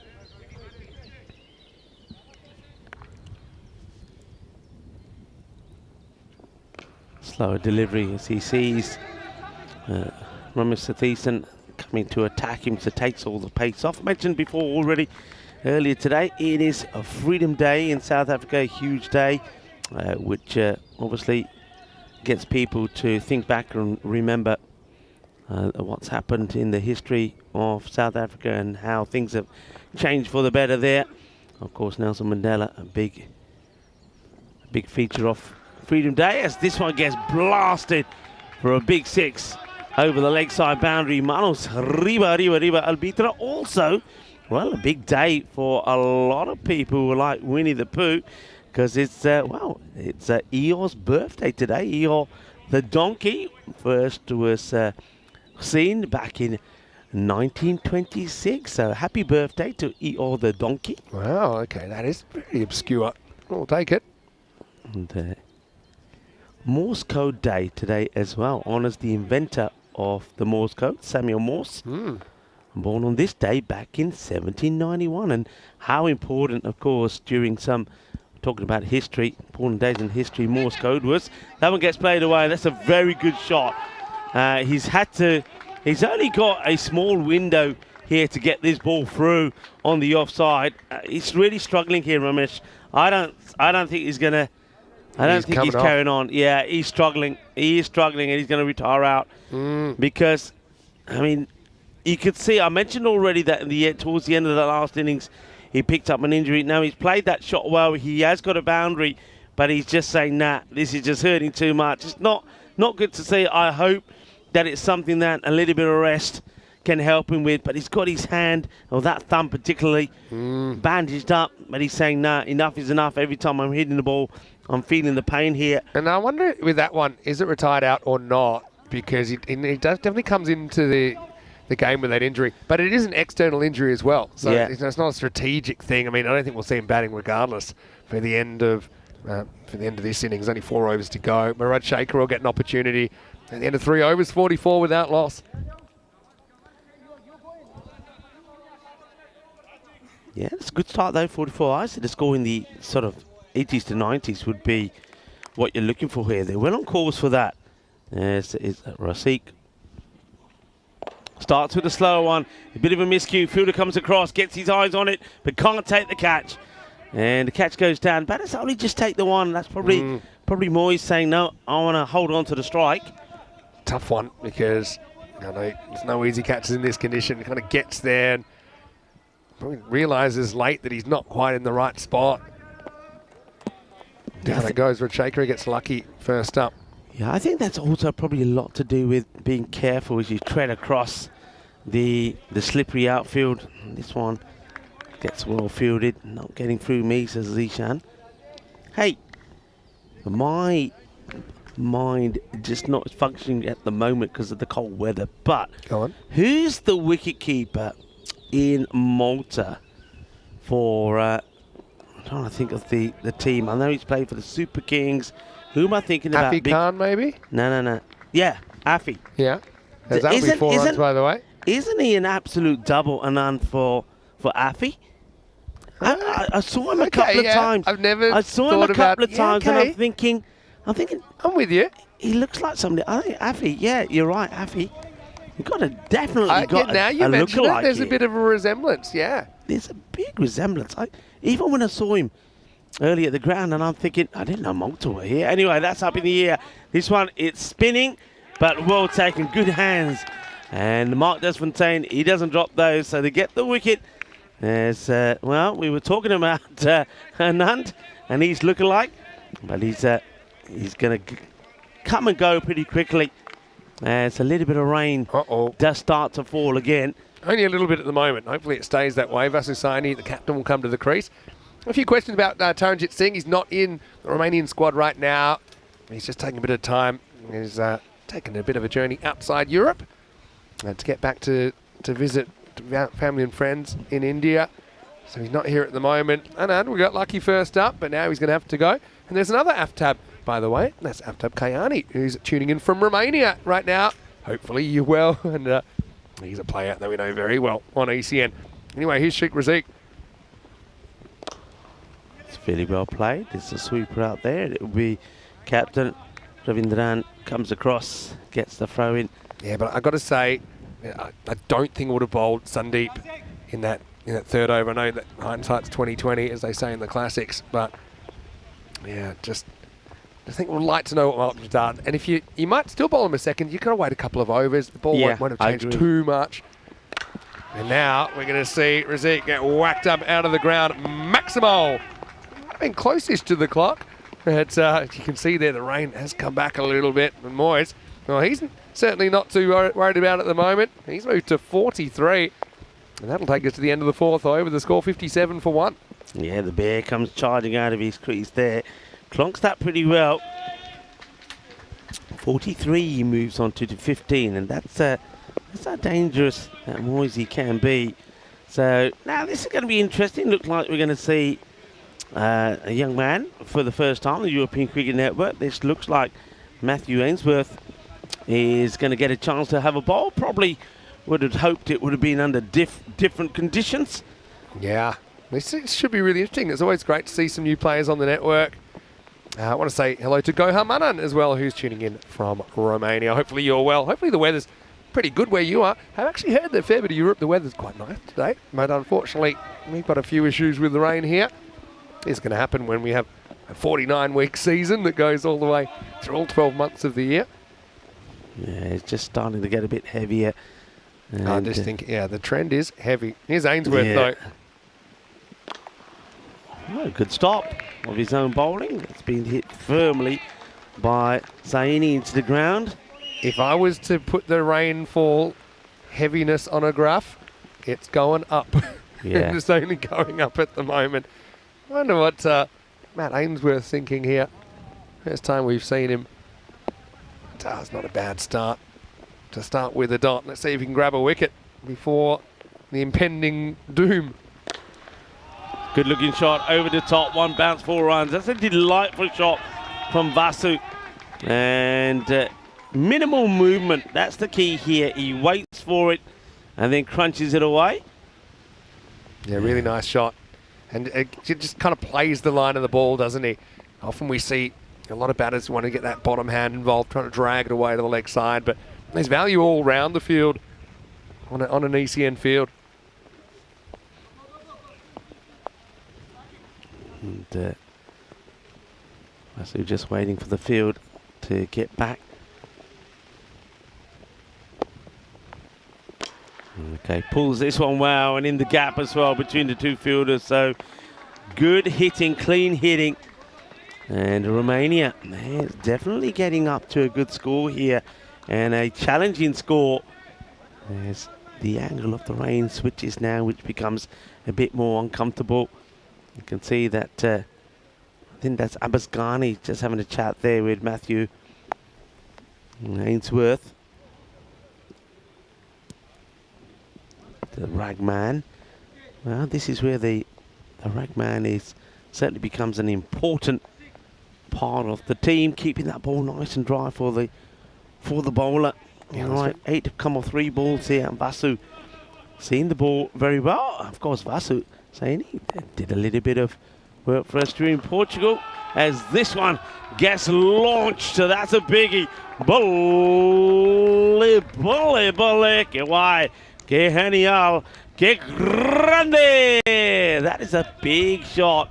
And, well, the captain of Romania is certainly out there doing the business for his team at the moment. And Ainsworth, I mean, you wouldn't know it from his height, but he's only 15 years old. And you know, he's probably still growing. Who knows what he might end up.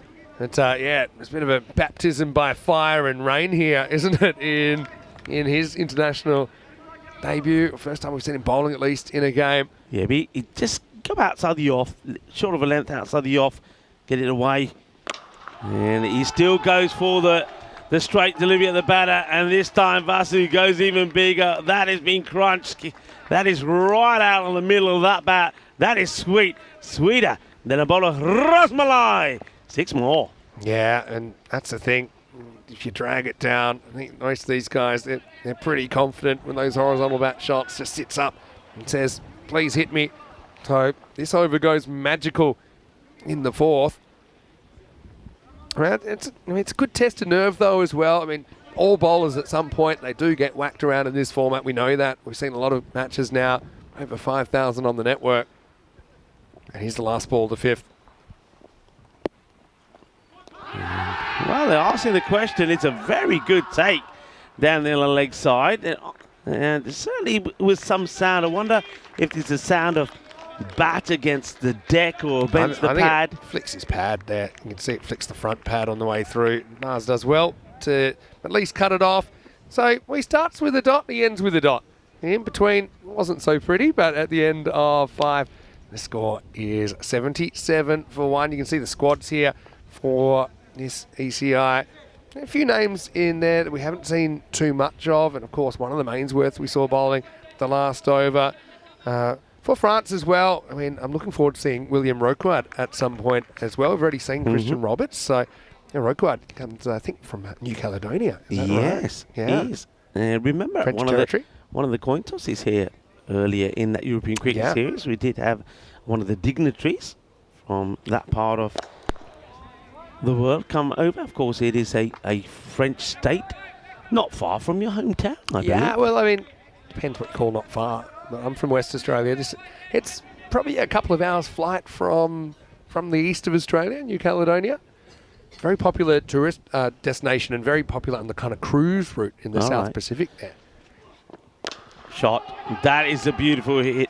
And Vasu Saini is making immediate impact as he races to 27 of just 8 deliveries.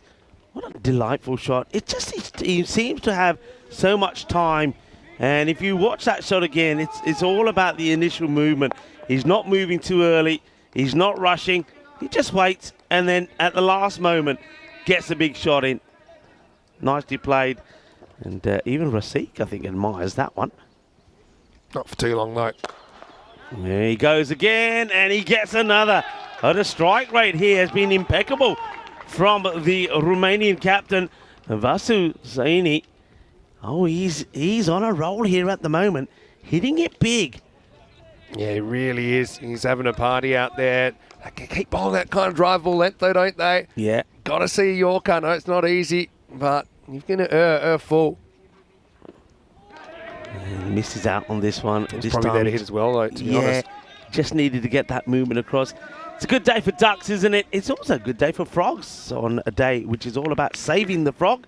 Save the Frog Day annual campaign to help raise awareness about the plight of frog species around the world. And around here, I suppose they're more in danger because they keep eating them. As this one gets played away. It's that nicely played after going for a big shot. This is just all about guiding this away. But no, on a serious note, I mean, frogs are very important. They help play a big role in keeping the balance of nature. And a lot of them are in danger of being wiped out. So this is an opportunity, I think, for us all to understand the plight of the frog and do our bit to help.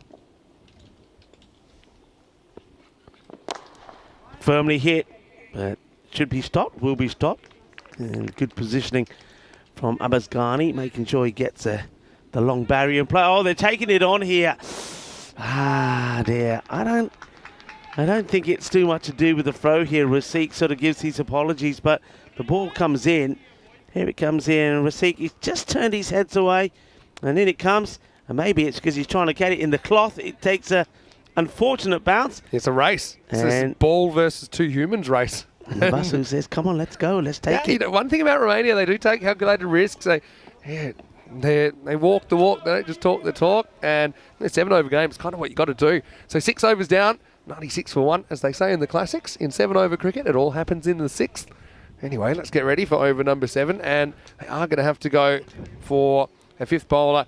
Pretty good one, though, with Prashar ready to bowl the 7th. That's what I mean. You limit yourself to Prashar only bowling the 1 here. Yeah. I don't know. He's a guy, and if he bowls well, you'll be annoyed at yourself, I think, that you haven't given him the 2. One thing I'm noticing, I know it's early on, you might see it later, but no spin variations of variety at the moment has been offered here. That's hurt. The bear is running wounded here. Yeah, he gets one right on the side. That's right in the ribs. And Moisey, he's feeling that, especially on a cold, damp day like this. He shows no sign, the bear, of showing discomfort as that hits him, and then he's made to run as well by Saini. He says, I know you're hurt, but I'm making you run. It's like, when you hit the bear with a tranquilizer, it takes a while for them to go down. Anyway. He's all right, though, today, because this is a huge day for me, I think, and a lot of people appreciate these people, as a lot of people appreciate the hitting here at the moment. Clock? From Vasu Saini. Well, maybe he is clock watch. We need to get a camera just fixed on the clock. I think that's a really good idea. We've got to have one of those. We need to get another one. You know how you can always tell when the ball is heading for the camera in the tower? Because it's on its way to it. Well, we should put the clock temporarily in the camera tower. That way we've got a better view of it. Yeah, I tell you what, it's been some knock from Vasu Saini here. 45 off 13. It's been incredible, and he's more likely here to do it with the 6, isn't he? He watches this go by, and he'll get the He'll get the wide. Yeah, it is World Veterinary Day, and these group of people are for people like me who are animal lovers and pet lovers and have had pets all their lives. I know how important they are. So it's a day to celebrate the noble profession of veterinarians, or the vets as we like to call them. Great people, dedicated people, and great for helping animals. So that's what I was about to say, that Moyes is in good hands, though he gets hurt on a day like today. And shots. Oh, yeah. That is a sensational knock. 50 off 14. The score goes to 110. I said they'd be happy with a score in the 90s. What a knock this is. Yeah. I don't think I've seen him hit the ball so well. We're leading by example. And Vasu, look, he's a guy with good technique, but that doesn't mean you can't score quickly. He's made some really good choices in this innings. I think he's driven well. And, yeah, the captain has delivered. And this is a really big score for a 7-over match. It's 110 and still 3 balls remaining. Yeah, Vasu Saini has made the most of his opportunity getting out there. Well, when Anand got out and he came in, they haven't looked back. Moyes might get stuck on 44 at the other end, but he probably won't mind. It's Prashar. Again, just still think that the bowling's been too short. Sometimes it's been actually short, and sometimes it's been kind of what I'd call a slot length, or like a metre short of a Yorker. It's just a step hit. And I think most of these guys are dealing with it pretty well. Maybe to do with the conditions, maybe to do with getting a good grip on the ball, but Prashar hasn't fired in the Yorkers that we normally are used to seeing him bowl. He's going for the shorter option, and it ain't working. Gindana. Jerry short ball आ रही है और मैं but के मारनी है आज ताना चंगी कुट पे बॉलर नु चंगिया छित्र पे as that's another one that gets blasted away, and Vasu Saini is, well, maybe he's going to get in past 120 here. Yeah, lift it up and out of here, and that's a biggie. Still sticking to the short-ish ball. That was more of a deliberate short ball, I think, from Prashar, hoping maybe, but I mean, if it's at the top edge, it's probably going to fly for 6 anyway. And all you're hoping for is literally a miss, or that it goes straight up in the air and gets caught. And neither of those are looking very likely with Saini set. Yeah, this over has gone magical. So, Abhitesh Prashar, it's not quite going the way he would have liked. And as soon as he bowls that short ball, that gets whacked away.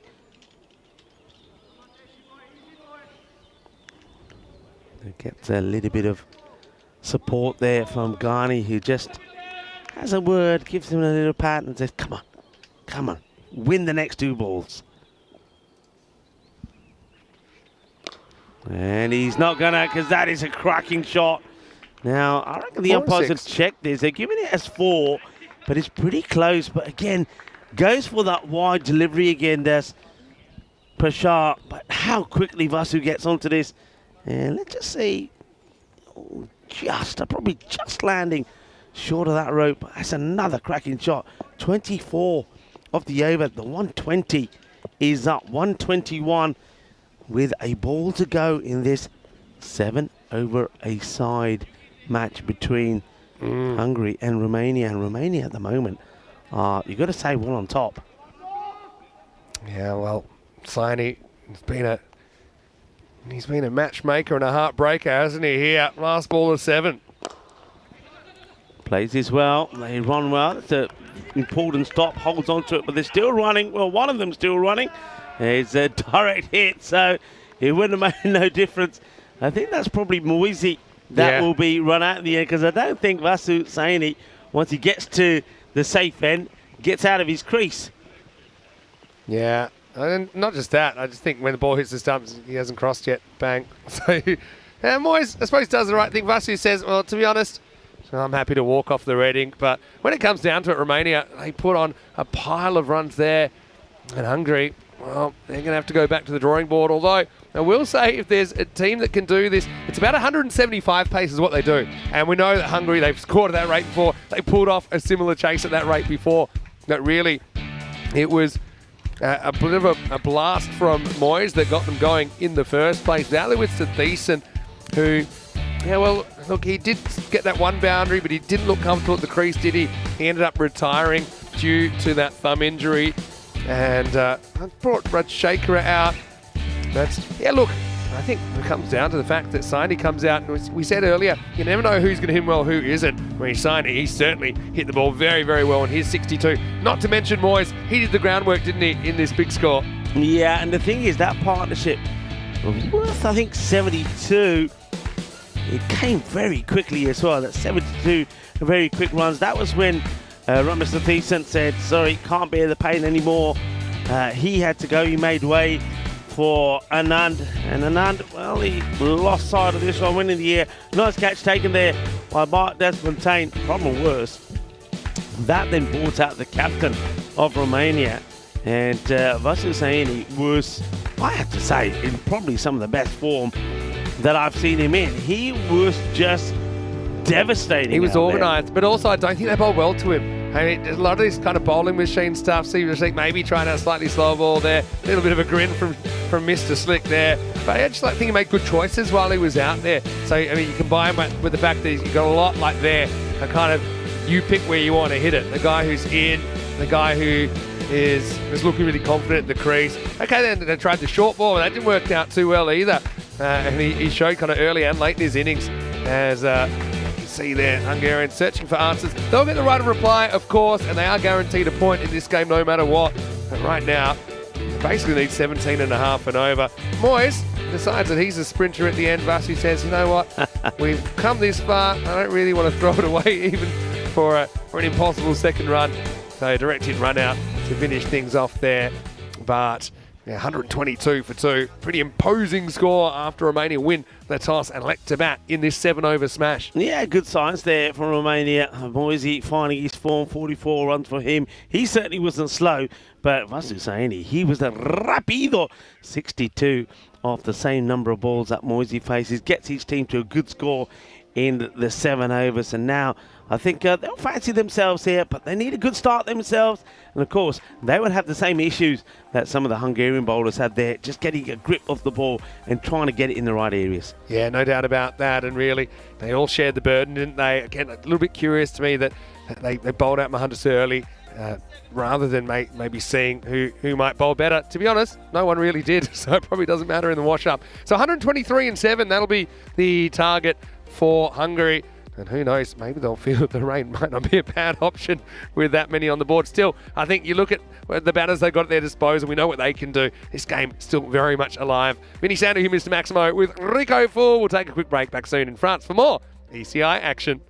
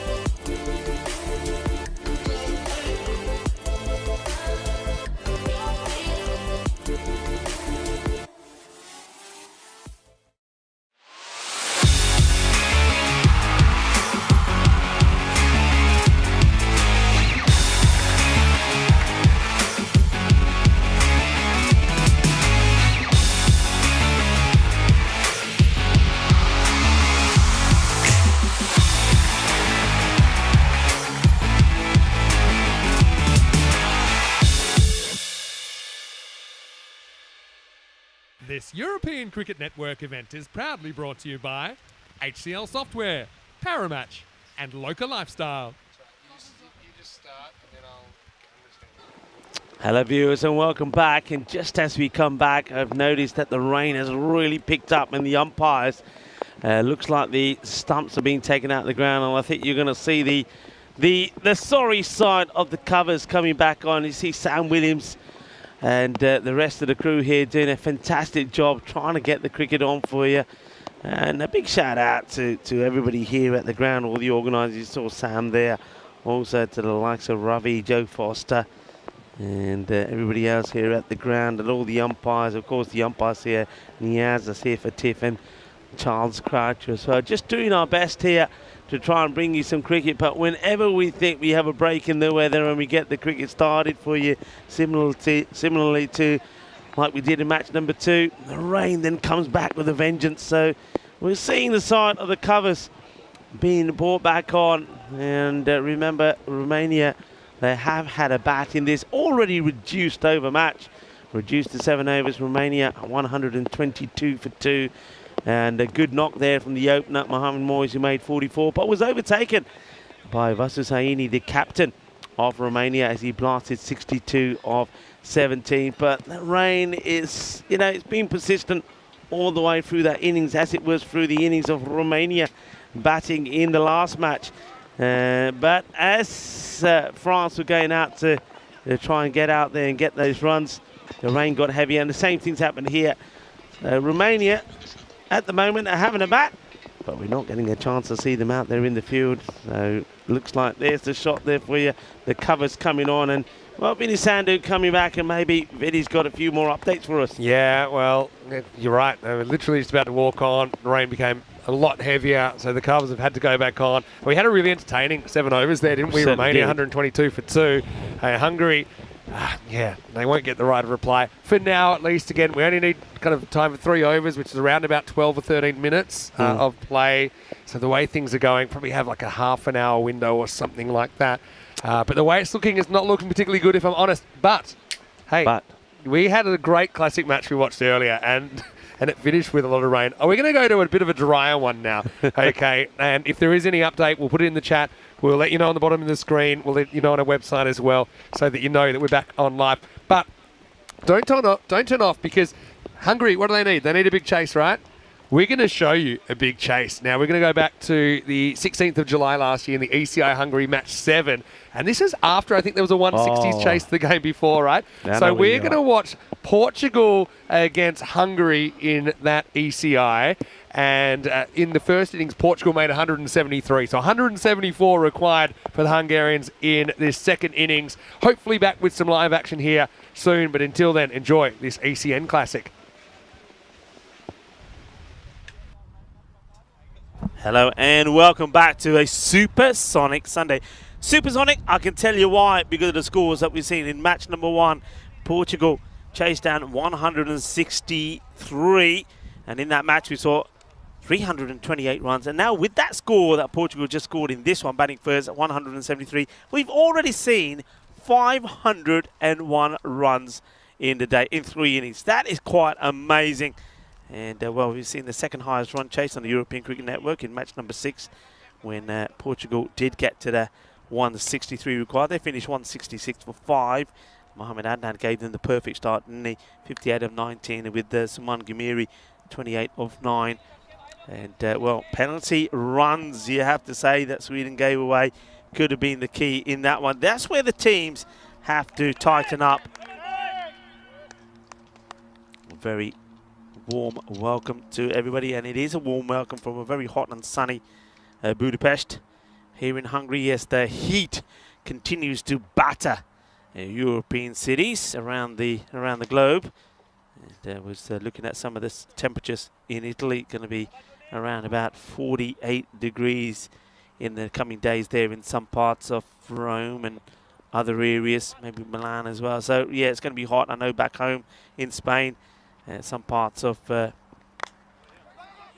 Spain also going to be up in the late 40s. 48 in Murcia, where it's close to where myself and Charlie are from. Where Charlie's actually in the Murcia region. I'm in the Valencian region, and the temperature's pretty high there as well. So, well, a lot of heat, and of course, everyone that's in those areas, remember, stay indoors when it's in the middle of the day, and drink plenty of water, plenty of fluid. Look after yourself, be sensible, as this one is a blast, and it will go all the way. 6 runs, lovely shot from Rasiq. This I like, I gotta say, this I like. He's an opener, have him up there opening, and Rasiq plays a lovely shot, and I just hope that he shines. He didn't do bad with the ball, did he? He took 2 for 24, which when you consider how many runs were scored, is not bad. So Vinoth Ravindran and Rasiq out there opening up. Yeah, I don't mind it at all. Ravindran yesterday played some beautiful shots, particularly out on the offside. He was pulling the ball pretty well as well. And Rasiq just misses out on this one.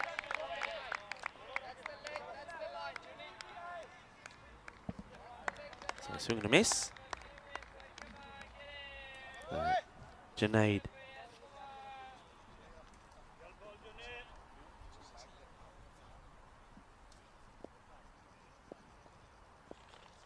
In comes Junaid once again.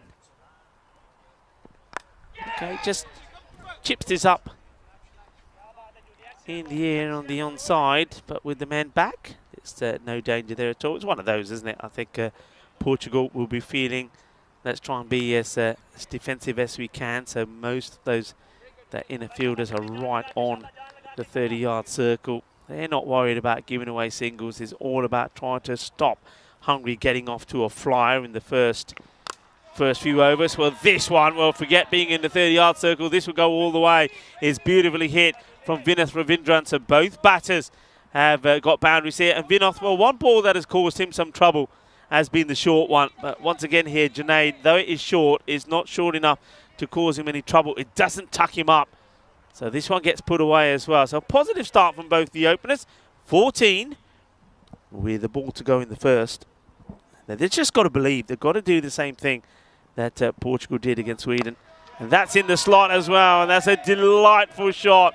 So the over will go for 18. And they're up and they're going. And that was nice. That's Parminder Singh. It's nice to see Parminder out there. And a few players from various clubs coming out. There's Parminder there, dressed in all white. And, well, that's Habitash also at the ground, watching some of the cricket.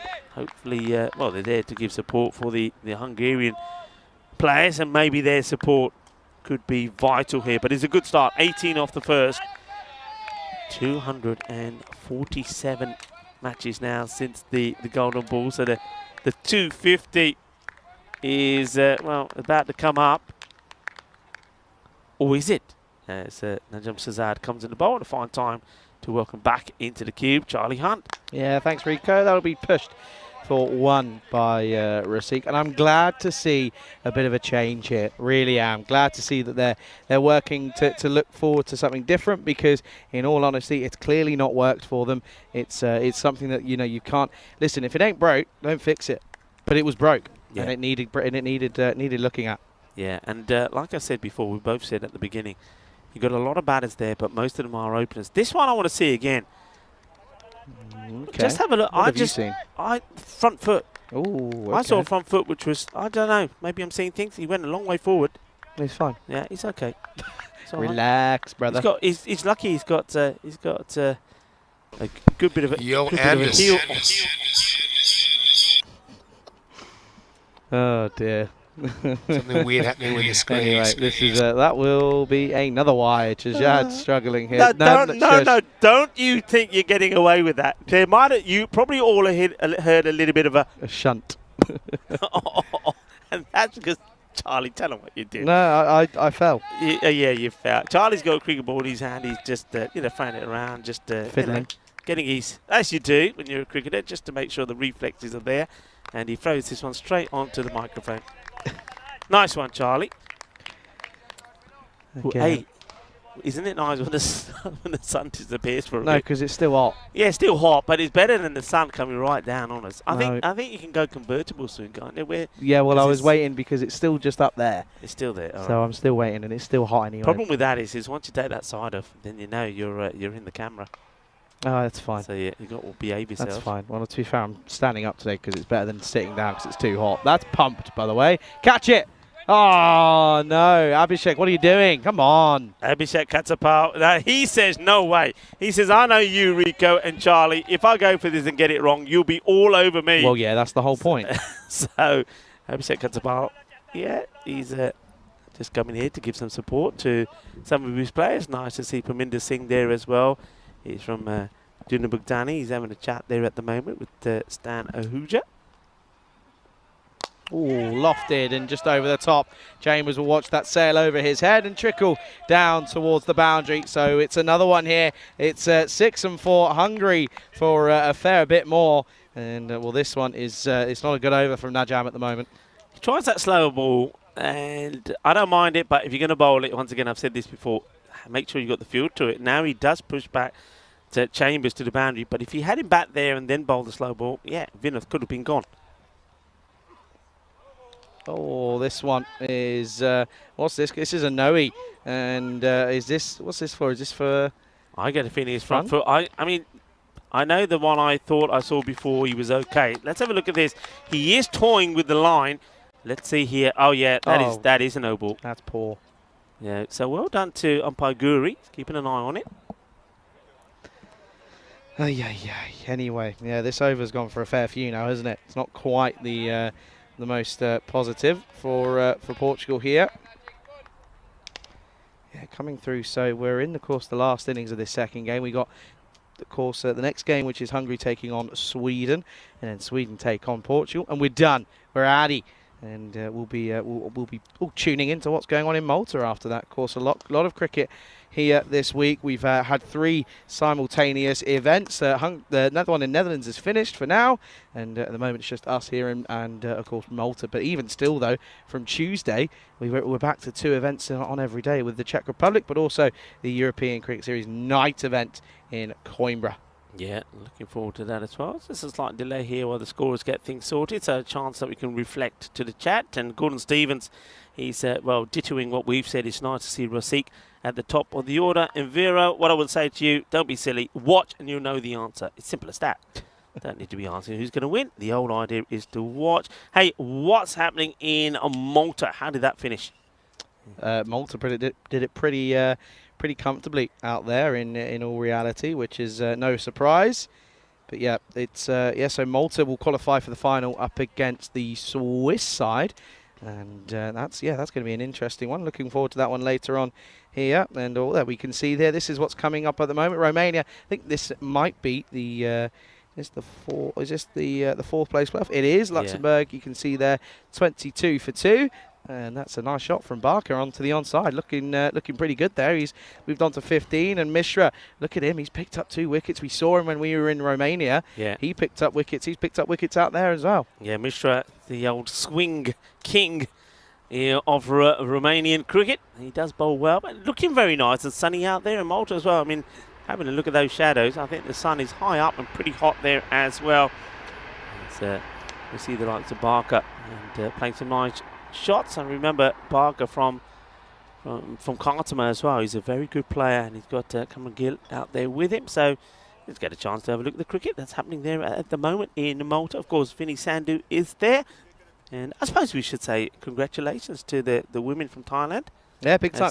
They won the series there in Netherlands. Yeah, but I also want to say congratulations to all 3 sides out there, because all of them ended up on the same points. Yeah. So I mean, that just shows that there's a lot of talent coming up in the ranks or in and around Europe, and the women's game is going absolutely it's going berserk at the moment. And well, that's of course just been told by the fact that we've got more women's events. We've got 3 more planned already this year, with probably more in the books. Yeah, I mean that's great, and I know that a lot of people were last year when we were saying, what do you want to see, and a lot of people were saying we want to see women's cricket. How about some women's internationals? Well, you want it, we're delivering. And of course, big shout out to the likes of Daniel Weston, Roger Finer, and James Scanter, who worked behind the scenes of getting that done. Of course, Daniel Weston. He's probably in Malta today, by the way, because I know he was delayed getting there yesterday. Some more delays on the old airways. That's no surprise. Have you sorted your flights out for your trip to Portugal yet? I haven't. I'm waiting for the message to come through from Bizaway, of course. Bizaway, our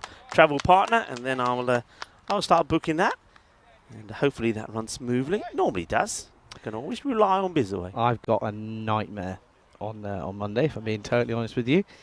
Just the way the cookie crumbles, I guess, at the moment. But again, this over is taking a while. But yeah, we're back into it, and this one has been chomped onto the floor. Yeah, I got a stinker tomorrow. Proper stinker. Yeah, is it 3 o'clock or something? You've got to leave. Yeah, my alarm's going to be set for 3:15. Oh, yeah. That for me. See, when I've had to do those, that for me is like, forget sleeping. Don't worry about it, because I know I wouldn't wake up. At the same. No, I will wake up, but at the same time, I'll be so groggy and just horrible. Yeah. I think I will probably get a couple of hours in. Then up to the airport, and then got an hour and a bit flight up to Milan. Yeah, but wait. It's not a. How many hours shot. You in Milan? Good shot that is, by the way, from Ravindran. He's looking to, he's saying, listen, lads, I'm going to get this off to a start here, but I need someone to support me. That's been the issue for them. And that will be the end of the over. It's 38 for no loss after 2. 6 hours. 6 hours in Milan. Ouch. But you know what the worst thing is? What? I have to check out and check back in again. Oh, it's one of those. Yeah. So my plan was, right, I was going to think, okay, do you know what? I'm going to be in the airport for 5 hours. I was going to pay €30, get into a lounge, live it up big style. But now it turns out I can't even do that because I've got to wait till the check-in opens again. Nightmare, Rico. Absolute nightmare. I was even considering at one point of looking at, in like Gatwick, for example, you can book a hotel for like 4 hours. Yeah. I was thinking of doing that and sleeping and having like a nap. Yeah. But now I have no idea. Maybe you can check, see if they've got this, luggage, where you can lock the luggage away and go into Milan for a bit. I'll be too tired though. I'll be too tired. I'd rather just find somewhere in. It's not good. The good thing is, though, you've got a break there. I mean, all right, it's going to be not a good journey, but then you've got some holiday time. Yeah, I've got some holidays coming up. A bit of time. I'm sure you'll be following the cricket, no doubt about that. But I always follow the cricket. We'll see you in Dresden. I look forward to that as well. I'm looking forward to Dresden as well. Beautiful ground, of course, and I can't wait for that one. And fails to entertain us. He's a lovely guy, Siraj Nipu, and in the action straight away. And of course, there's got to be a bit of a Nipu highlight. The ball into him. Ricochets through his legs, and they'll get a single. I like the move to have him in the power play here, the last over. Looking, of course, for Vindran was very, very promising up against the pace. Now he's trying against the spin, and that's going to be a dot ball. Yeah, it's well backed up, fortunately. So there's not going to be any buzzers there, as Charlie would say. Yeah, I'm going to miss that from Charlie, the old buzzers. I'll throw it in now and again. And, of course, I'll also be talking a lot about brain farts as well. And if anyone's going to tell me off, I'll just say, well, Charlie introduced me to the phrase. Well, this is down the ground, and it will go all the way. Well, pace on or not, Vinod Ravindran hits this sweet out of the middle. Sweeter than a bowl of rasmalai. 6 runs. And I tell you what, sweeter than a chimney cake. I'm going to miss the chimney cakes, I'm going to miss Charlie off here. Just went, I think he's finally experienced a chimney cake. No, I've not, but I'm dying to try one. Have you've seen it now, haven't you? No, yeah, I've been told where to get one. Shot. This one, this time over on the offside, and it's another boundary. Nippo being taken on here by Ravindran. Yeah, this is what you've got to do. It's a nicely played. So come on, what you're seeing, where you're going.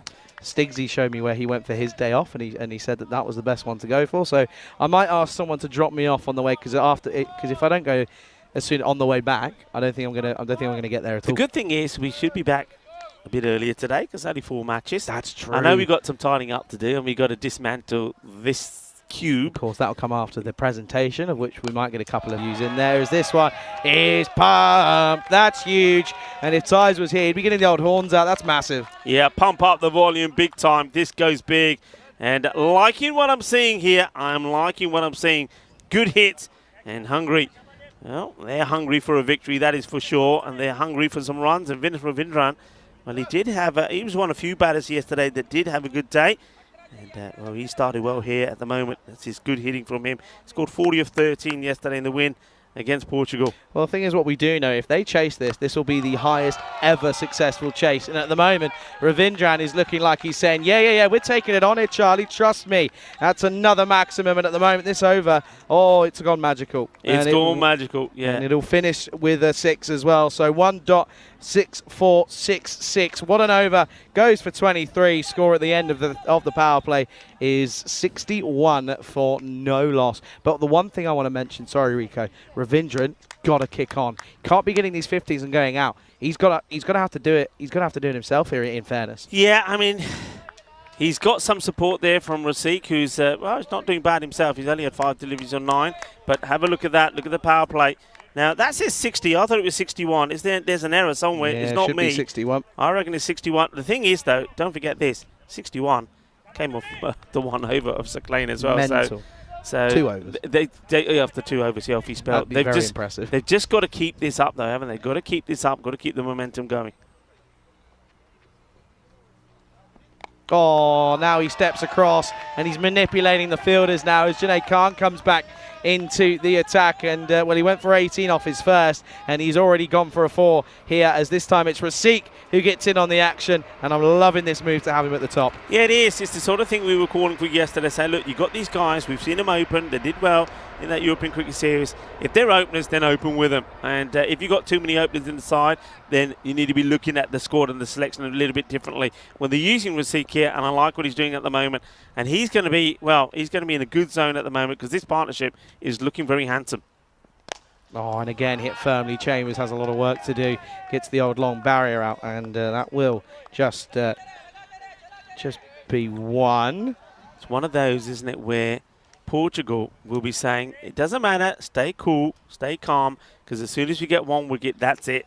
We're in here. But well, of course, thing is, yeah, I was going to say, but of course, that's exactly what Sweden would have been saying when they were bowling Portugal. That's the thing. Portugal know exactly what they've got to do here. It's wickets that are key. And this time, he opens up the offside. And this is when you know a batter is in fine form. And with that shot, he'll bring up 50 off of just 15 delivery, similar to, by the way, how Adnan did it off the 15th delivery. This time, it's a beautiful cover over the top of cover, and it's another boundary. Delightful shot, and Vinod Ravindran, a lovely guy, very humble, and a great cricketer, and that's a great shot from him.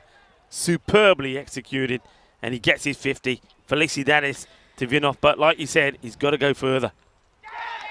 Oh, he's put down. Oh, Kuldeep Golia, hang your head in shame. Oh, this no. might have, no, it hasn't. I just thought for a moment it might have caught him because of the way he was down, but I think it's more out of the disappointment of putting it down. Let's see this again. Yeah, straight in, straight out. He's having a bad day at the office, is Golia. Missed out a couple of stumpings, and he's also missed a catch now. And the one thing as well, by the way, Suman Gimri is a class keeper. I'm just telling you that now. Junaid Khan, though, should have had a wicket. Now he's going to get pumped. Oh, no, we've got a game on our hands here. At the moment, you can see Portugal, well, before that ball, they were 74 for 3, but Hungary, they're now into the 76s here, and the key thing is they haven't lost a wicket. Arriba, arriba, arriba, manos arriba. It's been an incredible day. It's been a feast, a festival of runs. Before the start of this innings, already 500 runs scored in the day. Are we going to see something amazing? I feel like I'm repeating the same thing I was saying, what we was watching in match number 6. Oh, what a shot. An edge. What a shot. No, he plays this. No. He does. Watch it again, Charlie. I'm telling you, he plays this shot. He knows it's wide. Watch the way he plays this. Watch. Oh, that's such an outside edge. What are you on about? But he knows what he's doing. Look, yeah, but he's not trying to go that. No, watch the wrist. No. Charlie, listen to the experience of Rico. Watch the wrist on this shot. Not a chance.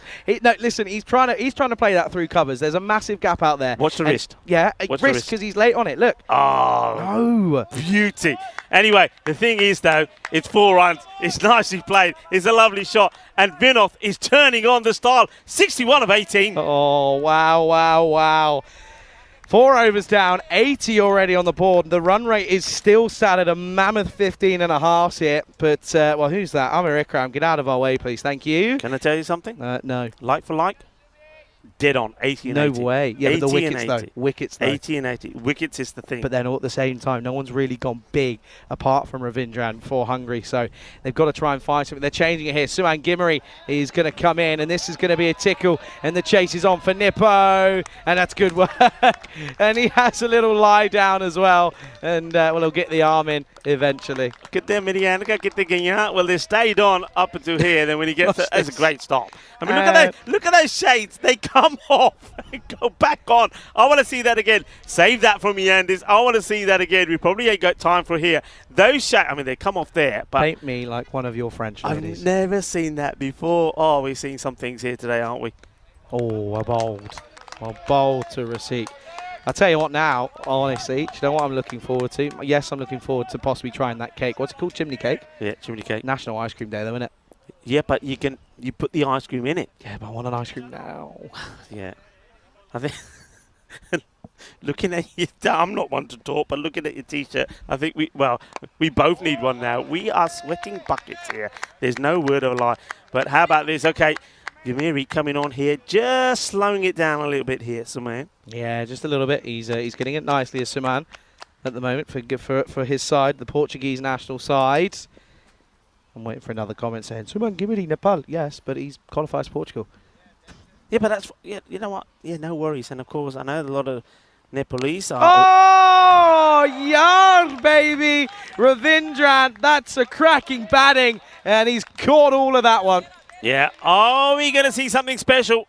Shall we be talking about another 100 here? Should we? I reckon why not? He's had a life, hasn't he, when he was put down behind by Kuldeep on 51. Now he mashes another one out of here. Okay, something special could be on here. Vinod Ravindran, 67 of 19. Got to find a way to remove him.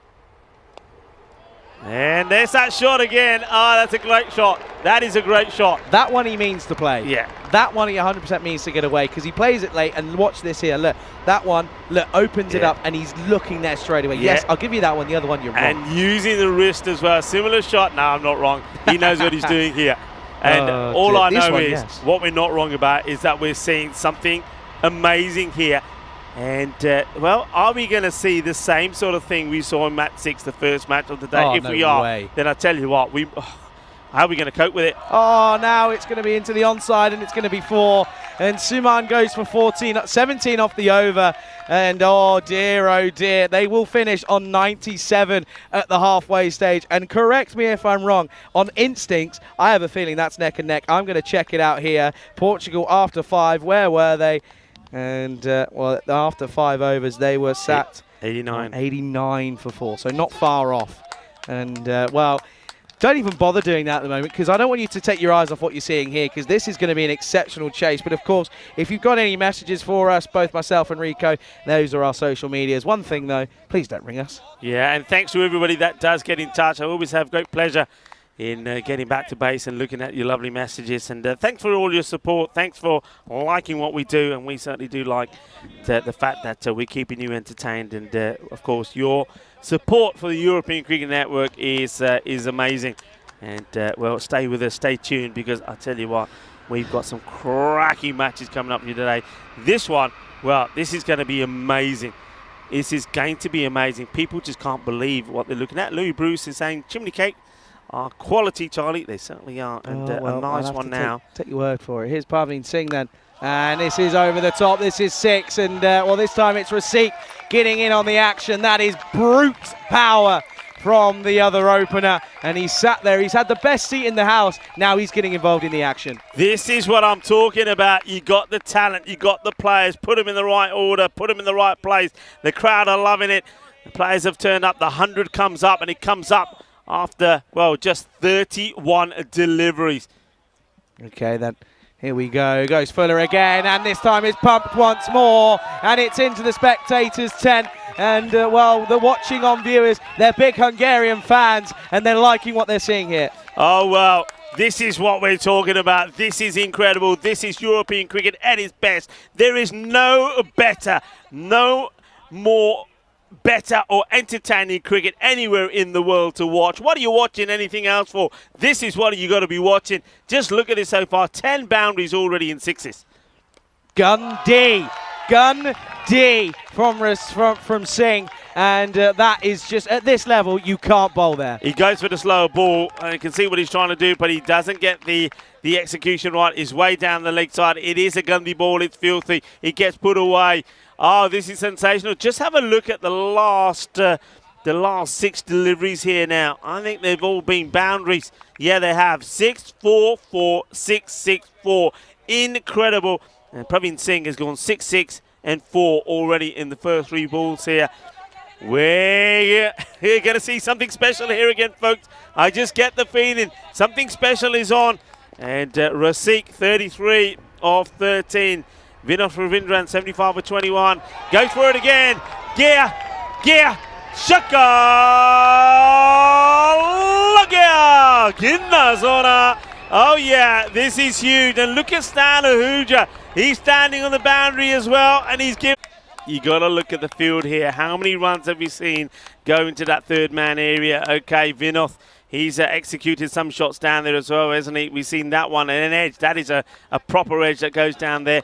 Got to look at the field. I think this is an important moment right here, right now for Portugal. They've just got to take a few seconds here and say, right, let's think about this. Who are we going to bowl? What's the field? Let's get this right before this game just disappears from us. Last ball of the over. Well bowled, but it's a good shot as well. And he's not going to quite get all of it, but they're going to get 2, and that's a big win for them out there, that over. It goes for 28. Score at the end of 6 is 125. Yeah, and look at that, the applause from Vinoth to Rasik. These two, what a partnership this is turning out to be. That one as well, that was a good ball, but it was really well played. Clever cricket all round, good cricket all round, but Hungary at the top here at the moment, unbelievably.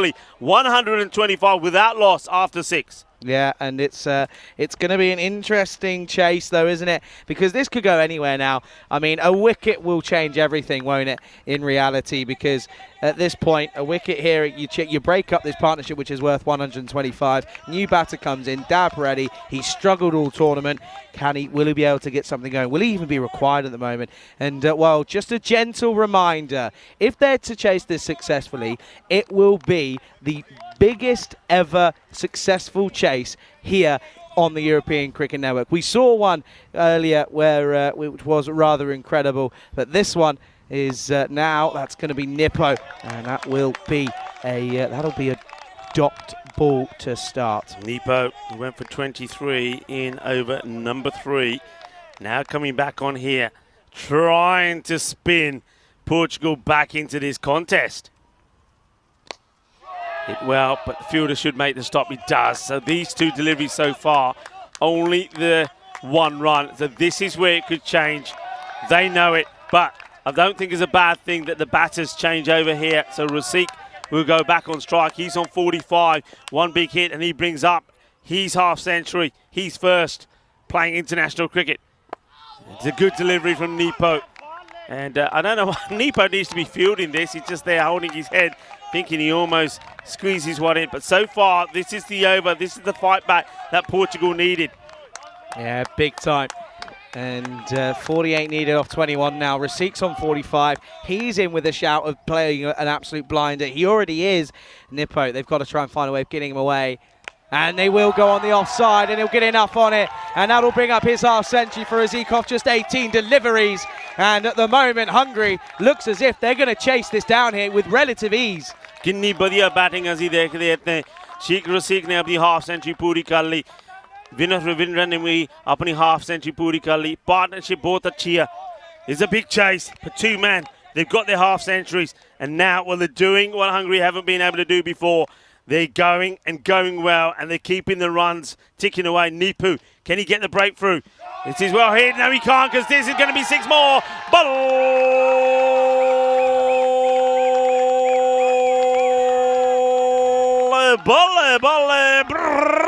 Ginna Sona Shaka Lagya. Well, Hungary, they were a team that were blown away yesterday by Sweden when Sweden scored 200 runs against them, 201, 217, that finish. They'd be hurting from that. And now here they are trying to fight back. This is going to be sensational. 23 boundaries in this innings so far. Add this one as well. This is going to be 1 bounce for Noe as well. And this is going to be the 24th boundary. Oh, baby, this is unreal. Oh, it's 5 is a minimum, isn't it? What are we seeing here? Are we seeing fantasy cricket? This is cricketainment. This is cricket at the highest level. This is the European Cricket Network. This is the European Cricket International Series. We have been treated to some exhibition batting here. Incredible. Noe, big Noe. And it's going to be a free hit coming up then. Here we are then, signal there by James. Free hit coming up. The over has already gone for a fair few. It's gone for 18. Oh, it's another fully, and it's another Maximo. 6 carreritas más. And oh, they're going to want to check this one as well. Don't take your cap back, because I think this gets called, you know. For me, this gets called. It's another no. I'm sure it is. What are they saying here? I think that's another. It could be a 7-up. You know, they're waiting. This is 10th. This is big. Do they call it? Do they not? No, he doesn't. I think that's the right call, though. I think this dips. Look at this here. Yeah, that dips below. That dips below for me. Gotta be, you gotta take the game on its merit, Rico. I know it's exciting, but it's all coming up here at the end of 7 score, 149 for no loss. And well, Hungary in a moment here. They take on Sweden. That's supposed to be coming up at 1:15. Once again, I feel as if that may be delayed due to what we're just seeing here. And at the moment, one thing you got to remember as well is that the time constraints are coming into it yet again here. We're going to see the clock at some stage, but I have a feeling it's pretty tight. Oh, it's going to be tight. What a match. Somebody pinch me. Somebody just pinch me, make sure I'm not actually dreaming. Ravindran is on 76, 25 required on 18. You just get the feeling that, are they going to do this? How can they not? They're going to do this. 25 of 18. And Saman Gamiri is going to come on and bowl again. He's coming round the wicket. He's been hit pretty well. He's going to get it in the gap, is he?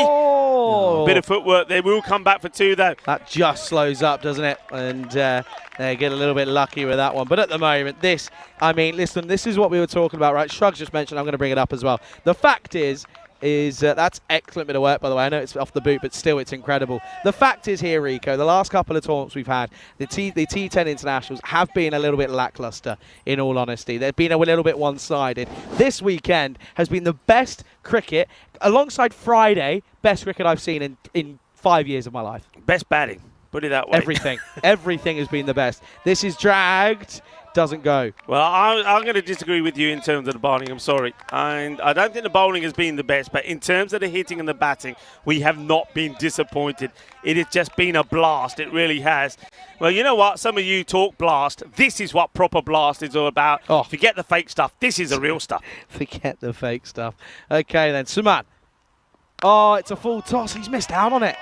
It's a rare miss. It's been called, though. It's been called. Has it? Yeah, square leg umpires called this. It's been called on the field of play by square leg. There you go. Hang on. Let's see if we can go back here. Can we go back here? Okay. Oh, yeah.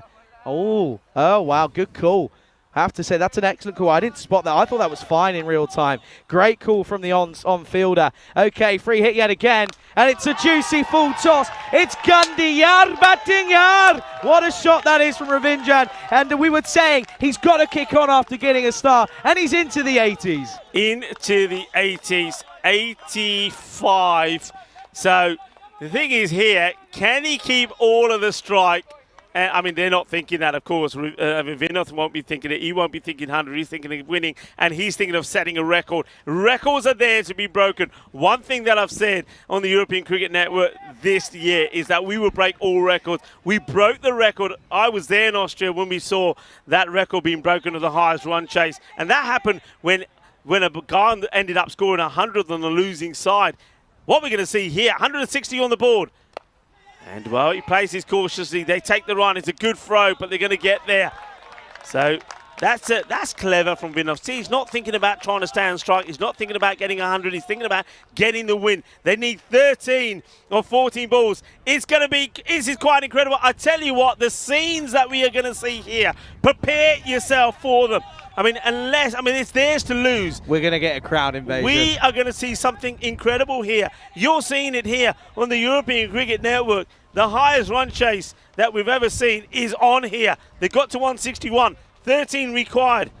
Saman Gamiri wants to try and finish the over well. Yeah, he's got to, isn't he? He's got to try and keep this quiet. And the best news is, by the way, as this is another 6. Oh, this is ridiculous. This is absolutely bonkers. Receipt's now into the 70s, and Portugal have got nothing to give to Hungary here. Hungary are well on top here. What a way to bring yourselves back in to this tournament. And do you know what? It makes the next game even more important as well. Yeah, and what about, let's talk partnerships. I mean, it won't quite be the highest opening partnership that we've seen. I think that one stands at 178, but what a partnership. Certainly the highest international one. Goes down the ground, is well stopped by Gumiri. It will be the end of the over.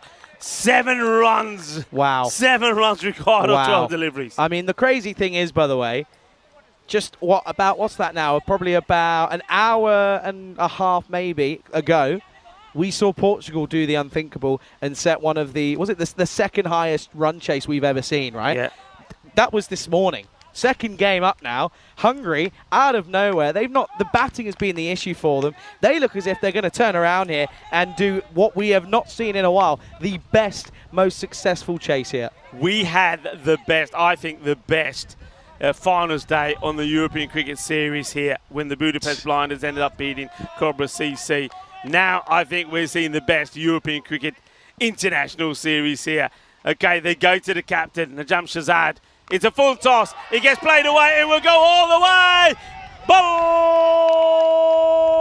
And if this is a 7-up, it could be the match. This could be the match. It could be done and dusted. I think it might be done and dusted. Hang on. It could be all over here. Yeah, it could be all over. It is all over.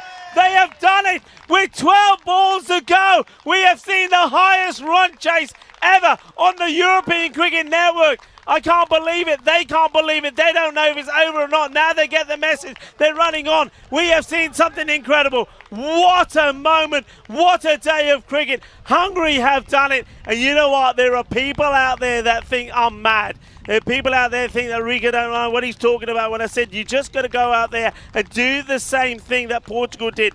Just say, they did it to us, we can do it as well. And you know what, Hungary, against the odds, they've done it. What a partnership. 174 runs. Vinod Ravindran, he finishes 92 of 28. And Rasik, 74-24. We know the guy is class. We know he should be up the order. Finally, they get the right people at the top of the order, and we see one of the all-time classic matches. What a win. What a performance. Absolutely unbelievable. Oh, incredible scenes here. And Hungary, they've got to do it all again, though. They take on the Swedes, who Sweden yesterday put on 201. So it's high-hitting, high entertainment, quality cricket, and it's coming right up, supposedly in 12 minutes' time. But we're waiting to hear on confirmation of that. These highlights are going to be some of the best highlights we'll ever see. Again, what did I say at the end of the last innings? I said, I don't think it's over. I wrote them off last time, but I actually turned around and I said, but I'm not going to write them off this time. And thank the Lord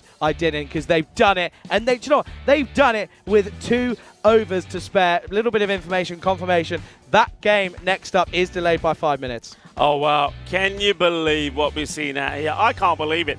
We have seen something incredible. And 2 matches, 2 of the best matches that you will ever see on the European Cricket Network. We saw match number 6, 162 to 166, and now this one, quite amazingly, 173 to 174. Yes, folks, you heard me right. It has been an incredible day on the European Cricket Network, and it's been an absolute pleasure to be here and watch every single ball. Yeah, it's been a pleasure to be alongside you as well, and it's incredible. I mean, some of this hitting, but you know what? Don't take anything away from the hitting. The bowling was abysmal. There's no 2 ways about it. Full tosses, wides, no balls, free hits, everything that you could ask for. Slot bowling and absolute scenes here. Hungary, they have set an ECN world record of the highest successful chase. And the thing is, though, as well, they looked like they had no chance. They've only won the 1 game before this one. They ended up getting absolutely punished for 173, but they do it with 12 balls to spare. Look at this here. I mean, this is going to be... The best thing is, by the way, the most impressive fact, openers. Yeah. the openers, they make the change. They listen. Well, they probably don't listen to us. They probably were going to do it anyway. But it was the one thing that we were saying. Look, you got someone like Czech Rasic in the side. You've got to get him up the order. You got to get him up there. Got to get him and allow him to do what we know he can do. They listen. They make the change. And well, Ashwin Daraparetti doesn't even need to go out there. What a partnership! What a win! It is quite incredible. And well, Nick Devonshire, he's gifted a European Cricket Network membership as a result of that. I think people are in shock. I mean, shockwaves are going around the world at the moment because we're seeing some of the craziest cricket that you ever seen. I mean, I said that before the start of that innings, that 501 runs were scored already here in the day. Well, you know what? Add another 174 to that. 675 runs have been scored in 4 innings of cricket. You tell me, where do you see that anywhere on the planet? You don't. Only on the European Cricket Network. Well, the action is going to continue thick and fast. Hungary are back in action. Well, they're hungry for more success. And when you imagine that the runs the teams have scored here today, Portugal have scored 166 and 173. Sweden have scored 162. Hungary have now scored 174. And now Hungary up against Sweden. I reckon there's more runs to come here. Well, we're going to have to take a nice cold shower from somewhere and get a nice cold drink because that match, as we say, is coming up in under 15 minutes' time. Join me, Rico Fall and Charlie Hunt on this superb, supersonic Sunday here on the European Cricket Network.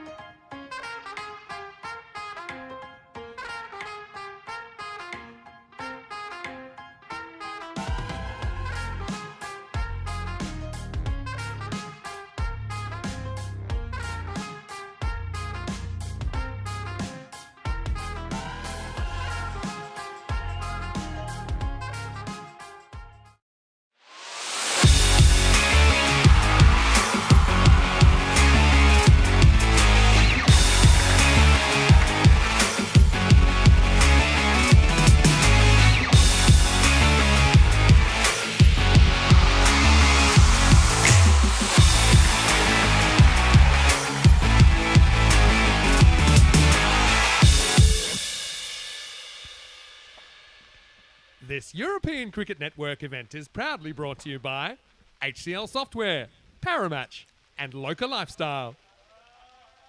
Hello cricket lovers and welcome back to the Dreux Cricket Ground in France. And unfortunately at the moment it's not good news. We've had a couple of times that the rain has let up. It looked like we might be able to get started here in match number 4. But as you can see there, the covers, they are still on and the rain is still coming down. They're feeling moderately at the moment, so it's going to be too difficult to make a start at the moment. Pushing the start of match 4 between France and Hungary, and still no start in sight at the moment. But what we will do, we'll keep you up to date as always. If you look at the bottom of the screen, the text should give you the latest updates, and also you can log in to our chat on our YouTube, ECN, European Cricket Network. But as usual, we're not going to leave you without any cricket to watch. We just saw an incredible 174 chase by Hungary back in July 2023. Before that, we saw a crazy golden ball between France and Belgium. That actually kept the French team alive in ECC 22. But right now we're going to go to the ECC last year, the Euros of Cricket 2023. It's the very first match of this series. So it's Group A match 1, and it will be the French team in action taking on Spain in Group A. Noman Amjad of France won the toss. He elected to bat in this one. So we're going to take you all the way back to the 25th of September last year. Stay tuned for this ECN Classic from the ECC. The next voice you hear will be Rico Full. I'll be joining him in the commentary box. Hopefully see you back for some live action shortly. But until then, enjoy this trip down memory lane.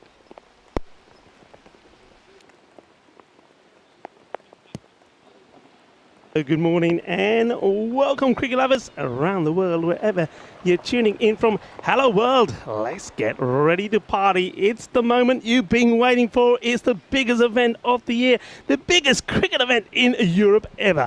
Yes, it is. It's the European Cricket Network European Cricket Championship 2023. And as you heard from Mr. Maximo there in the middle, this time around is the biggest one ever. 31 nations will do battle.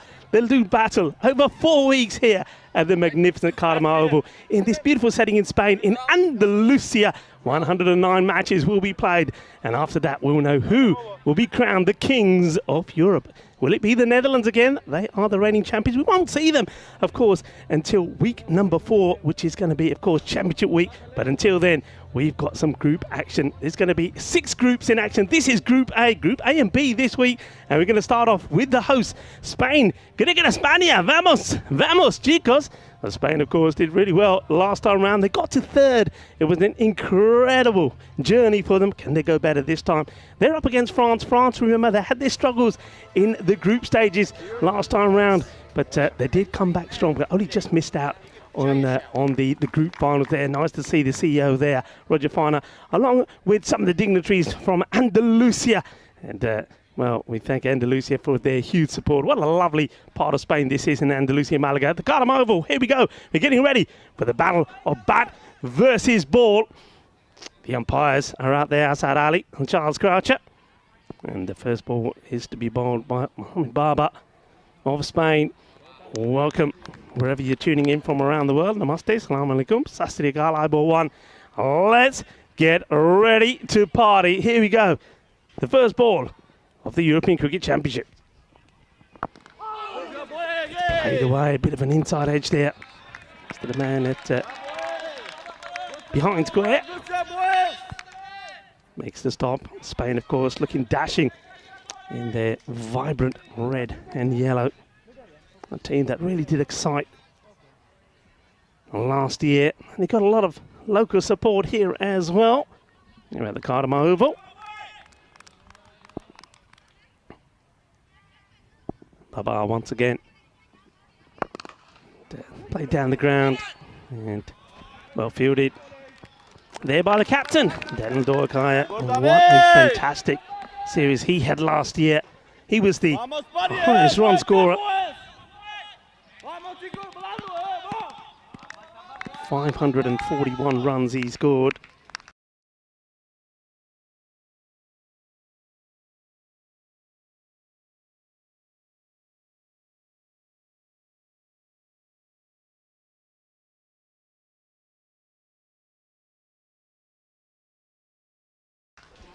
He's certainly going to be key this time around. Of course, leading the lads with that injury to Christian Munoz-Mills.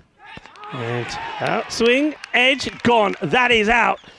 And it's just a big swing. A good bit of bounce there from Babar as well. No mistakes from Awais Ahmed behind the stumps. So the first wicket of the Euros of cricket here, the European Cricket Championship, and it is Mohamed Babar that takes it. And that is the end of Zain Ahmed. He's going to have to make that long walk back. One of the batters that you'd expect to do well here. He goes early, here we see it again. It gets that extra bit of bounce. That one does really climb up, a little bit of away movement as well. Finds the edge. And Awais Ahmed, make no mistake there at all. Just trying to give it a big clobber, isn't he, Zain?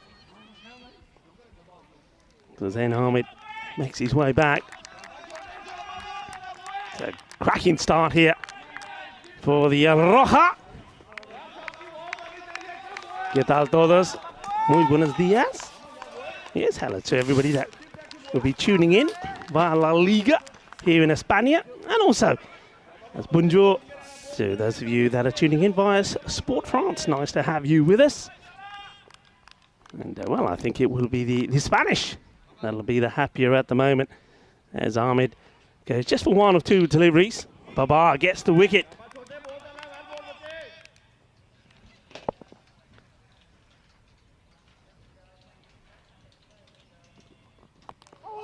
Gulami just plays this one down. We're starting this year from what I call the lake end.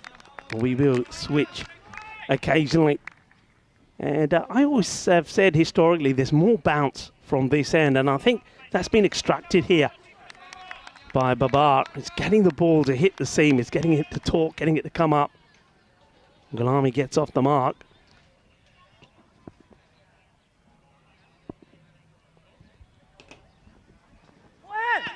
Wild swing.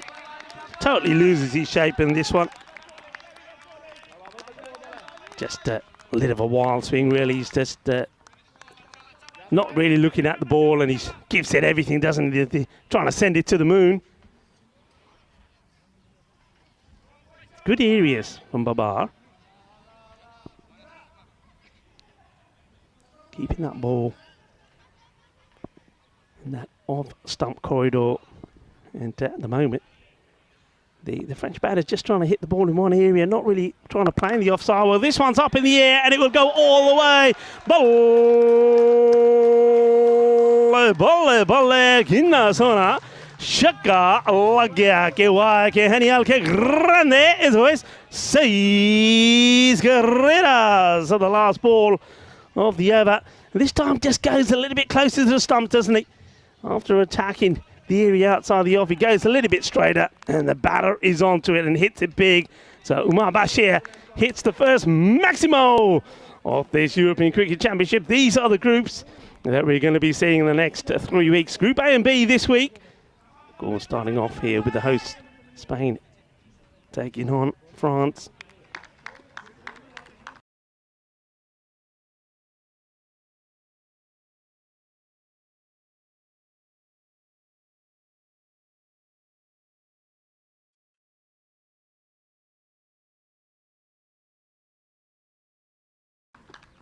France, of course, last year, they had their struggles in the group.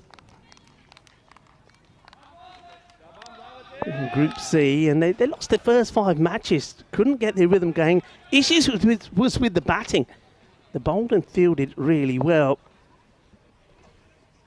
and didn't make it through to finals week. They lost out to Belgium. One was down the leg side from Hamza Salim Dar. Now this guy is a very exciting prospect. Excellent all-rounder. He was the third highest scorer last time round when he scored plenty of runs for his side, 268, and also he was the pretty useful with the ball as well. Short, and this is clobbered away, a little bit too short. Fantastic hook shot. So Mukhtar Gulami gets his first boundary and smiles on the faces of the French. That's what they want to see. Nice shot, but a little bit too short. It's just got to get this ball slightly pitched up, and straight away you can see that DDC captain having a chat there with Dar and saying, come on, get this ball pitched up a little bit more, but a good shot. What's the reply from Dar? He does go outside the off and sneaks it inside. Which is there for Oace. Yeah, so going back to France, of course they beat Luxembourg in Eliminator number 1, but then lost out to Belgium in Qualifier 2, and lost badly, only getting 68. Belgium getting there with 31 balls to go. Goes for it, high up in the air. This is a chance. Goes a long way up, and it's been called, and it's been easily taken there by Mohamed Ishan. So no mistake, so a wicket for Dar. And there's a good one to get. He was looking pretty dangerous, wasn't he?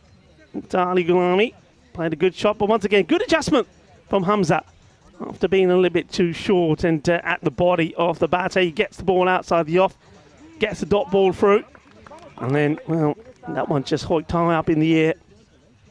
And no issues at all for Mohamed Ishan. Comes round and takes a really good catch. So 2 wickets down here now. Just watch this. Just doesn't get it right, does he? Watch the way the bat just slips in his hands, goes aerial. And a good catch that, nicely called. You can see that Atif Mohammed was there as well. But Ishan says, here's mine, Gajmira. And he takes it as well. Otra más for Equipo España. 14 for 2. France here. So another wicket goes down in this, the second over.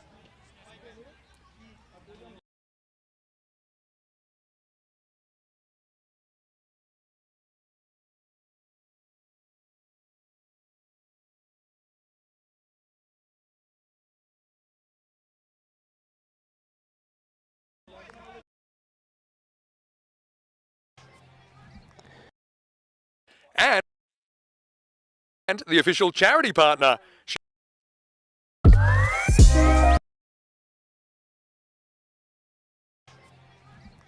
Buenos dias. Point back. Backward point area. And they're just trying to go cow corner all the time. Dark, can he finish the over well? Well, he goes very wide and too wide outside the off this time. A wide ball signal by the umpire. There he is, the Sheriff. The umpire, Charles Croucher. Asad Ali is the man at square. Man in black, Nirmal Singh from Italy. He's the third umpire. And of course, as we saw at the coin toss, led brilliantly by the one and the only Sir Rob Kemin. Looking dashing in his blazer, as Vinny said. And this is going to be a minimal. Minimal, of course. What we hear on the European Cricket Network say is 5 because it's a wide. It goes all the way to the boundary, 5 wide. So valuable bonus runs here from extras for France. Remember, we've seen a boundary in a 6 and 4. And now we've seen 5 with that one. That's a minimo. And just like that, now the score starting to look pretty decent. 25 for 2. Still a ball to go in this, the second over.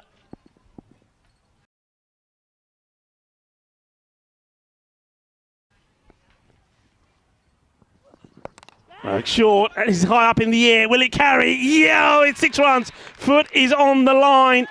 So Mohamed Baba does take the catch, but he plants his left foot on the line. I think you'll see this on the replay. We have it. So it's 6 runs, 6 carreras. Manos arriba, arriba, arriba, arbitro. Porque eso es una 6. Well, fortune favours the brave. Swings hard at this. And just have a look at Baba here. That foot just there on the rope, and that is 6.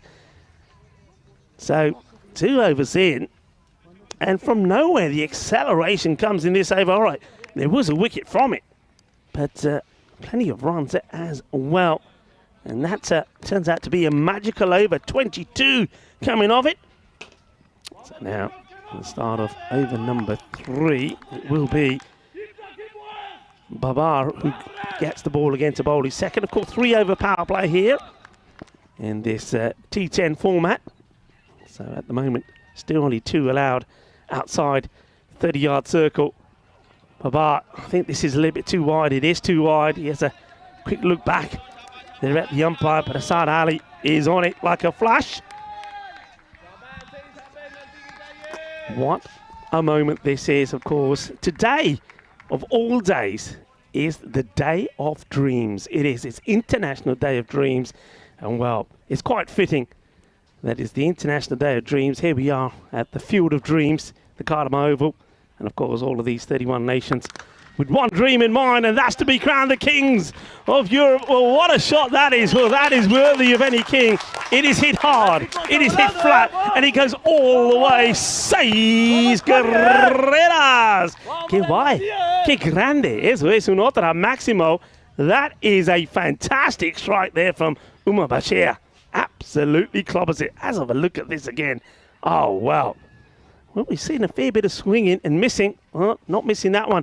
And now it's pitched up. Oh, it's been smashed right back at Babar. Now that goes down as a chance, but this could have done some damage. I know that Mohamed Babar, he is a strong, mighty person. But this has been blasted back at him. That is travelling. And this could be nasty. And Mohamed Babar is not one man that you want to see injured. And that, yeah, I think that sort of hits just between the palm and the start of the fingers. That's going to be one that hurts. It's a good time to welcome the one, the only, the legendary Mr. Maximo Vinny Sandy. Welcome to the, well, what a view, what a viewpoint this is.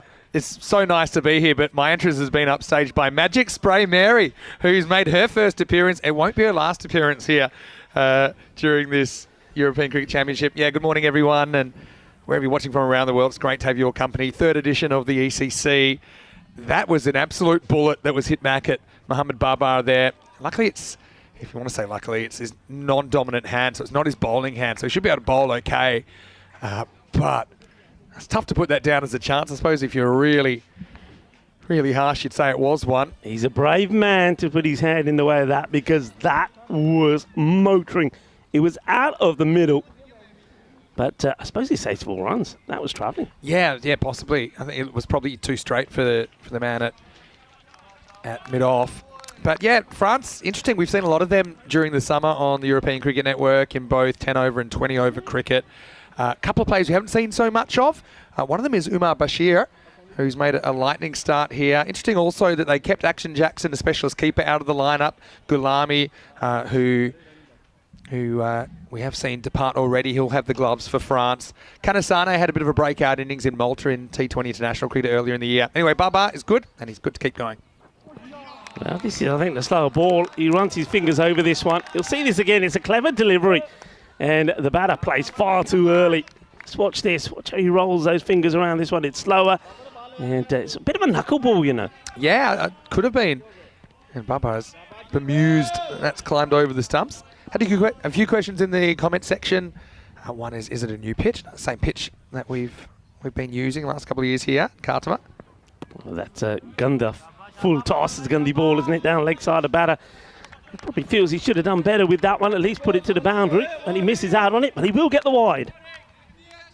A few questions as well. Nabi was in the squad for France. Of course, he led Dreux with the bat to the ECL Trophy, the Champions League, earlier in the year, but he was a late withdrawal due to some availability issues. Oh, he gets hold of this, and he's going to go all the way. Well, that's a big hit.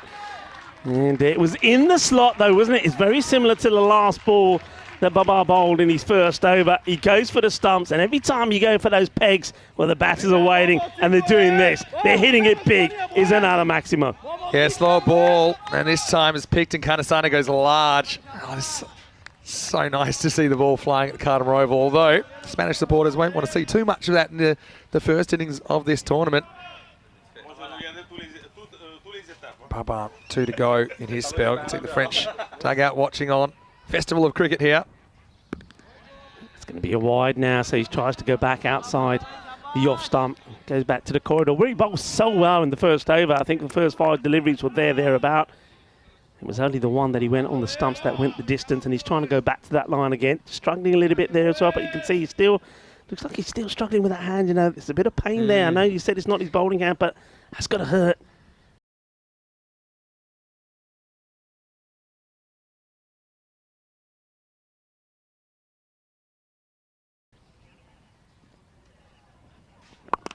shot. And this one will go all the way as well, I think. And it does.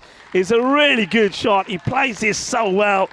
And, well, can I say, after himself swinging a bit wildly when he first went in, it's almost like they're settling in here now, maybe a few early nerves, but now that's a really good shot. Just watch, gets right under it, and he lofts this over the infield. 6 runs, good hit. Yeah, really good hit. Once again, he picked the speed well, didn't he? And I suppose one thing with Bubba, because it's an external injury, there's every chance he could go off and still bat. 50's up now, last ball of the power play. Oh, just wide of the fielder. It was a teaser, wasn't it? For the man who's out there, that's Yasir Ali. And Yasir, I think he thought he was in with a chance here, but that ball just got past him. It's going to be 4 more. So 6 and 4. And what do we say on the European Cricket Network? Hungry for more. That's right. Well, I think a lot of people are hungry for more action, and we're going to have some action. Vinny, the biggest event ever, the biggest cricket event ever in Europe this is, without fail. 31 nations, 4 weeks of action, 109 matches. The thing is, not just in Europe, but the world, actually. Yeah. We're talking 31 nations coming together in one location for a 4-week festival of cricket. It's something unlike any other cricket in the world. You know, it's different. You can't really compare it to anything. I just think that pound for pound, you're going to get more action here than anywhere else in the world. Consistently, we'll have 5 matches a day. We'll have finals days every 3 days as well in the group, so a lot on the line. And remember, all these players, well, most of them anyway, the overwhelming majority, they're amateur cricketers. But this is their chance to shine. It's their big stage. You called it the Field of Dreams. It certainly is. And here's a very good young cricketer we've seen develop over the last couple of years, Atif Mohammed, young left-arm seamer to come on in the 4th over. So very good power play in the end. Yeah, they lose 2 wickets, but 57, that's really fast going. And he starts with a short one, and Umar Bashir bashes it big over the leg side boundary for 6 runs. More applause, of course, from the French. Yeah, I mean, they started very nervously. They lost those 2 early wickets, but that one over, that magical over from Hamza Dar, just really, with those the extras in there as well, a couple of boundaries, it got them going. And now, well, they're off to the races, aren't they? I must admit, this man would have been my preferred choice to open the bowling, Atif Mohammed, rather than Hamza. Hamza didn't bowl that much last time round, so it was a surprise move. So let's see if Spain can break this partnership. It's looking pretty healthy now.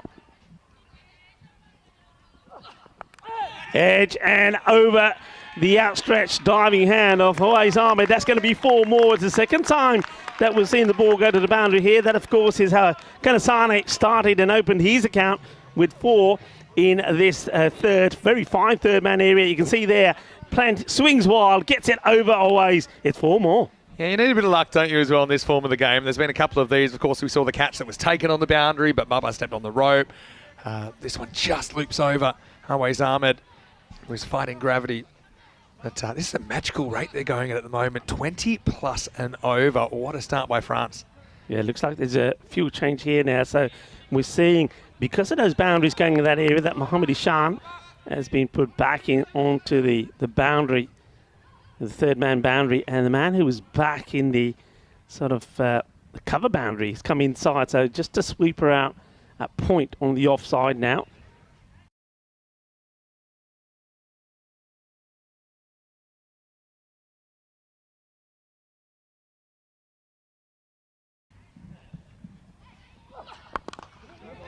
Gets played towards mid-wicket. And they kind of like Atif bowling overs 4 and 9. It's just kind of what they've done. They think, you know, it's when the batters are really trying to get on with it, I suppose. And he bowls an awkward kind of length normally that, because he's so tall, it bounces a bit more than you think. And so he's tough to take down the ground. But yeah, super excited for this. Of course, Coy Ruckers, who's one of our ECN commentators, he's not in the box though in Group A because he is actually the national team coach of Spain. So I know he's been preparing pretty hard. It's an edge up in the air where they made the field change. And it rewards them with a wicket. It's a good catch taken there by Hamza Salim Dar. He doesn't make the mistake. Kanasane, well, he's been a bit lucky in this third-man area, but this time the luck runs out. They get the wicket, they get the breakthrough, and it is Atif that does it. 68 for 3. Yeah, so hold your catches. That's one of the things which I think is going to be super important in this series. And again, tries to go leg side, more or less a leading edge, hangs up a long time. Hamza has plenty of time, and I think Iswaran almost does the limbo trying to work out where that one went. And you can see Hamza had no problems at all picking that one out. Looking magnificent in his wide-brimmed red hat as Kanasane makes a useful contribution there. 26 in just 8 balls, but he's the third wicket to fall. It's 68 for 3. Yeah, he's done his job, hasn't he? Don't forget when he went out there, they were in a spot of bother and lost early wickets. He's got a partnership there with Umar Bashir. So it's a good platform for the other batters to come in. And that rate, I mean, like you said, is pretty scintillating. It's pretty quick. So really, batters can come in and they've got time to get in. They don't have to go swinging straight away. That's true. I mean, it's worked so far, though, even with those first couple of wickets earlier. They just kept on swinging. Atif Ahmed, it's a good example there, what I was just talking about. That extra bounce just meant that Kanasane wasn't in control of the shot. Amjad, the captain, to bat 5. And Amjad wants to go big straight away, and he gets lucky. Doesn't get this out the middle. They should come back for 2. And they will. And it's the first double that we've seen in the championship. Mostly it's been, well, just singles and boundaries, isn't it? One of the issues, I think, for Spain, they won't be happy with the amount of extras they've bowled early. They had the minimum of the 5 wides, which obviously never helps. That's just something I'm sure that they're keen to turn around. I haven't had too much time to chat yet, but it's my first time in the box with you for a couple of weeks. Last ball, the over here from Atif. Okay, high in the air, but this one I think is going to go all the way. Oh, well, it comes inside. Well, that absolutely amazes me. This one comes inside, looks like it's going all the way. The fielder gets a chance on it, which I didn't think was going to get anywhere near it. That's Hamza Salim Dar, but the catch goes down, it goes for 4. Yeah, they're all smiles here because of the result. Amjad, again, not in control of this. It looked like it was flying, but just held up, didn't it? And Hamza, in the end, he's behind it, isn't he? It's one thing to not take the catch, another thing that it actually goes to the boundary. So a lucky escape for Amjad as we get to the end of the over. It's 74 for 3 after 4. Yeah, look, Amjad is not one that you want to be putting down. This guy was the pick of the players last time. He scored 143 runs, and on a number of occasions he was instrumental. Remember the 23 he scored to beat Malta in match number 18, and then also him and the other Amjad were key in the eliminator win over Luxembourg, where he scored 24 of 19. So you don't want to be giving him a chance. They did, and it could cost him. Yeah, potentially. Anyway, it's going to be Hassan Ali to bowl over number 5, so it's his first ECC. Again.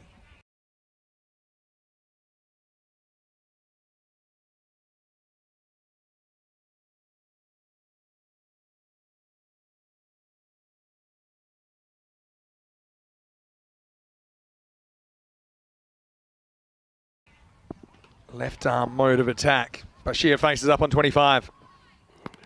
Big wild swing, just sneaking this one in, but doesn't get his body to go across, does he? So I think last time I was commentating, you was in Germany, and of course, people might not realise if they're watching ECN for the first time, or maybe only ever watch when we come here to Spain for the Euros or the Champions League, that we actually got cricket all throughout the year. We've got over 20 locations during the year for European cricket. Doesn't quite get this out the middle, does he? But gets enough to get it over the head of the bowler. Nice to see Hassan Ali in the side. Definitely. Yeah, it's a good selection again. He's not quite a replacement for Mohammad Kamran, who isn't in the side. He's unavailable for this series. But yeah, provides another left-arm option. Yeah, but I've just come from Rome for 2 weeks.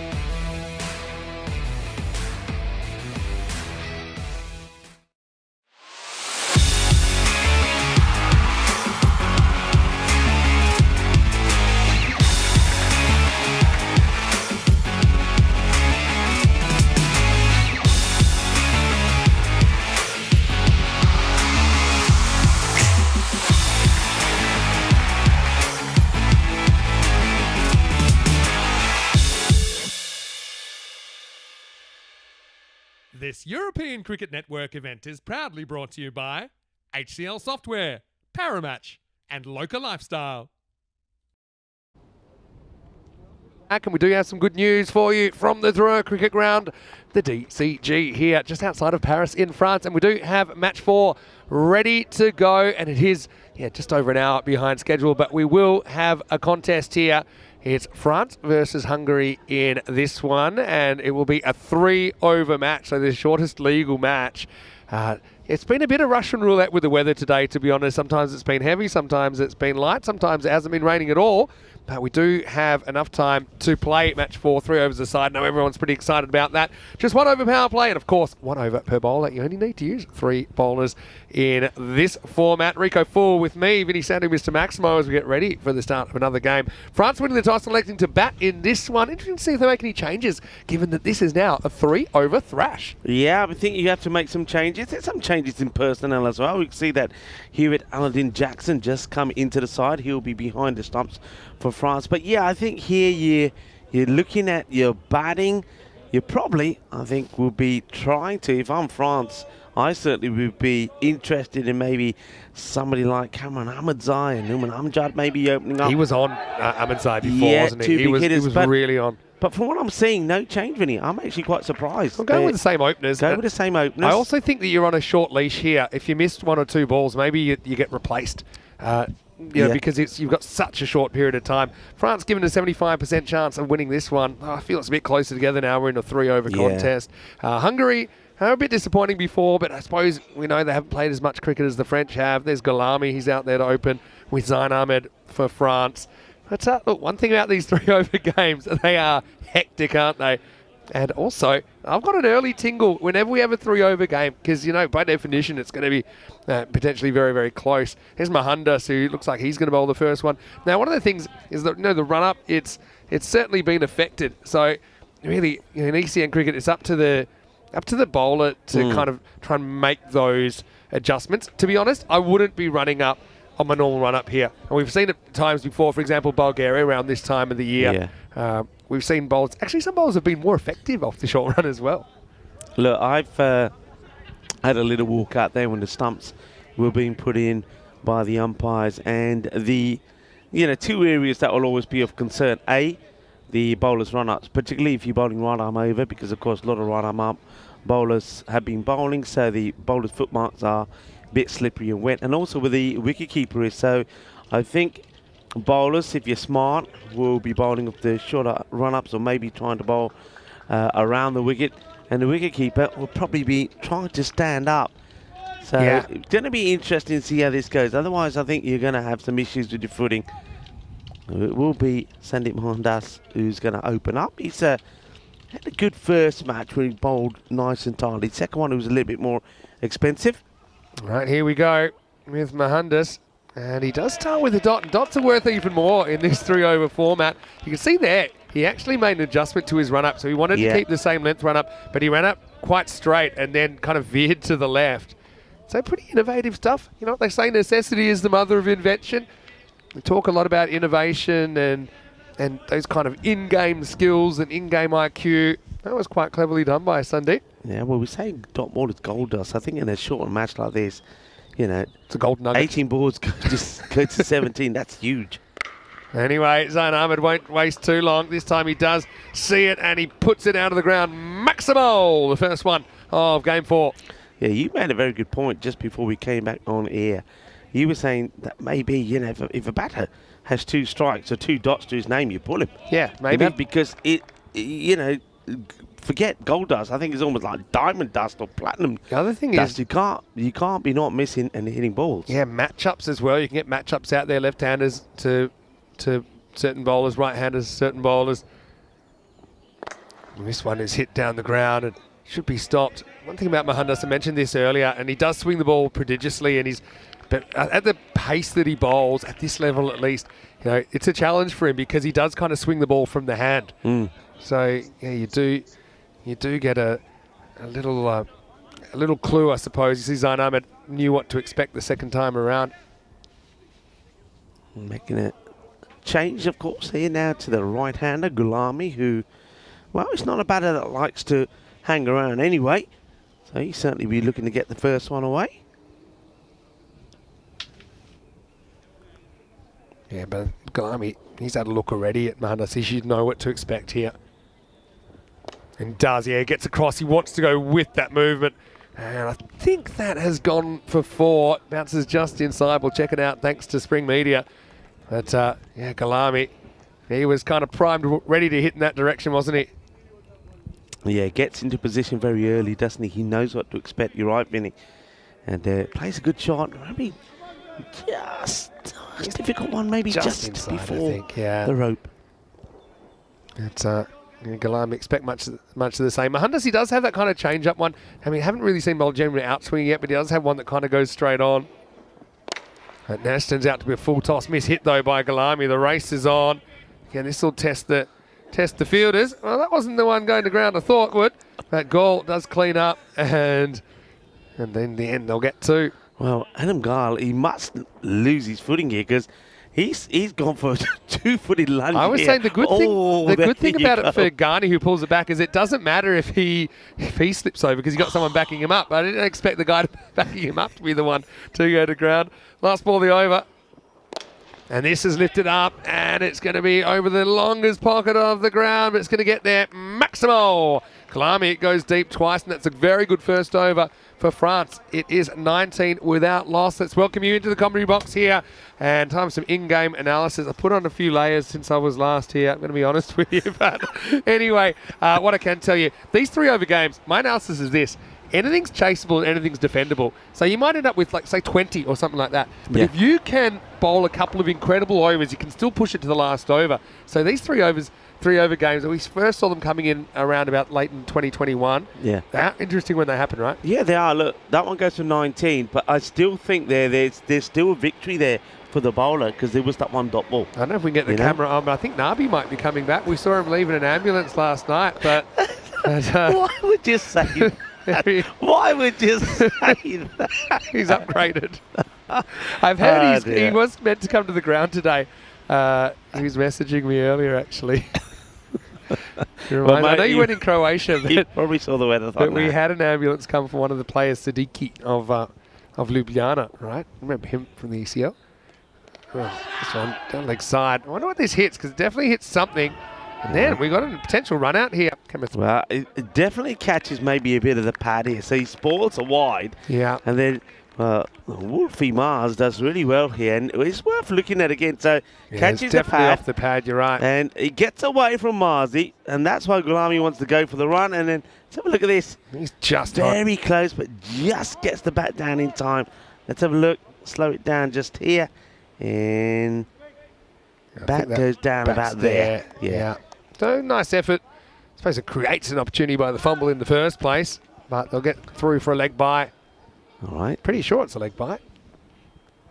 Didn't see a signal when I was looking at the replay. Given, it looks like it's been given as a run. Well, this one's hit well, and catch goes down. So they'll get just a single. So, look, all right. Abbas Ghani, first ball.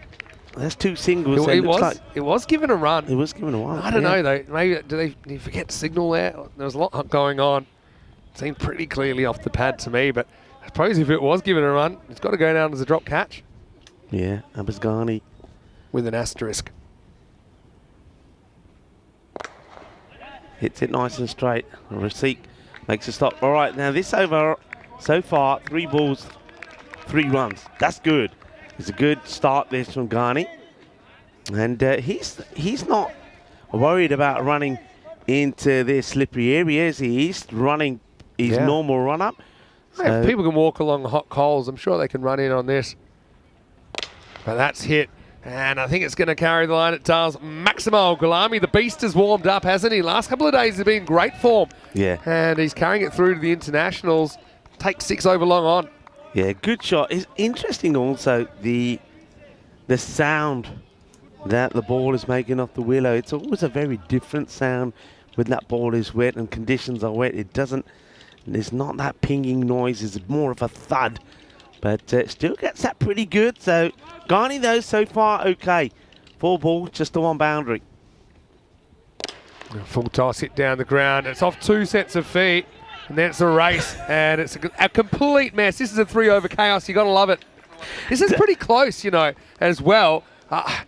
I'm replaying this in my head. I reckon he might just be out or just. I think it might have been the batter it's that actually, stops it. It does. Yeah. It's a non-striker, and then it's, all right, it's let's off have a look at the this. bowler's foot. I think he's gone. Out. I think he's out. Just. So his own partner. Yeah.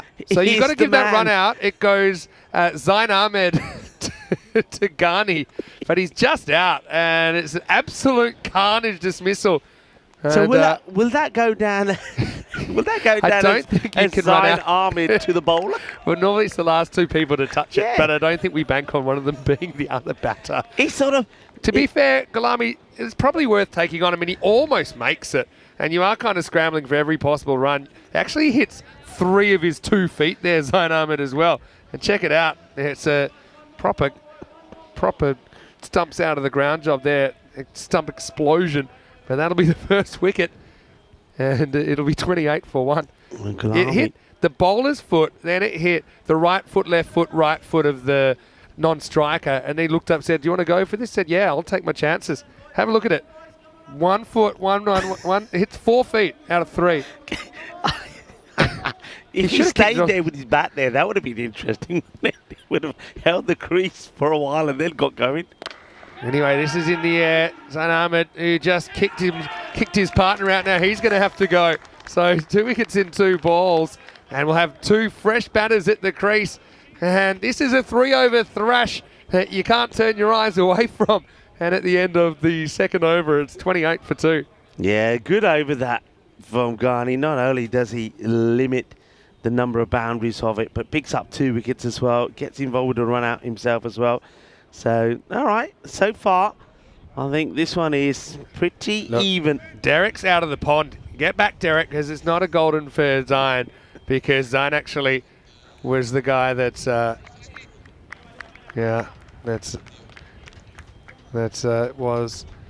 at the non-striker's end when that run out happened, but then they were able to cross. Anyway, into 2 overs. So, Rafiq will bowl the last over. Cameron Ahmadzai is there with Kanasane. So, again, I think the game with Kanasane here probably because of the amount of batting that he's had. I'd be going Cameron Ahmadzai. Ahmadzai is there. Ahmadzai's already out there. He was out there already, but I would go with Numan Amjad.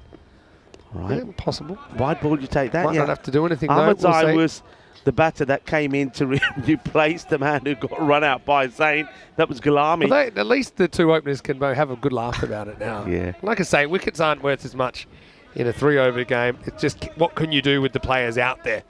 Yeah, I suppose a wicket's also normally a dot ball. Raziq's going around the wicket here. Ahmadzai is going to hit this, and he should be gone. Zishan will take the catch, so he will get a golden duck. Well, maybe Derek's just ahead of his time, you know, because Ahmadzai looks at it wide, but the first legal ball he faces, he does put straight into the waiting hands of Zishan Khan Kukagal. And so 3 wickets down now, and Hungary got a sniff here at 29 for 3. Yeah, this is Ahmadzai going for the big shot, man. That's probably one of the most casual catches that you'll ever see from Zishan. It's casual when they catch it. Looks lazy when you drop them like that. Hey, Trip's got a question. Has anyone hit the clock yet? No, but Vasu Saini apparently was really close in that last game. He was very close. And close gets you nothing. All right. Big swing and a miss. This is a real opportunity for Hungary here. Remember, they took no points out of that first game. And look, the most they can get is 3 here because it's a reduced game. It'll be 3 points to the winner, 1 point for the loser no matter what. This is Amjad who comes out. And in a way, you get your wish because in effect, he bats above Kanasane because he'll face before Kanasane does. But yeah, after that first over went for 19, just 9 off the second. We've only had 1 run off this third over. But like I said, anything's chaseable, anything's defendable in a 3-over game. Needs to get something on this, doesn't he? And he gets more than something on it. That one, you got to watch your neck as you spin around and watch it land a long way back in the forest. Maximo! Amjad doesn't miss out this time around. Yeah, this is why, for me, even in this contest, Numan Amjad and Cameron Ahmadzai were probably the 2 men that I go with at the top of the order. I can understand Zain Ahmed, though. He's hits the ball quite well, being a left-hander, also causes a few issues. But Numan Amjad, just seeing him in the European Cricket Series earlier, smashes the ball really well, doesn't he? Our score for me is probably around 40 to 45 here, maybe 40.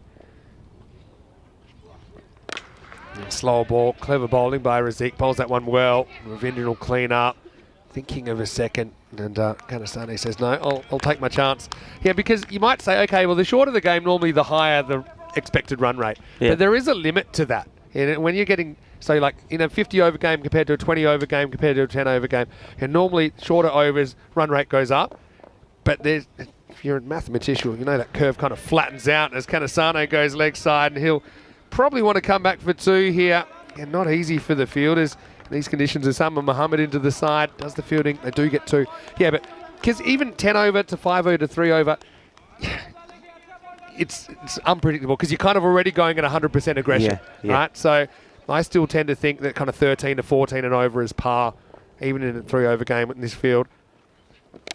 That's a good shot over the offside. Is it going to carry? It does. So Maximo to finish. Kanasane will take them up into the 40s. And I think that will be it. So it'll be 44 for 3 at the end of the 3 overs. And look, France had a couple of interesting moments in there. They do lose 3 wickets, but they don't waste a lot of time in there either. So 19, 9 and 16. 3 pretty solid overs, but Hungary needing 15 and over, they'll feel they're a very good chance of chasing these down if their bats can get swinging. Yeah, I think you're absolutely right. I think Hungary will fancy their chances. I think there will be some changes from their batting. I'm pretty sure there's some aggressive plays in there, so you have a look at the highlights. Well, this one could have been an arty one. I'm so glad that the fielder makes the original stop there, continues to go. Otherwise, he would have been taken out by Adam. And a couple of good shots in here. Good way to finish the over. And that one ended up being a drop catch in the end from Marzi. He almost makes amends with a direct hit, and though he does hit the stumps, the batters do get in. That was a catch that gets put down, but given a second opportunity, it would be taken. Not before one was put out the park. This one, well, how about this? That was a little bit of the old Morecambe and Wise little leg flick, which hands it back to the bowler who runs out. Who runs out Gulami, and then Zain Ahmed would get out the very next ball. This time, no issues at all from Razik taking the catch. And this one, Ahmadzai, he was next to go. That was a golden duck. Probably one of the calmest of catches that you'll see on the boundary. And a quick little shake of the head from Numan Amjad. But it didn't matter because it would go all the way to the boundary, as with this one as well from Kanasane to finish the innings. So 44 of 3 overs. So we'd normally say that's a decent power play. Well, that's what the power play normally is. But in this case, it's a 3 over match. So 44, 45 required for victory. Yeah, pretty even game. I just think with France and their bowling, and they'll feel they had the wood on Hungary earlier. But you just think about, we just watched the classic match where we saw Sheikh Razik and Vinoth Ravindran chase 174 in 8. Yeah. So, look, I think a lot does depend on the top order. I think France, interesting to see if they go to their spinners as 2 of the 3 overs, or whether they go with the pace. I think first over is probably going to be maybe someone like a Zahiri, and then we actually saw the leg spinners bowl pretty well in similar conditions earlier. So that's probably what I would be doing, but I mean, they've got plenty of options, that's for sure. We'll take a break and we'll be back in around about 5 or 6 minutes with the second half of this one. It's a 3 over Thrashnanza, and it'll be 45 for Hungary to get the win. Vinny Sander here, Mr. Maximo, with Rico Full. We'll see you after the break for more European Cricket International.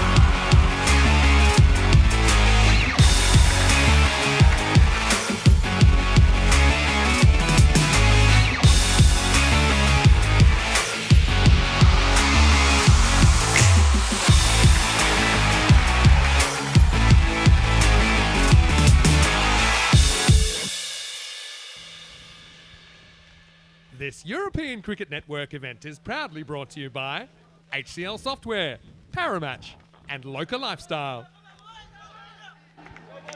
Hello viewers and welcome back to the Drua Cricket Ground, which is the host of this international series between France, the host, and Hungary and Romania. This is match number 4 on a rain-disrupted day. It's a 4-over-a-side match. France, the home side, have had a bat and put 44 on the board. They lost 3 wickets in the process. That means that 45 required by Hungary of 3 overs, and if they were to do it, they would get their first win in this series, and they would pick up the 3 points.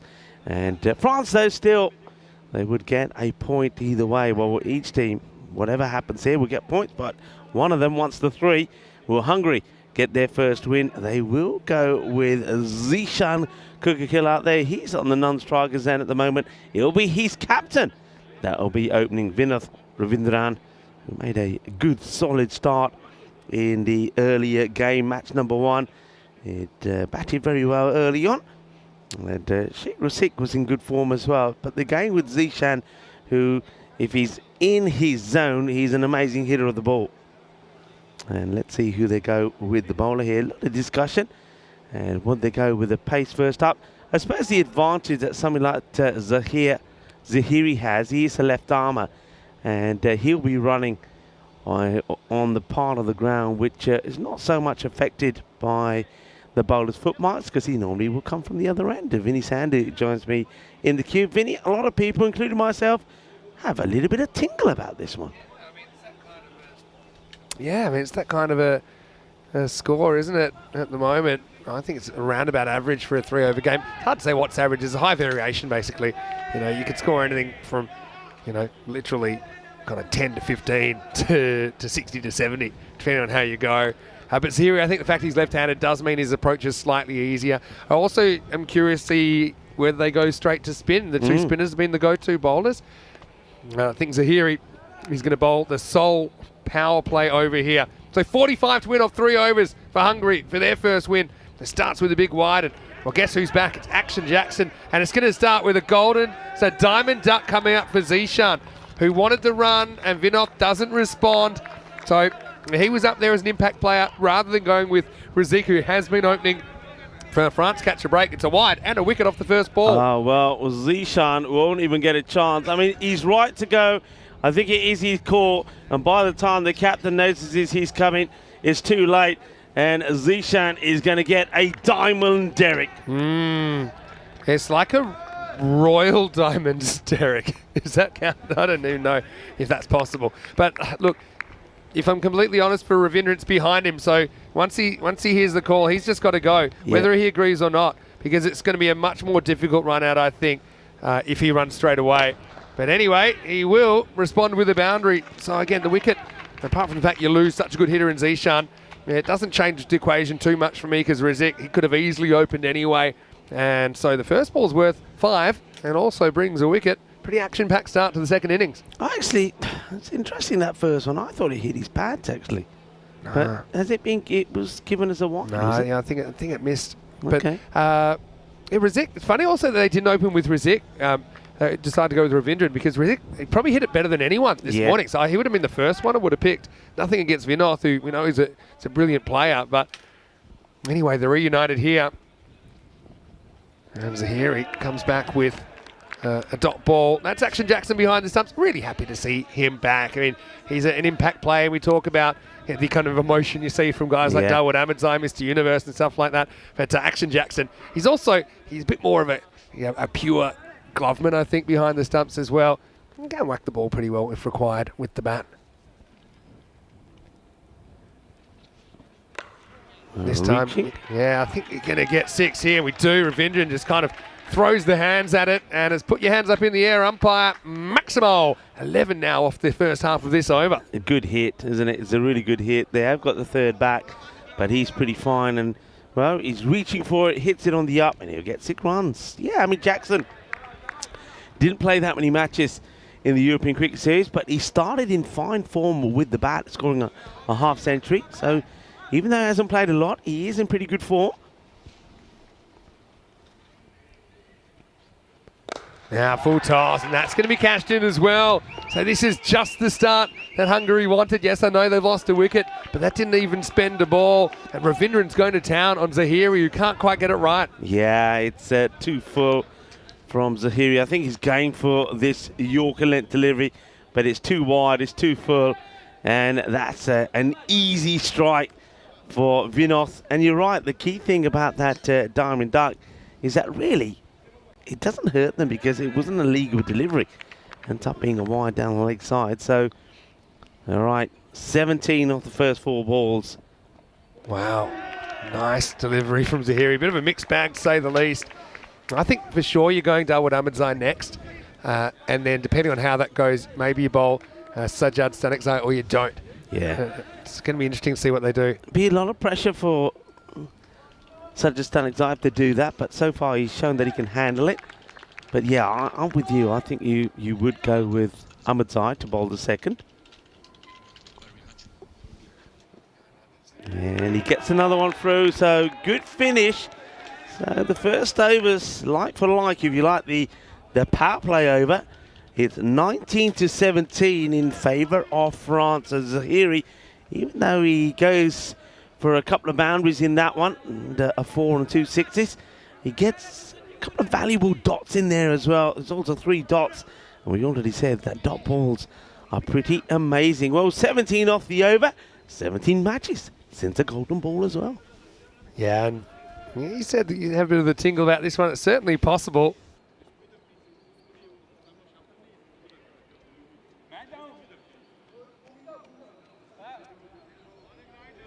Interesting, they are going to stick with some pace here in Cameron Ahmadzai. He's going to bowl over number 2. I'd normally say, okay, it's because this ball must be hard to grip, but we saw the wrist spinners doing it pretty well for France earlier. Razik will face up for the first time. Yeah, Ahmadzai bowls normally a good heavy ball, so third is back, and he puts the backward point back as well. Oh, well, wide ball, thank you very much, we'll have that.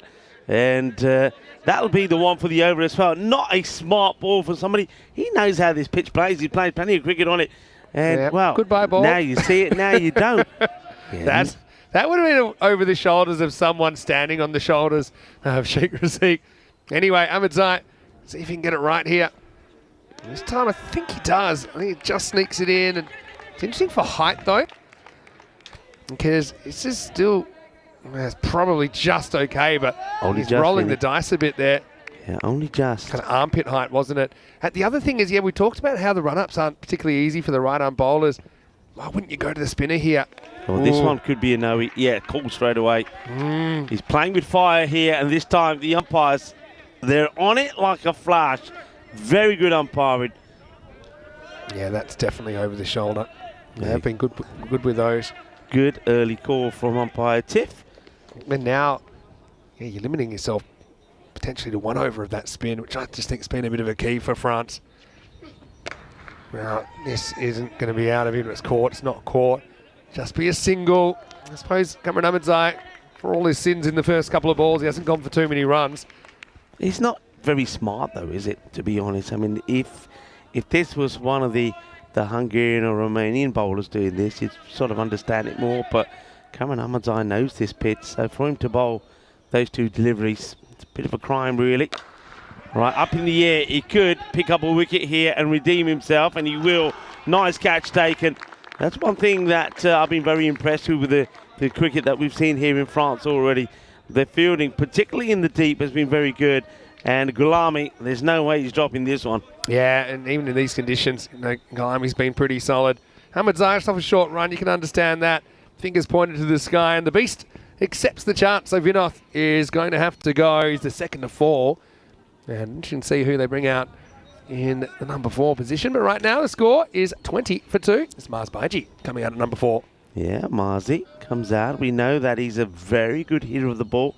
And Marzi will probably take on this challenge. He doesn't like to hang around. He's pretty aggressive. He's also had a good look at what the guys will be bowling here. I think he knows that this one from Ahmadzai will probably be around about chest high outside his off. So I think he's already should be getting ready to play this uppercut. Well, it's pitched up and it's going to be sliced away. Fielder comes around and takes the catch. Well, how about that? What a comeback from Ahmedzai. It's going to be a golden duck for Banerjee. And Cameron is on a hat-trick. Kanasane's got the gloves off and he's ready to run. Takes a great catch over the shoulder. This is a very good catch, Vinny. I mean, let's not take away how outstanding this is. I mean, Mars Banerjee is pretty unlucky to be caught there by Kanasane. But Kanasane, he's just showing he doesn't need the gloves to take the catches as, well, it's going to be a for Mars Banerjee. That's the way the cookie crumbles. I mean, he has to take it on. It's never easy early in your innings. You're driving on the up. He bowls a heavy ball, doesn't he, Cameron Ahmedzai? But Kanasane judged that really, really well. So 20 for 3. Zahiri, who's playing in this game, bowled the first over, in fact. He was the last to take a hat-trick. That was for President 11. Cameron Ahmedzai would love to take one here. Safi, the new batter. Jeez, 3 over game. Always a chance of a hat-trick. He has to go for it. Oh, and he goes very close to knocking out the stumps. So this has been an incredible over. And what about the kind of instincts of Usman Khan here to go with his teammate Ahmedzai, to trust him with this over? I gave him some stick because of the wide ball that he banged in and then the short one, which is also over the shoulder, so no ball. But I tell you what, he's recovered amazingly well. Yeah, well, this could be another no ball. Well, just when I say I gave him some stick because of it, he does it again. Was this as high as it looked, though? Yeah, I don't know. It goes over the shoulder. Let's have a look. It goes over the shoulder. Yeah, I suppose you're right. And so that'll actually be a warning as well. Yeah, I mean, third bouncer of the over. Unnecessary runs. And remember these balls, I suppose it works in his favour with the wicket. But now these are unnecessary. This is an unnecessary ball he has to bowl. If it goes to the boundary, could hurt them. Can he get away with the dot or just a single here? Well, Maximo takes it down below 20 off the last. And Ahmedzai is kind of improvising a short run here, having to be adaptable. Free hit time. Yeah, and umpire just wanted a couple more little lassos there. He wasn't quite done. Saying, hold on a second. He says, let me get my spin in. Just go finish my spin cycle, then you can bowl it. Free hit, goes for it, doesn't really get it though. Should just be one. They may think of 2, but it's not really there. So Safi will get off the mark and he'll have the strike. They'll need to go magical in the last. Hungary 22 for 3 off 2 overs, and it means they need 23 off this last over. I suppose when you bowl 9 balls in an over and only go for 5 runs and take 2 wickets, that's sort of all right, isn't it? This is what I mean. For all his sins, I mean, okay, the wide/no ball, they just won, and they just couldn't get hold of him, couldn't hit him to the boundary in that over. So, yeah, good result in the end. 5 runs, and yeah, only 2 off the bat, 2 no balls and a wide. Anyway, Usman Khan is going to bowl over number 3, so they're kind of sticking with the pace on, if you want to call it that. Like, Usman is known for his slower balls and his ability to execute those variations. Having said that, didn't quite look like he was able to kind of locate the ball where he wanted it earlier. Yeah, Usman Khan, I mean, he's the captain here, trying to defend the 22. If it goes for more than that, he'll concede the match. I don't think he's been at his best here today, Vinny, from what we've seen. Let's see how he starts. Hungary need a big finish, and that's a perfectly located ball. Usman probably got a bit of trauma about those getting called wides earlier, but this time it's not called and it's correctly not called. He took the words out of my mouth. He bowled 2 like this earlier. Both were called, but this time I think he gets it beautifully right, as he did last time, but he was unlucky. Same areas again, slower ball this time. We know that's his go-to ball, just a single. Really well bowled. Yeah, so now the adjustment that we're going with as of a couple of weeks ago is that the line belongs to the bowler, but that line outside of stump won't move, regardless of the batter's movements, just to kind of simplify it, that wide interpretation in that ECN T10 cricket. But he's really good at kind of putting it in that zone. That's 3 out of 3 that he's got pretty much perfect line-wise. Yeah, excellent delivery. This is one that he tried earlier, and I think his very first match, which went out completely wrong. And look, Raseek just not expecting that. They drop so quickly, so it looks like with 21 or 3, if this one doesn't go for a big 6, then it should be home and dry, and they can't afford any mistakes. And there you go, it's a good delivery. So the captain holds his nerve, and so far has bowled the perfect over and smiles on the faces of the French here. Kanasane has seen a big smile on his face after he took that great catch. Let's have a look ahead, and we'll have a slight delay to match 5. France-Romania, Romania batting first in that one. And I'll let you know how we're going with the timing. Now, this will be a big 6. It's a little bit too little too late, though, Rasik. And despite coming out pretty much at the very start of the first over, hasn't faced too much. And again, is that a tactical misstep? I mean, he's the guy that hit it better than anyone earlier. And maybe, for me, he's got to be facing the first ball. I mean, these little things matter, and we'll never know. But, yeah, Mr. Slick takes care of business that time. But it'll be a mountain that's too tough to climb for Hungary. As long as this is not a no ball, then 7 up is what they need. And that's legal. And it's not a bad shot. That'll be 4.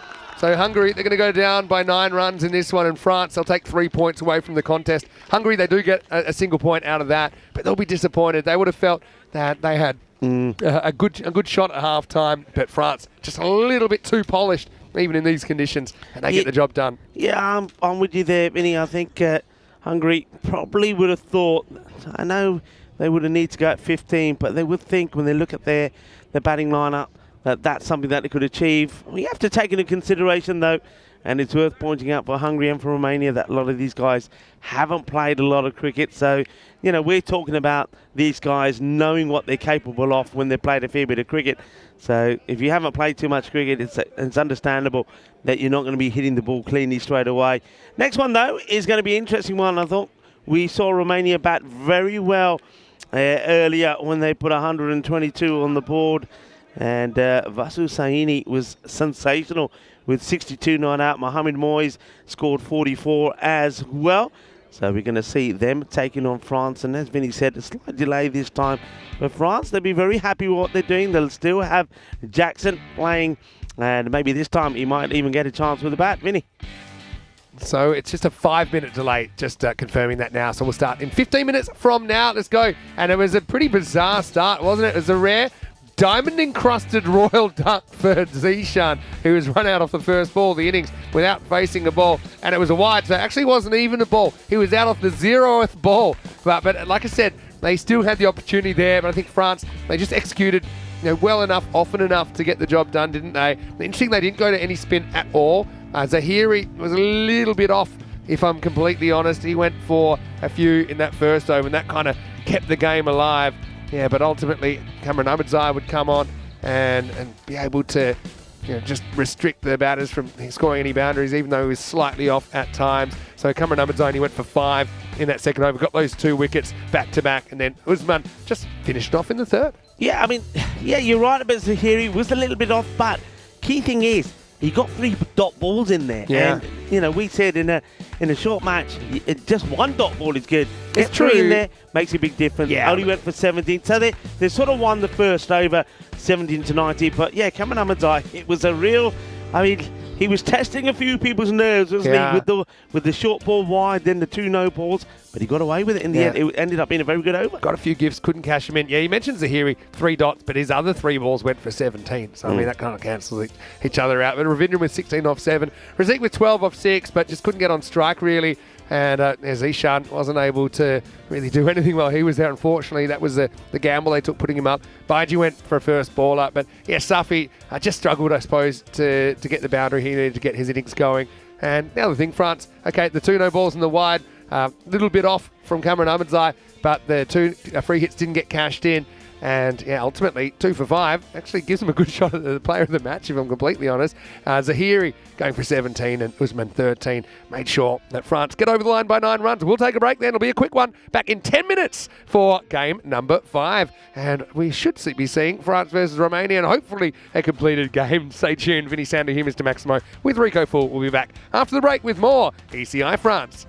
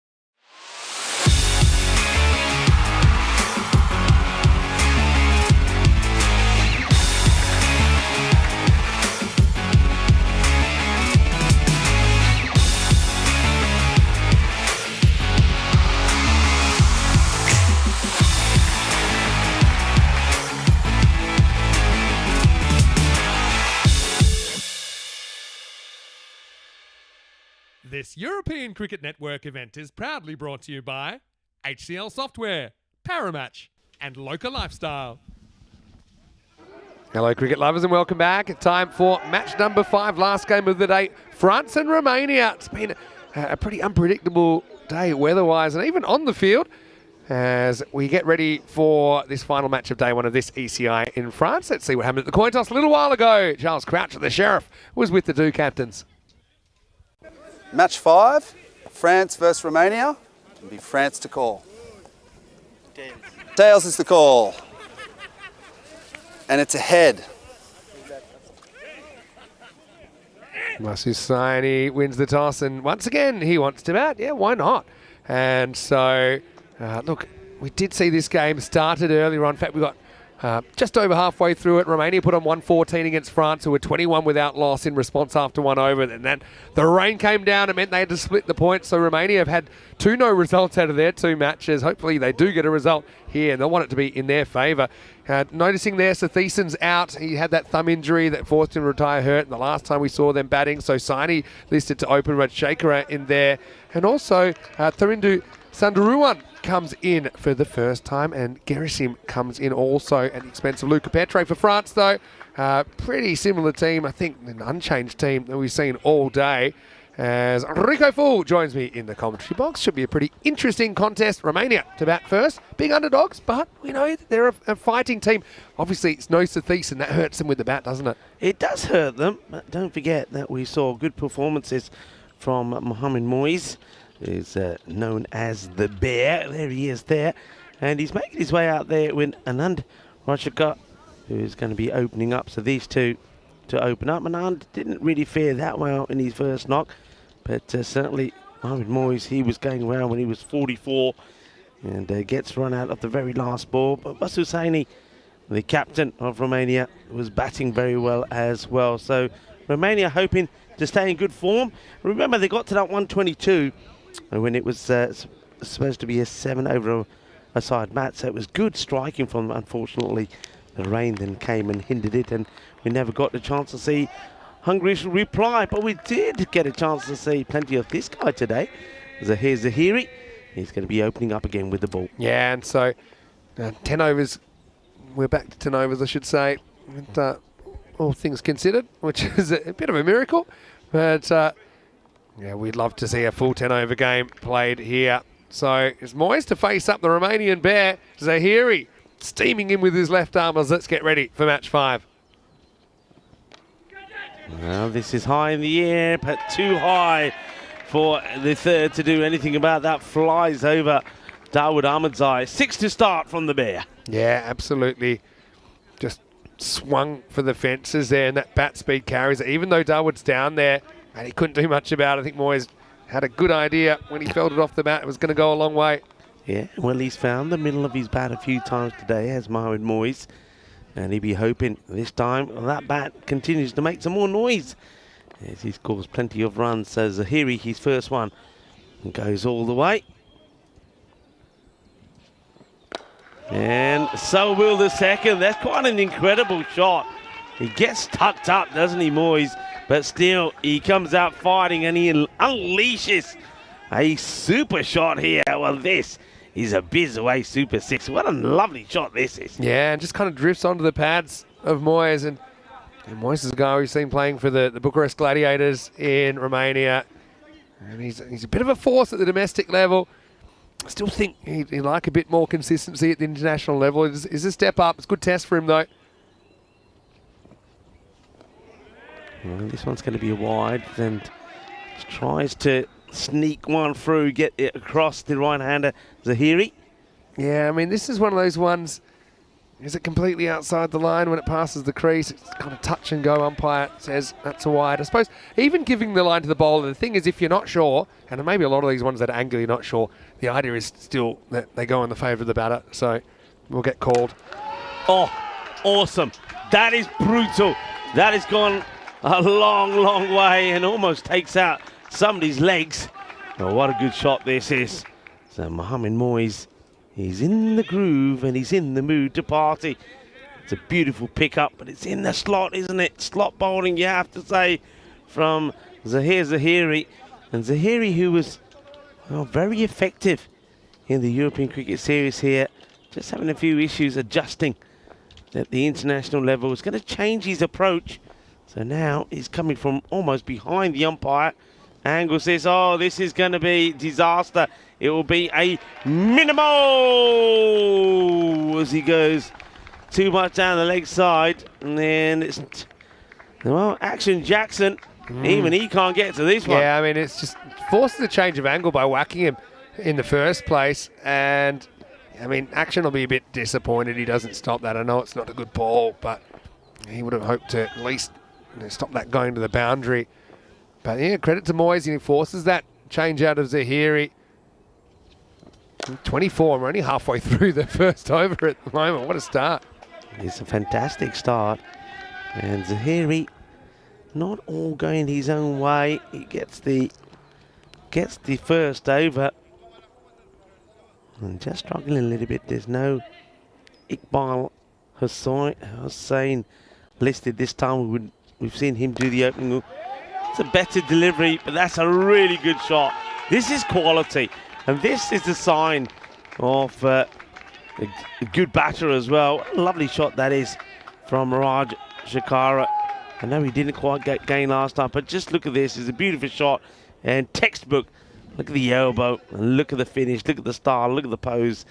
Cuatro carreras. And this over is in danger of going supersonic. Are we going to see our first supersonic international over? Rajshekhar's a real class player as well.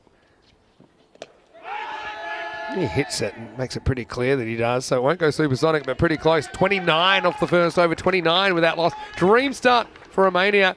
Yeah, Rajshekhar, remember he scored, I think it was 66 or something like that against the Carlton side in the ECL back in 2022. It was such a good knock, one to remember. He'd love to be able to turn the clock back and do that one or two more times. Now, if you do want to get in touch with us, why don't you? On our social media, get me at Mr. Maximo and get Rico at Rico4, and don't forget at European Cricket, our Facebook page. I think it got taken down for a while for being too popular. I think it crashed at the start of the ECL, but don't worry, it is back with some of the best bits on ECN, and they do happen pretty often with the amount of cricket that we're playing. Yeah, there's some great stuff on there as well. Some fantastic clips of some of the wickets that we've seen fall on here, some explosive stump eruptions, some great catches as well, and a little bit of comedy as well. Numan Amjad to bowl over number 2. Wicket straight away. It's a wild swing from Mohamed Moyes. He didn't want to have a look at Numan Amjad, did he? And Numan Amjad goes pretty full here, nice and full, hits the top of the bails, gets a breakthrough. And they needed that one, didn't they, France? But yeah, look, just completely misses this. Does Moyes. He's a little bit too... I think here, he just tries to hit this too hard. If you watch here, he gets a big swing, takes his eye off the ball, swings right over it, and Amjad gets a breakthrough with his first delivery. Yeah, it was probably crossing the line from aggression into insanity, really, from the bear. But he still does grab 19 runs for his trouble. But France will feel that kind of just brings that back to a bit of normality. And just have a look here, kind of loses his shape, kind of loses his head position as well. And Amjad, well, he's fired up. He's waited a long time to get back out there. But how about this guy, Vasu Saini? How well did he bat earlier in that game? They never ended up finishing it. It was only one innings. It was a 7-over innings. He scored 62 off 17. Not out as well. Let's see if he can handle the heat from Numan Amjad. Yeah, paces away nicely. Getting a little bit dark around the ground here, Vinny. I'm starting to get a little bit worried again. Some dark clouds coming over. But gets played away nicely. And yeah, he batted beautifully. 62, as you said. But also, I think, word has it, he's the closest we've got so far in the 2 weeks we've been here. Somebody hitting the clock. Yeah, tick-tock. I remember indoor cricket, there used to be a thing, there was like a pizza-sized thing on the back net, and it was a free pizza if you could hit that. But we're talking 500 euros. Okay, just pushes this, no run. There's the pitter-patter of rain just starts to come again. And I just mentioned a few seconds ago, some more darker clouds coming over. We don't want it. We'd love to get a full quota in here. 69, by the way, just looked like Rajshekhar against Carlton. That was an incredible innings. And yeah, almost knocked the Scots out of the tournament, but it wasn't to be. He was playing for Cluj. And these two, both Cluj players at the crease right now. In Cluj, we saw them in the ECL, didn't we? For the first time, we heard the Romanian national anthem at the Kartama Oval, which was pretty special. Pretty long, but still, it's a good tune. I know they were pretty happy to hear it. And I know that meant a lot to a lot of the guys, especially the Sydney guys, because I know you saying at the time, the one dream that they had is to be there. This will be a wide as this one gets banged in too short. And it's unfortunate because it's been a pretty good over up until now, and probably wasn't very necessary to get this one in, but you can see Vasu still wanted to go for the big shot. And he probably would have been very, very gutted with himself if he got anything on that. And Jackson behind the stumps took the catch.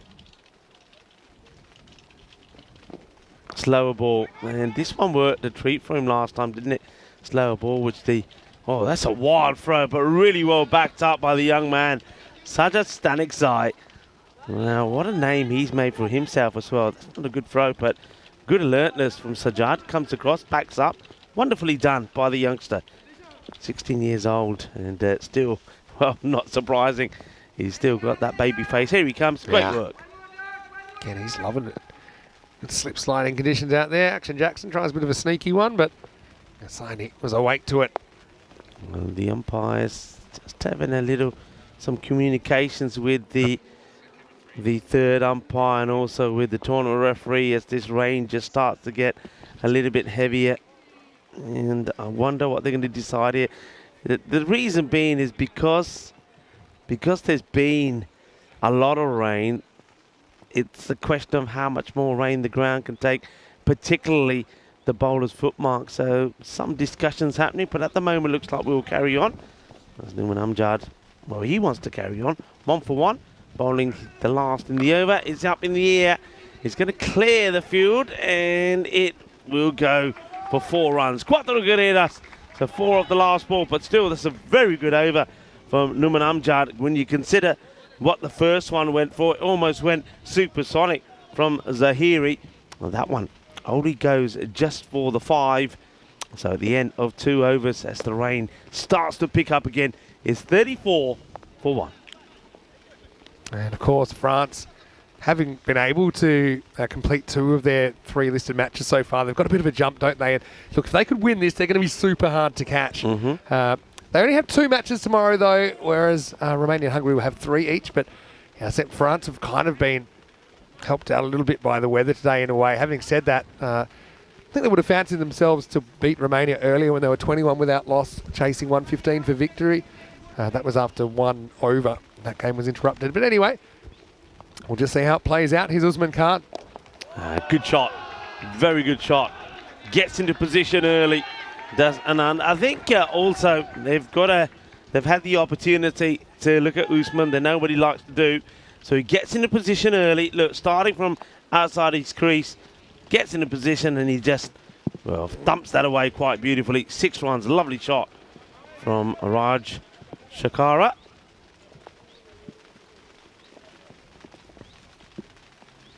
Rain now just getting heavier. This is up in the air. Chase as Ahmadzai does really well. Good work. Good chase. He just knows. He knows it's over him, so he starts sprinting early, and then he gets there and gets the little clip back. Dawood, nicely done. There you go. He's certainly always going to be 100%. Rain coming down now.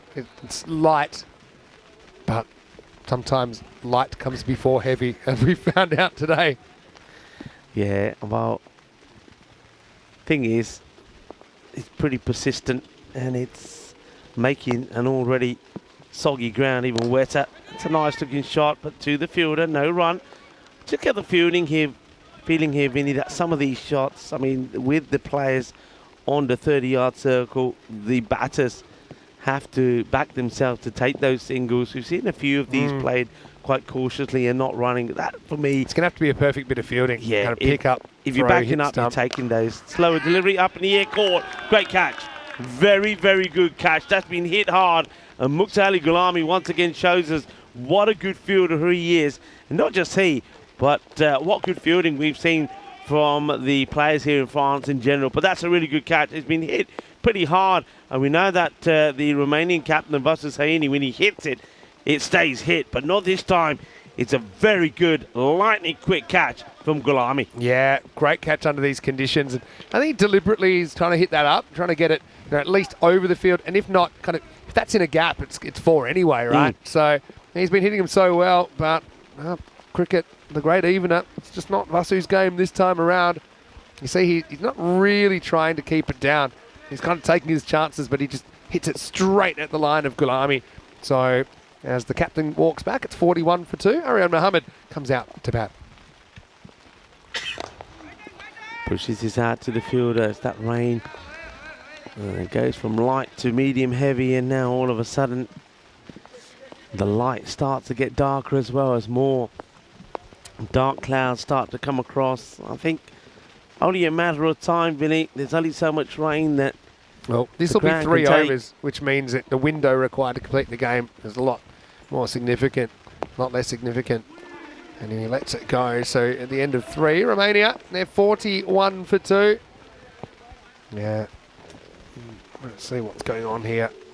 I think they're getting ready for the spinner to come on, so the helmet's getting run out.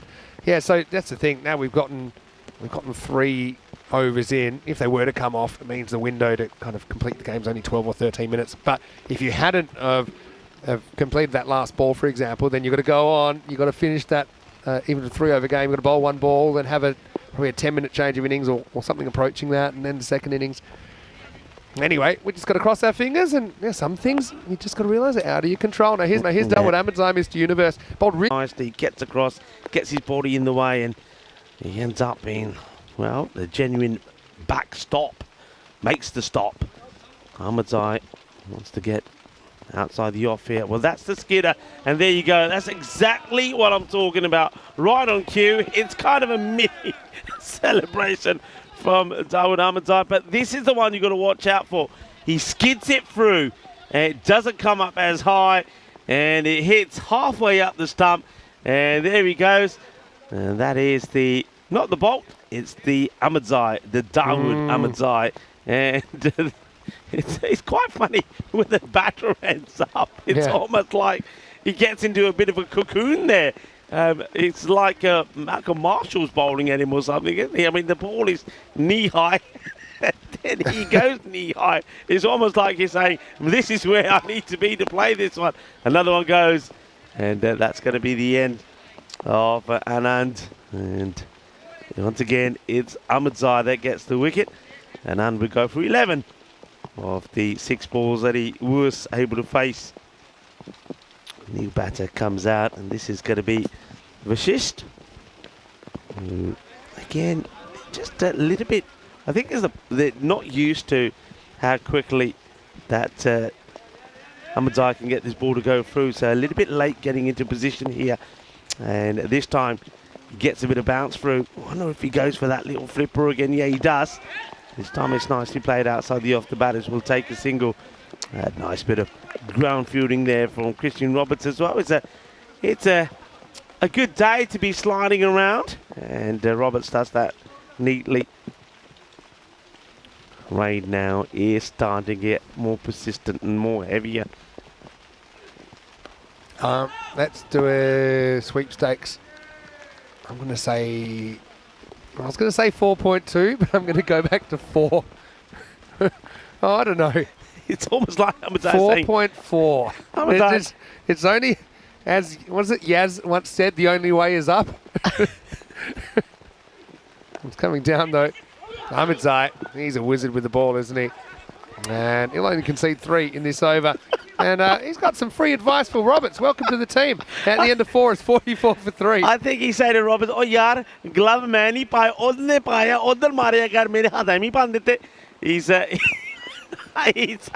He's trying to signal, give it to the keeper, and then he's saying, "Hey, did you hear me? I said keeper, not me. I ain't got the gloves on." Yeah, but Jackson took a glove off for some reason. I don't know what reason.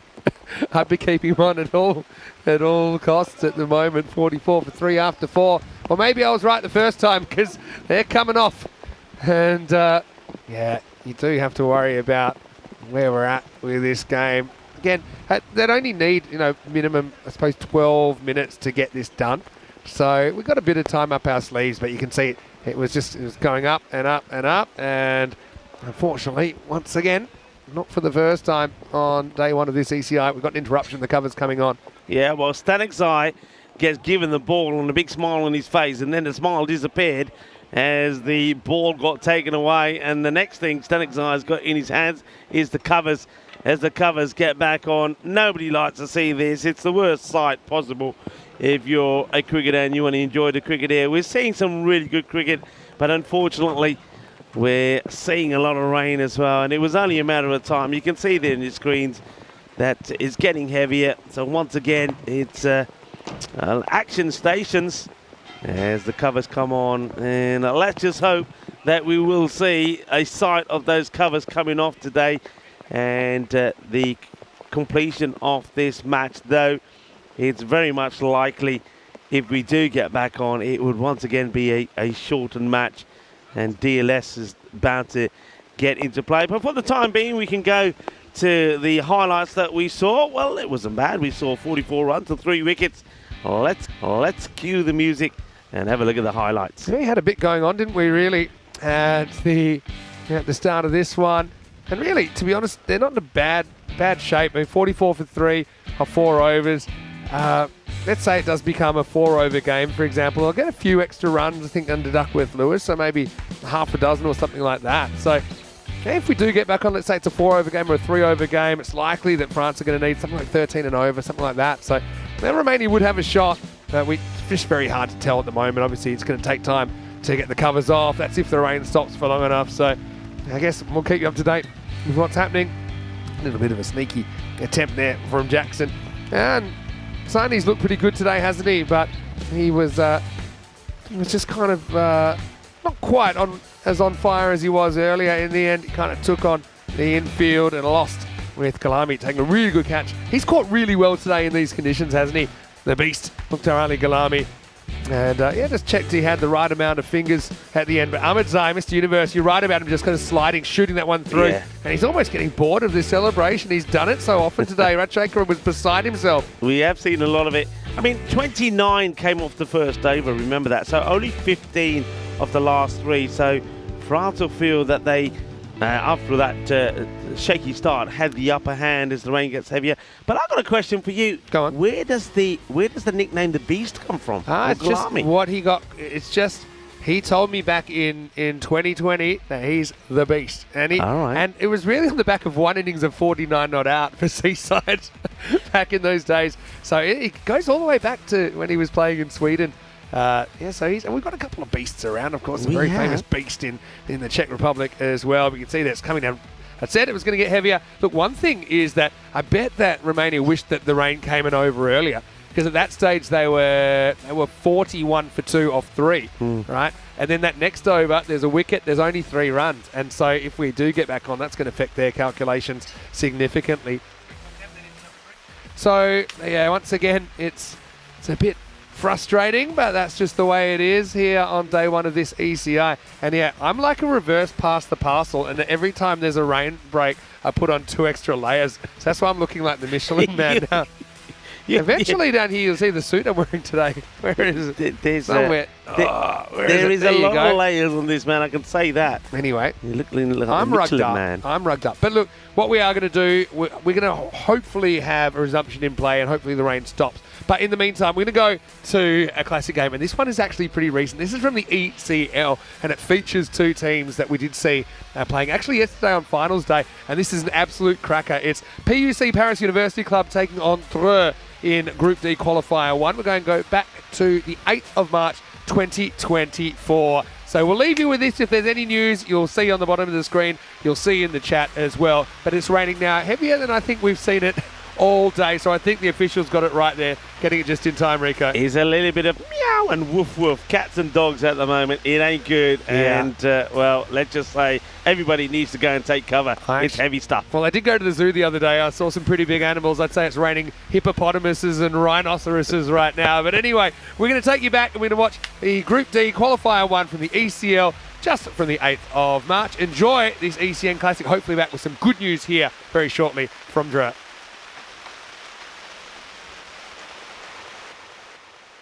Maximo great times out here on the Cardamom Oval, learning this game, and I get to see some fireworks from these two teams as we come into qualifier 1 for finals day of Group D. It is Drew up against Paris University Club, who finished second in the group. Drew managed to qualify first despite having their game against Ljubljana, who rained out yesterday afternoon. They came in as strong favourites for this group. Played pretty well so far. Very dynamic batting lineup, particularly that group of Niaz, Nabi and Nisar. 3 ends dished out some collective punishment over the last couple of years here at Cardamom Oval. But the team from Paris, they've put in some good performances so far. Looked really solid all-round team. And I suspect they will go very hard, very early against this Drew lineup. Drew, there's one sort of weakness in their team. I guess it's probably just not the same depth of bowling lineup that they had last year. They've got some good pace in the form of Wahid Abdul.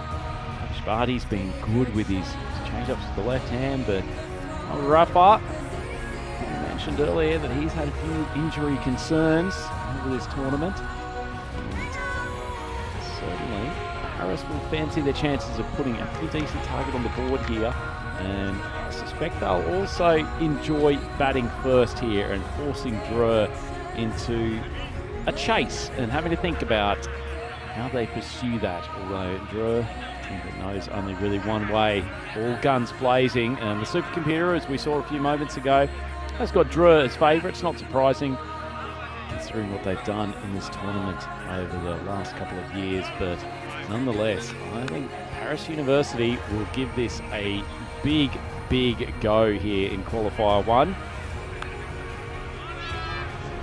Turning to Afridi Yassin. Let's open the bowling for them. Another wicket or two just to put Paris on the back foot.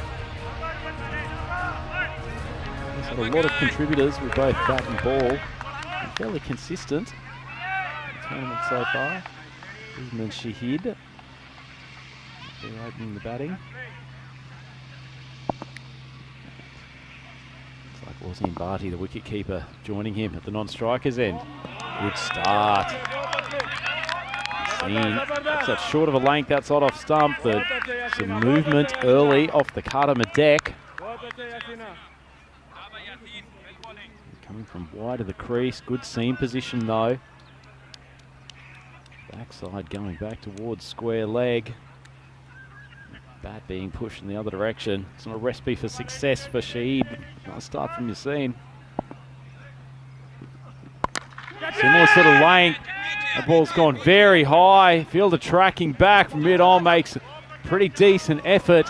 Unfortunately for Shahzad Hussain, it was all in vain. Couldn't take the catch. Managed to headbutt the ball over the boundary as well. So Shahid gets the innings started with a 4. Certainly not the most conventional way. Pull that one from a long way outside off stump. They made pretty good ground, and combination of the chest and possibly the chin there, propelling it towards the boundary.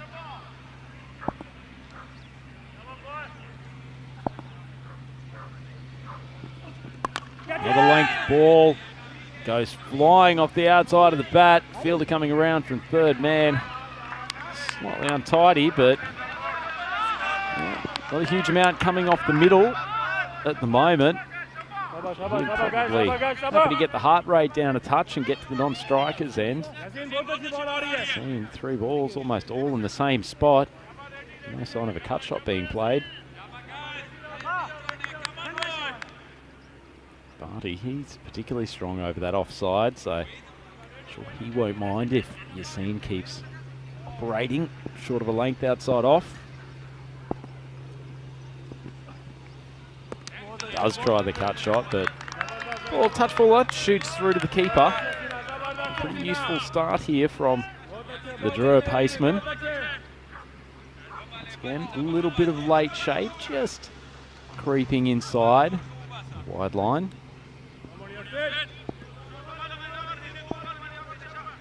But he really wants to find the boundary off these last two balls. Full of ball, driven straight down the ground. And mid off and mid on, placed fairly wide, so no chance of pulling that one in.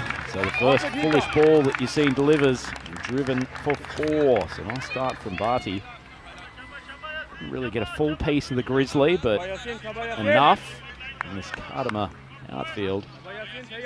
A little bit fresher than it was last night with some moisture in the air. Team just held up as looking to deliver the final ball of the over. Fielder being pushed back to long off.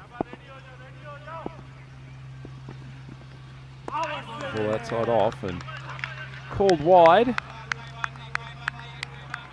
That's an opportunity with still one ball left in this over to reintroduce Mr. Maximo to the commentary box. Yeah, thanks. Good to be back. I think straight over the line. Fair call.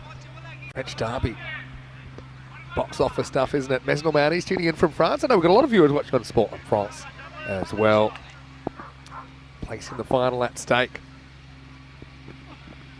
Short, wide outside off stump. Almost fairly appropriate for the French. Deja vu. As you've seen, called for a wide again. He's been probing that wide line for most of the over.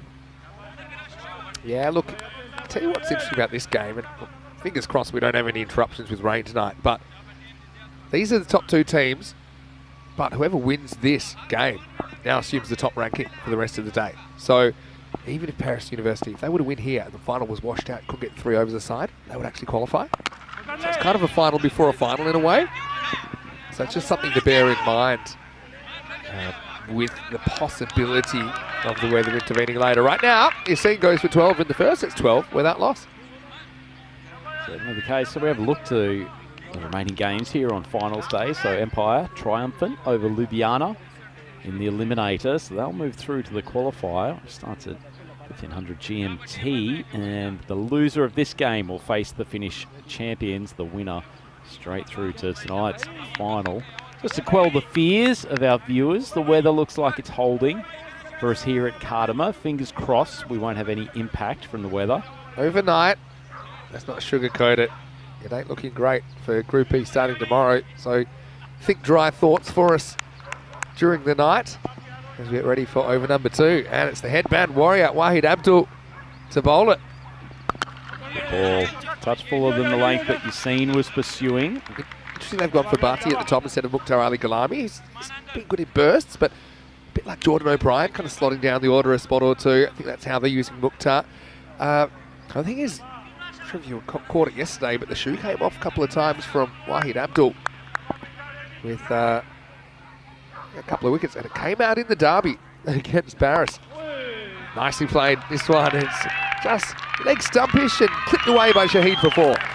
Abdul pursuing a much fuller line than his opening bowling partner, but this one very nicely flicked. Good wrist work. We saw plenty of that from Padal in the Empire Cricket Club victory over Ljubljana. So Shahid showing he can manipulate the ball behind square as well.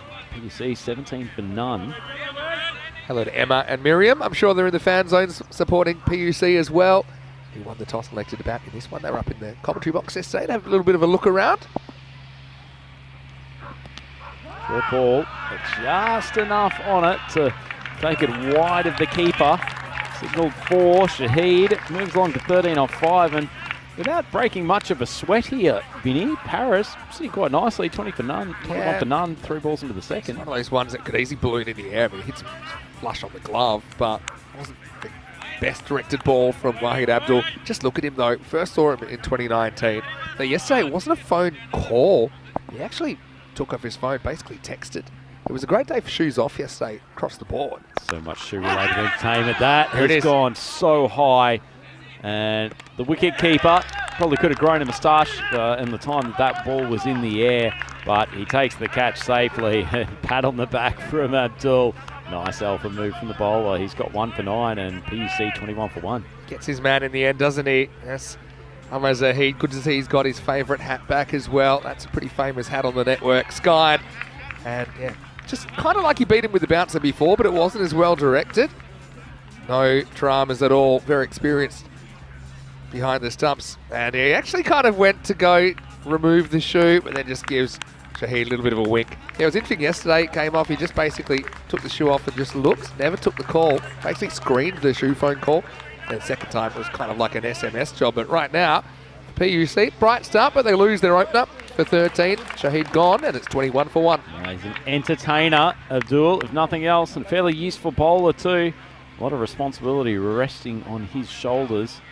And with a fairly reasonable over here to get things started in this qualifier 1. The draw. Man, steaming in. Full ball, flicked to mid-wicket. Lovely cricket shot. Abdul, the radar, just a touch all over the place. Yeah. Drifts onto the legs again, and Zafar Iqbal flicks it for a boundary. Unpredictability can be a strength and a weakness sometimes. Expected score 127. I suppose anything you set can be competitive against the Drua side that are a little bit combustible, as well as very, very exciting to watch. Short, wide, called wide. Easy one for the umpire. Yeah. I just feel that neither team wants to have to go through Empire CC. You seem to be hitting their straps at the right stage of the competition. Abdul, 1 ball to go in his first over. Good lane. No one. About a foot outside off stump. The right spot, bit of zip off the deck. So Abdul goes for 14 off his first. Paris University, 26 for 1 after 2. So not a blistering start by any stretch, but certainly not batting themselves out of the game. Certainly not. It's very hard to predict what's going to go on here. Now, Freddie Yassine's going to come back. I mentioned Rafa is in the side. He's still got his left hand fairly bandaged. He's at short fine leg at the moment. Interesting that he does take his spot in the side ahead of Afridi Abdul Wahid, who's the 12th player for this game. Here's over number 3. In wide again, flashing blade.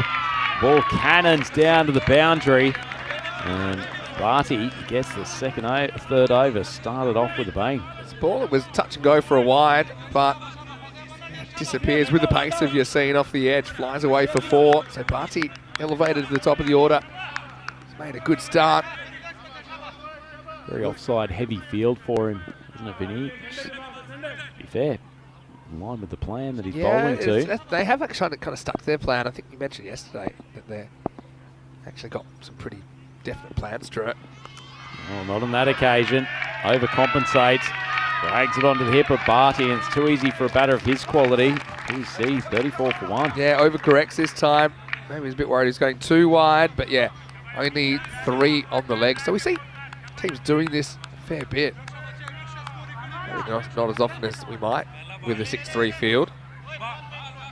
But they're 4 kind of in a line, like a chorus line in the infield, and then you've got your deep third, you've got your long off back. So Yassine's got to get back to basics here.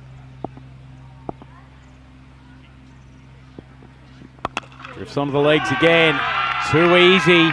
And Barty, he's generating some momentum. Harris up to 38 for 1. And given that field he has in place, Vinny, that's really not good bowling. It has to be a bowler error. Just inside. It went so quickly, I don't think anyone on the field could have told. But it is 4 runs. Yassine, kind of uncharacteristic the way that he's lost his line a couple of times there. Okay, had a bit of bad luck, I suppose. You look at the edge flying down for 4, but then he's gotten it wrong a couple of times as well. Short ball cracked. Beautiful shot. Barty giving a masterclass of top order batting here for PUC. And Yassine is under pressure. 2 balls left in his over. Barty's taken every single one of them for a boundary. Yeah, interesting. I would have been tempted maybe to bring the long off up and put the fielder back there. I know it's easy to say now, but only because of the length he's been trying to bowl. Even when he's getting the line right, it's too short. That was beautifully played away by Barty. Agree more, Vinny. All the late for him. Hasn't missed the top of off stump by too much. Yeah, Barty looking dangerous, of course.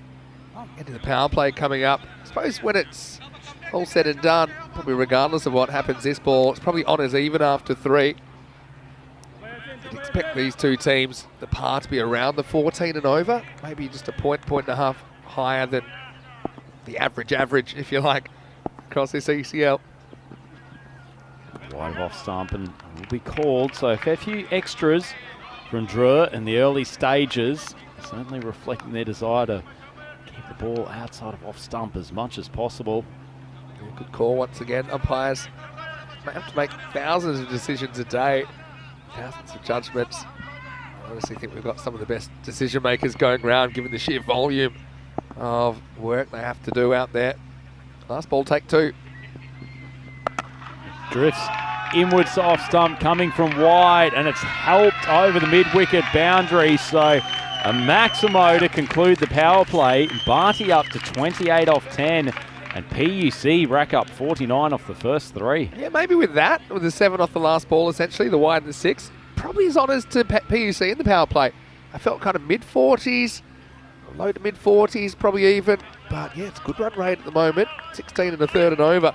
After 3, you see it ends up in the dirty 30s, 35 off his 2. Time for a change. It doesn't surprise me there. Heading to spin.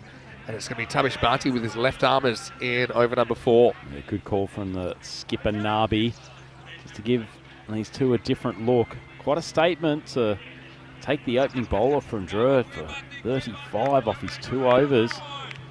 Magical over there in over number 3. Hello to Marnus, who's in the comment section saying, is that Andrew Ryan in the commentary box? I think it's Andrew Ryan. Well, guess what? You're exactly right. What a treat for Marnus.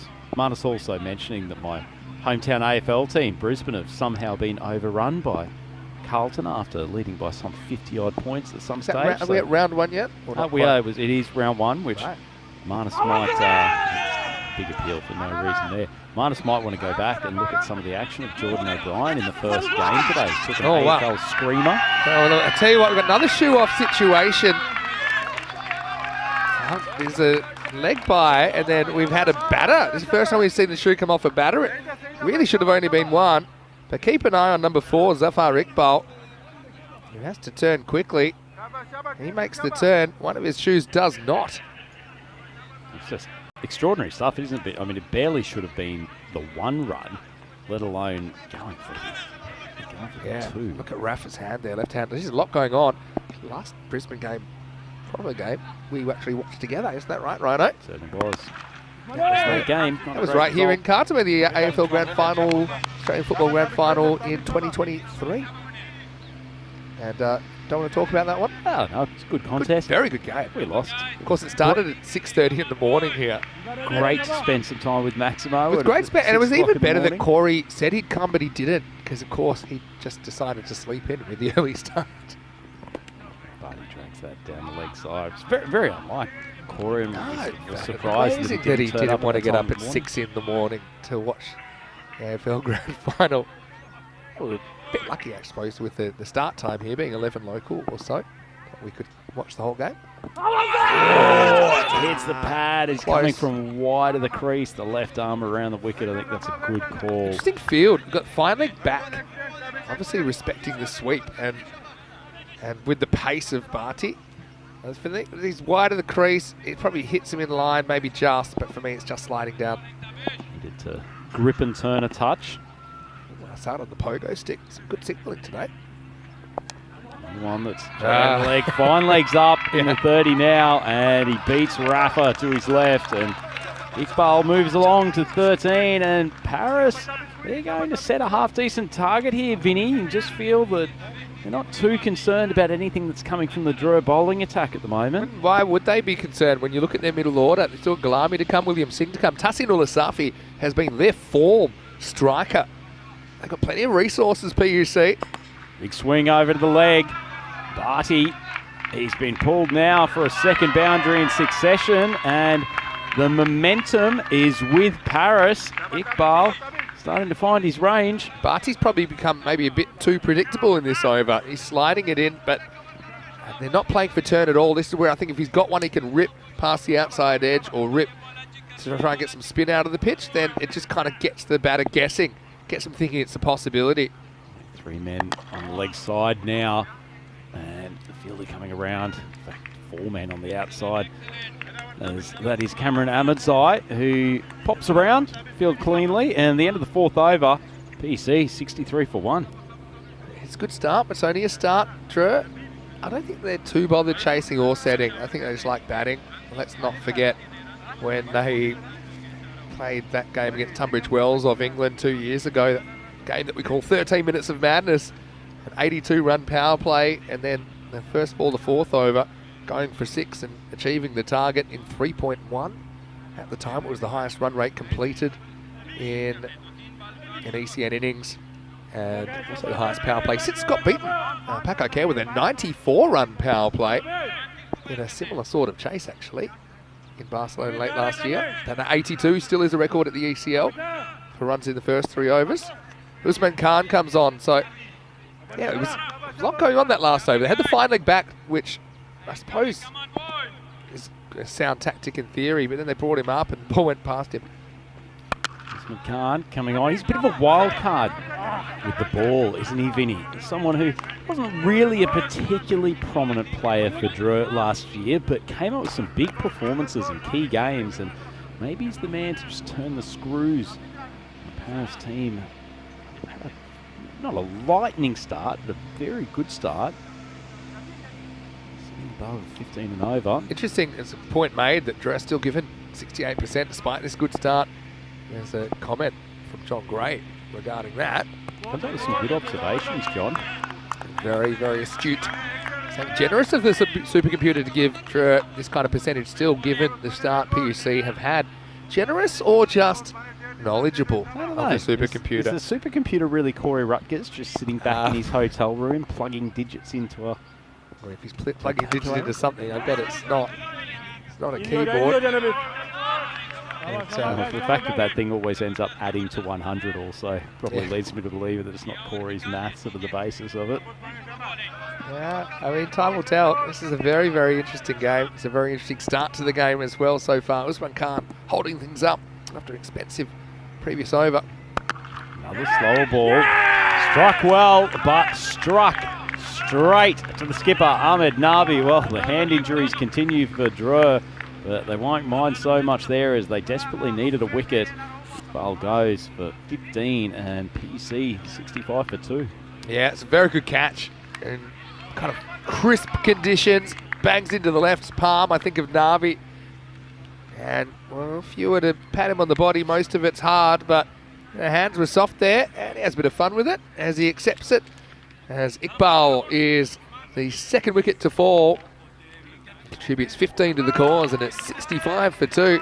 Tassin-ul Safi promoted to 4, and I like that move. Do you like it, rather than him being held back as a blaster in the last 2 overs? What are you holding him back for? Maybe he never gets his chance. I think, tell him this is the last 2 overs. I'm going to give an alternative view here. Go on. That Usman Khan probably has the best set of change-ups in this Drew lineup, and Safi wants on-pace balls. Okay, so it's a fair observation. Yeah, I suppose I've just seen in a lot of games you might be saving someone for something, but the moment never comes. So I kind of like being proactive in the final. Going to have to face probably Usman at the end anyway, you'd imagine. So let's see, 2 to come in the 5th.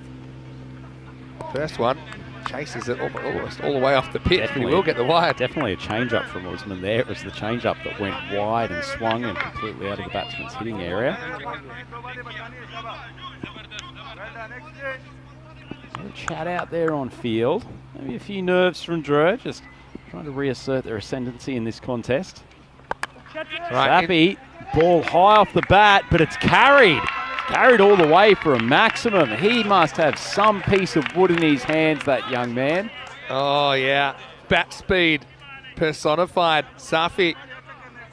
I feel like he should probably have one of those strings around his bat handle to make sure he doesn't lose control of it, because the bat would probably go for 6 if you let go of it. 6 runs, and Usman can't.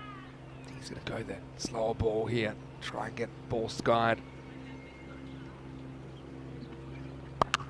Wide, cracked him with some power. Oh, Safi. That was almost a hanger in the crowd.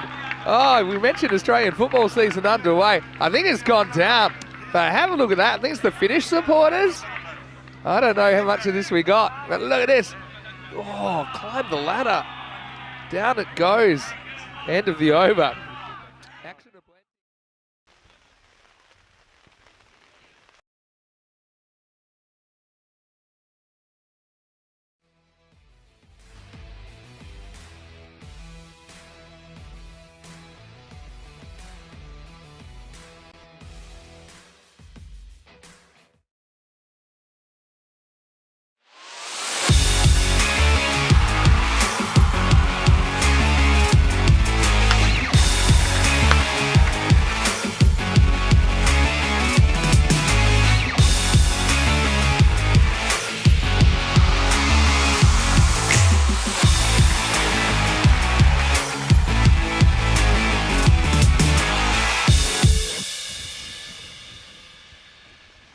This European Cricket Network event is proudly brought to you by HCL Software, Paramatch, and Local Lifestyle. Hello and welcome back. Vinny Sander here, Mr. Maximo for ECN. Got Rico Full with me with the unfortunate but kind of expected news that match 5 has been officially abandoned. Just 4 overs in with Romania 44 for 3. So France and Romania, they'll split the points in match 5. Look, we do get 5 matches started today, only 2 completed. 2 wins to France, 3 no results. Disappointing day, really. In a way, yeah, at the start of the day, I actually think we probably got a bit more cricket than I expected, but still a disappointing day. Obviously, the players come to represent their countries this weekend and weren't able to play the full quota of overs. Yeah, you're absolutely right. You know, got a feel for the lads from Hungary and also from Romania, of course, being very excited about this and the lead up to this. Of course, most of those players probably playing competitive cricket for the first time this season. So, you know, a lot of high hopes there, wanting to go out there, want to play, want to show off their talents to the world. And then, you know, some of them arriving yesterday. And of course, when they're arriving, we already had the start of this rain. And then overnight it's rained as well. They get to the ground, it's wet. But we do get started. You're absolutely right. I mean, the forecast at one point showed a lot of heavy rain a lot earlier. We get some cricket in, but frustration. But also, you've got to say, understandable. You know, you've got to take the safety of players into account. And also, you know, we do want to see some good cricket. So you don't want to destroy the ground for potentially a good day of cricket tomorrow. I think it's a frustrating one. I think the officials handled it really well. Yeah. I think you had to judge when it got too heavy to be safe and too heavy to play comfortably, and I think that was probably what it was all about. But I can tell you, the good news is more cricket coming your way tomorrow, and fingers crossed the weather gods are kind to us. So big day for Hungary and Romania. They play 3 times. France have 2 more matches to complete their quota of 6 matches. So join us 7:30 a.m. GMT, which is 9:30 in Central Europe and 1 p.m. in India. And look, France, they've got a bit of a lead now.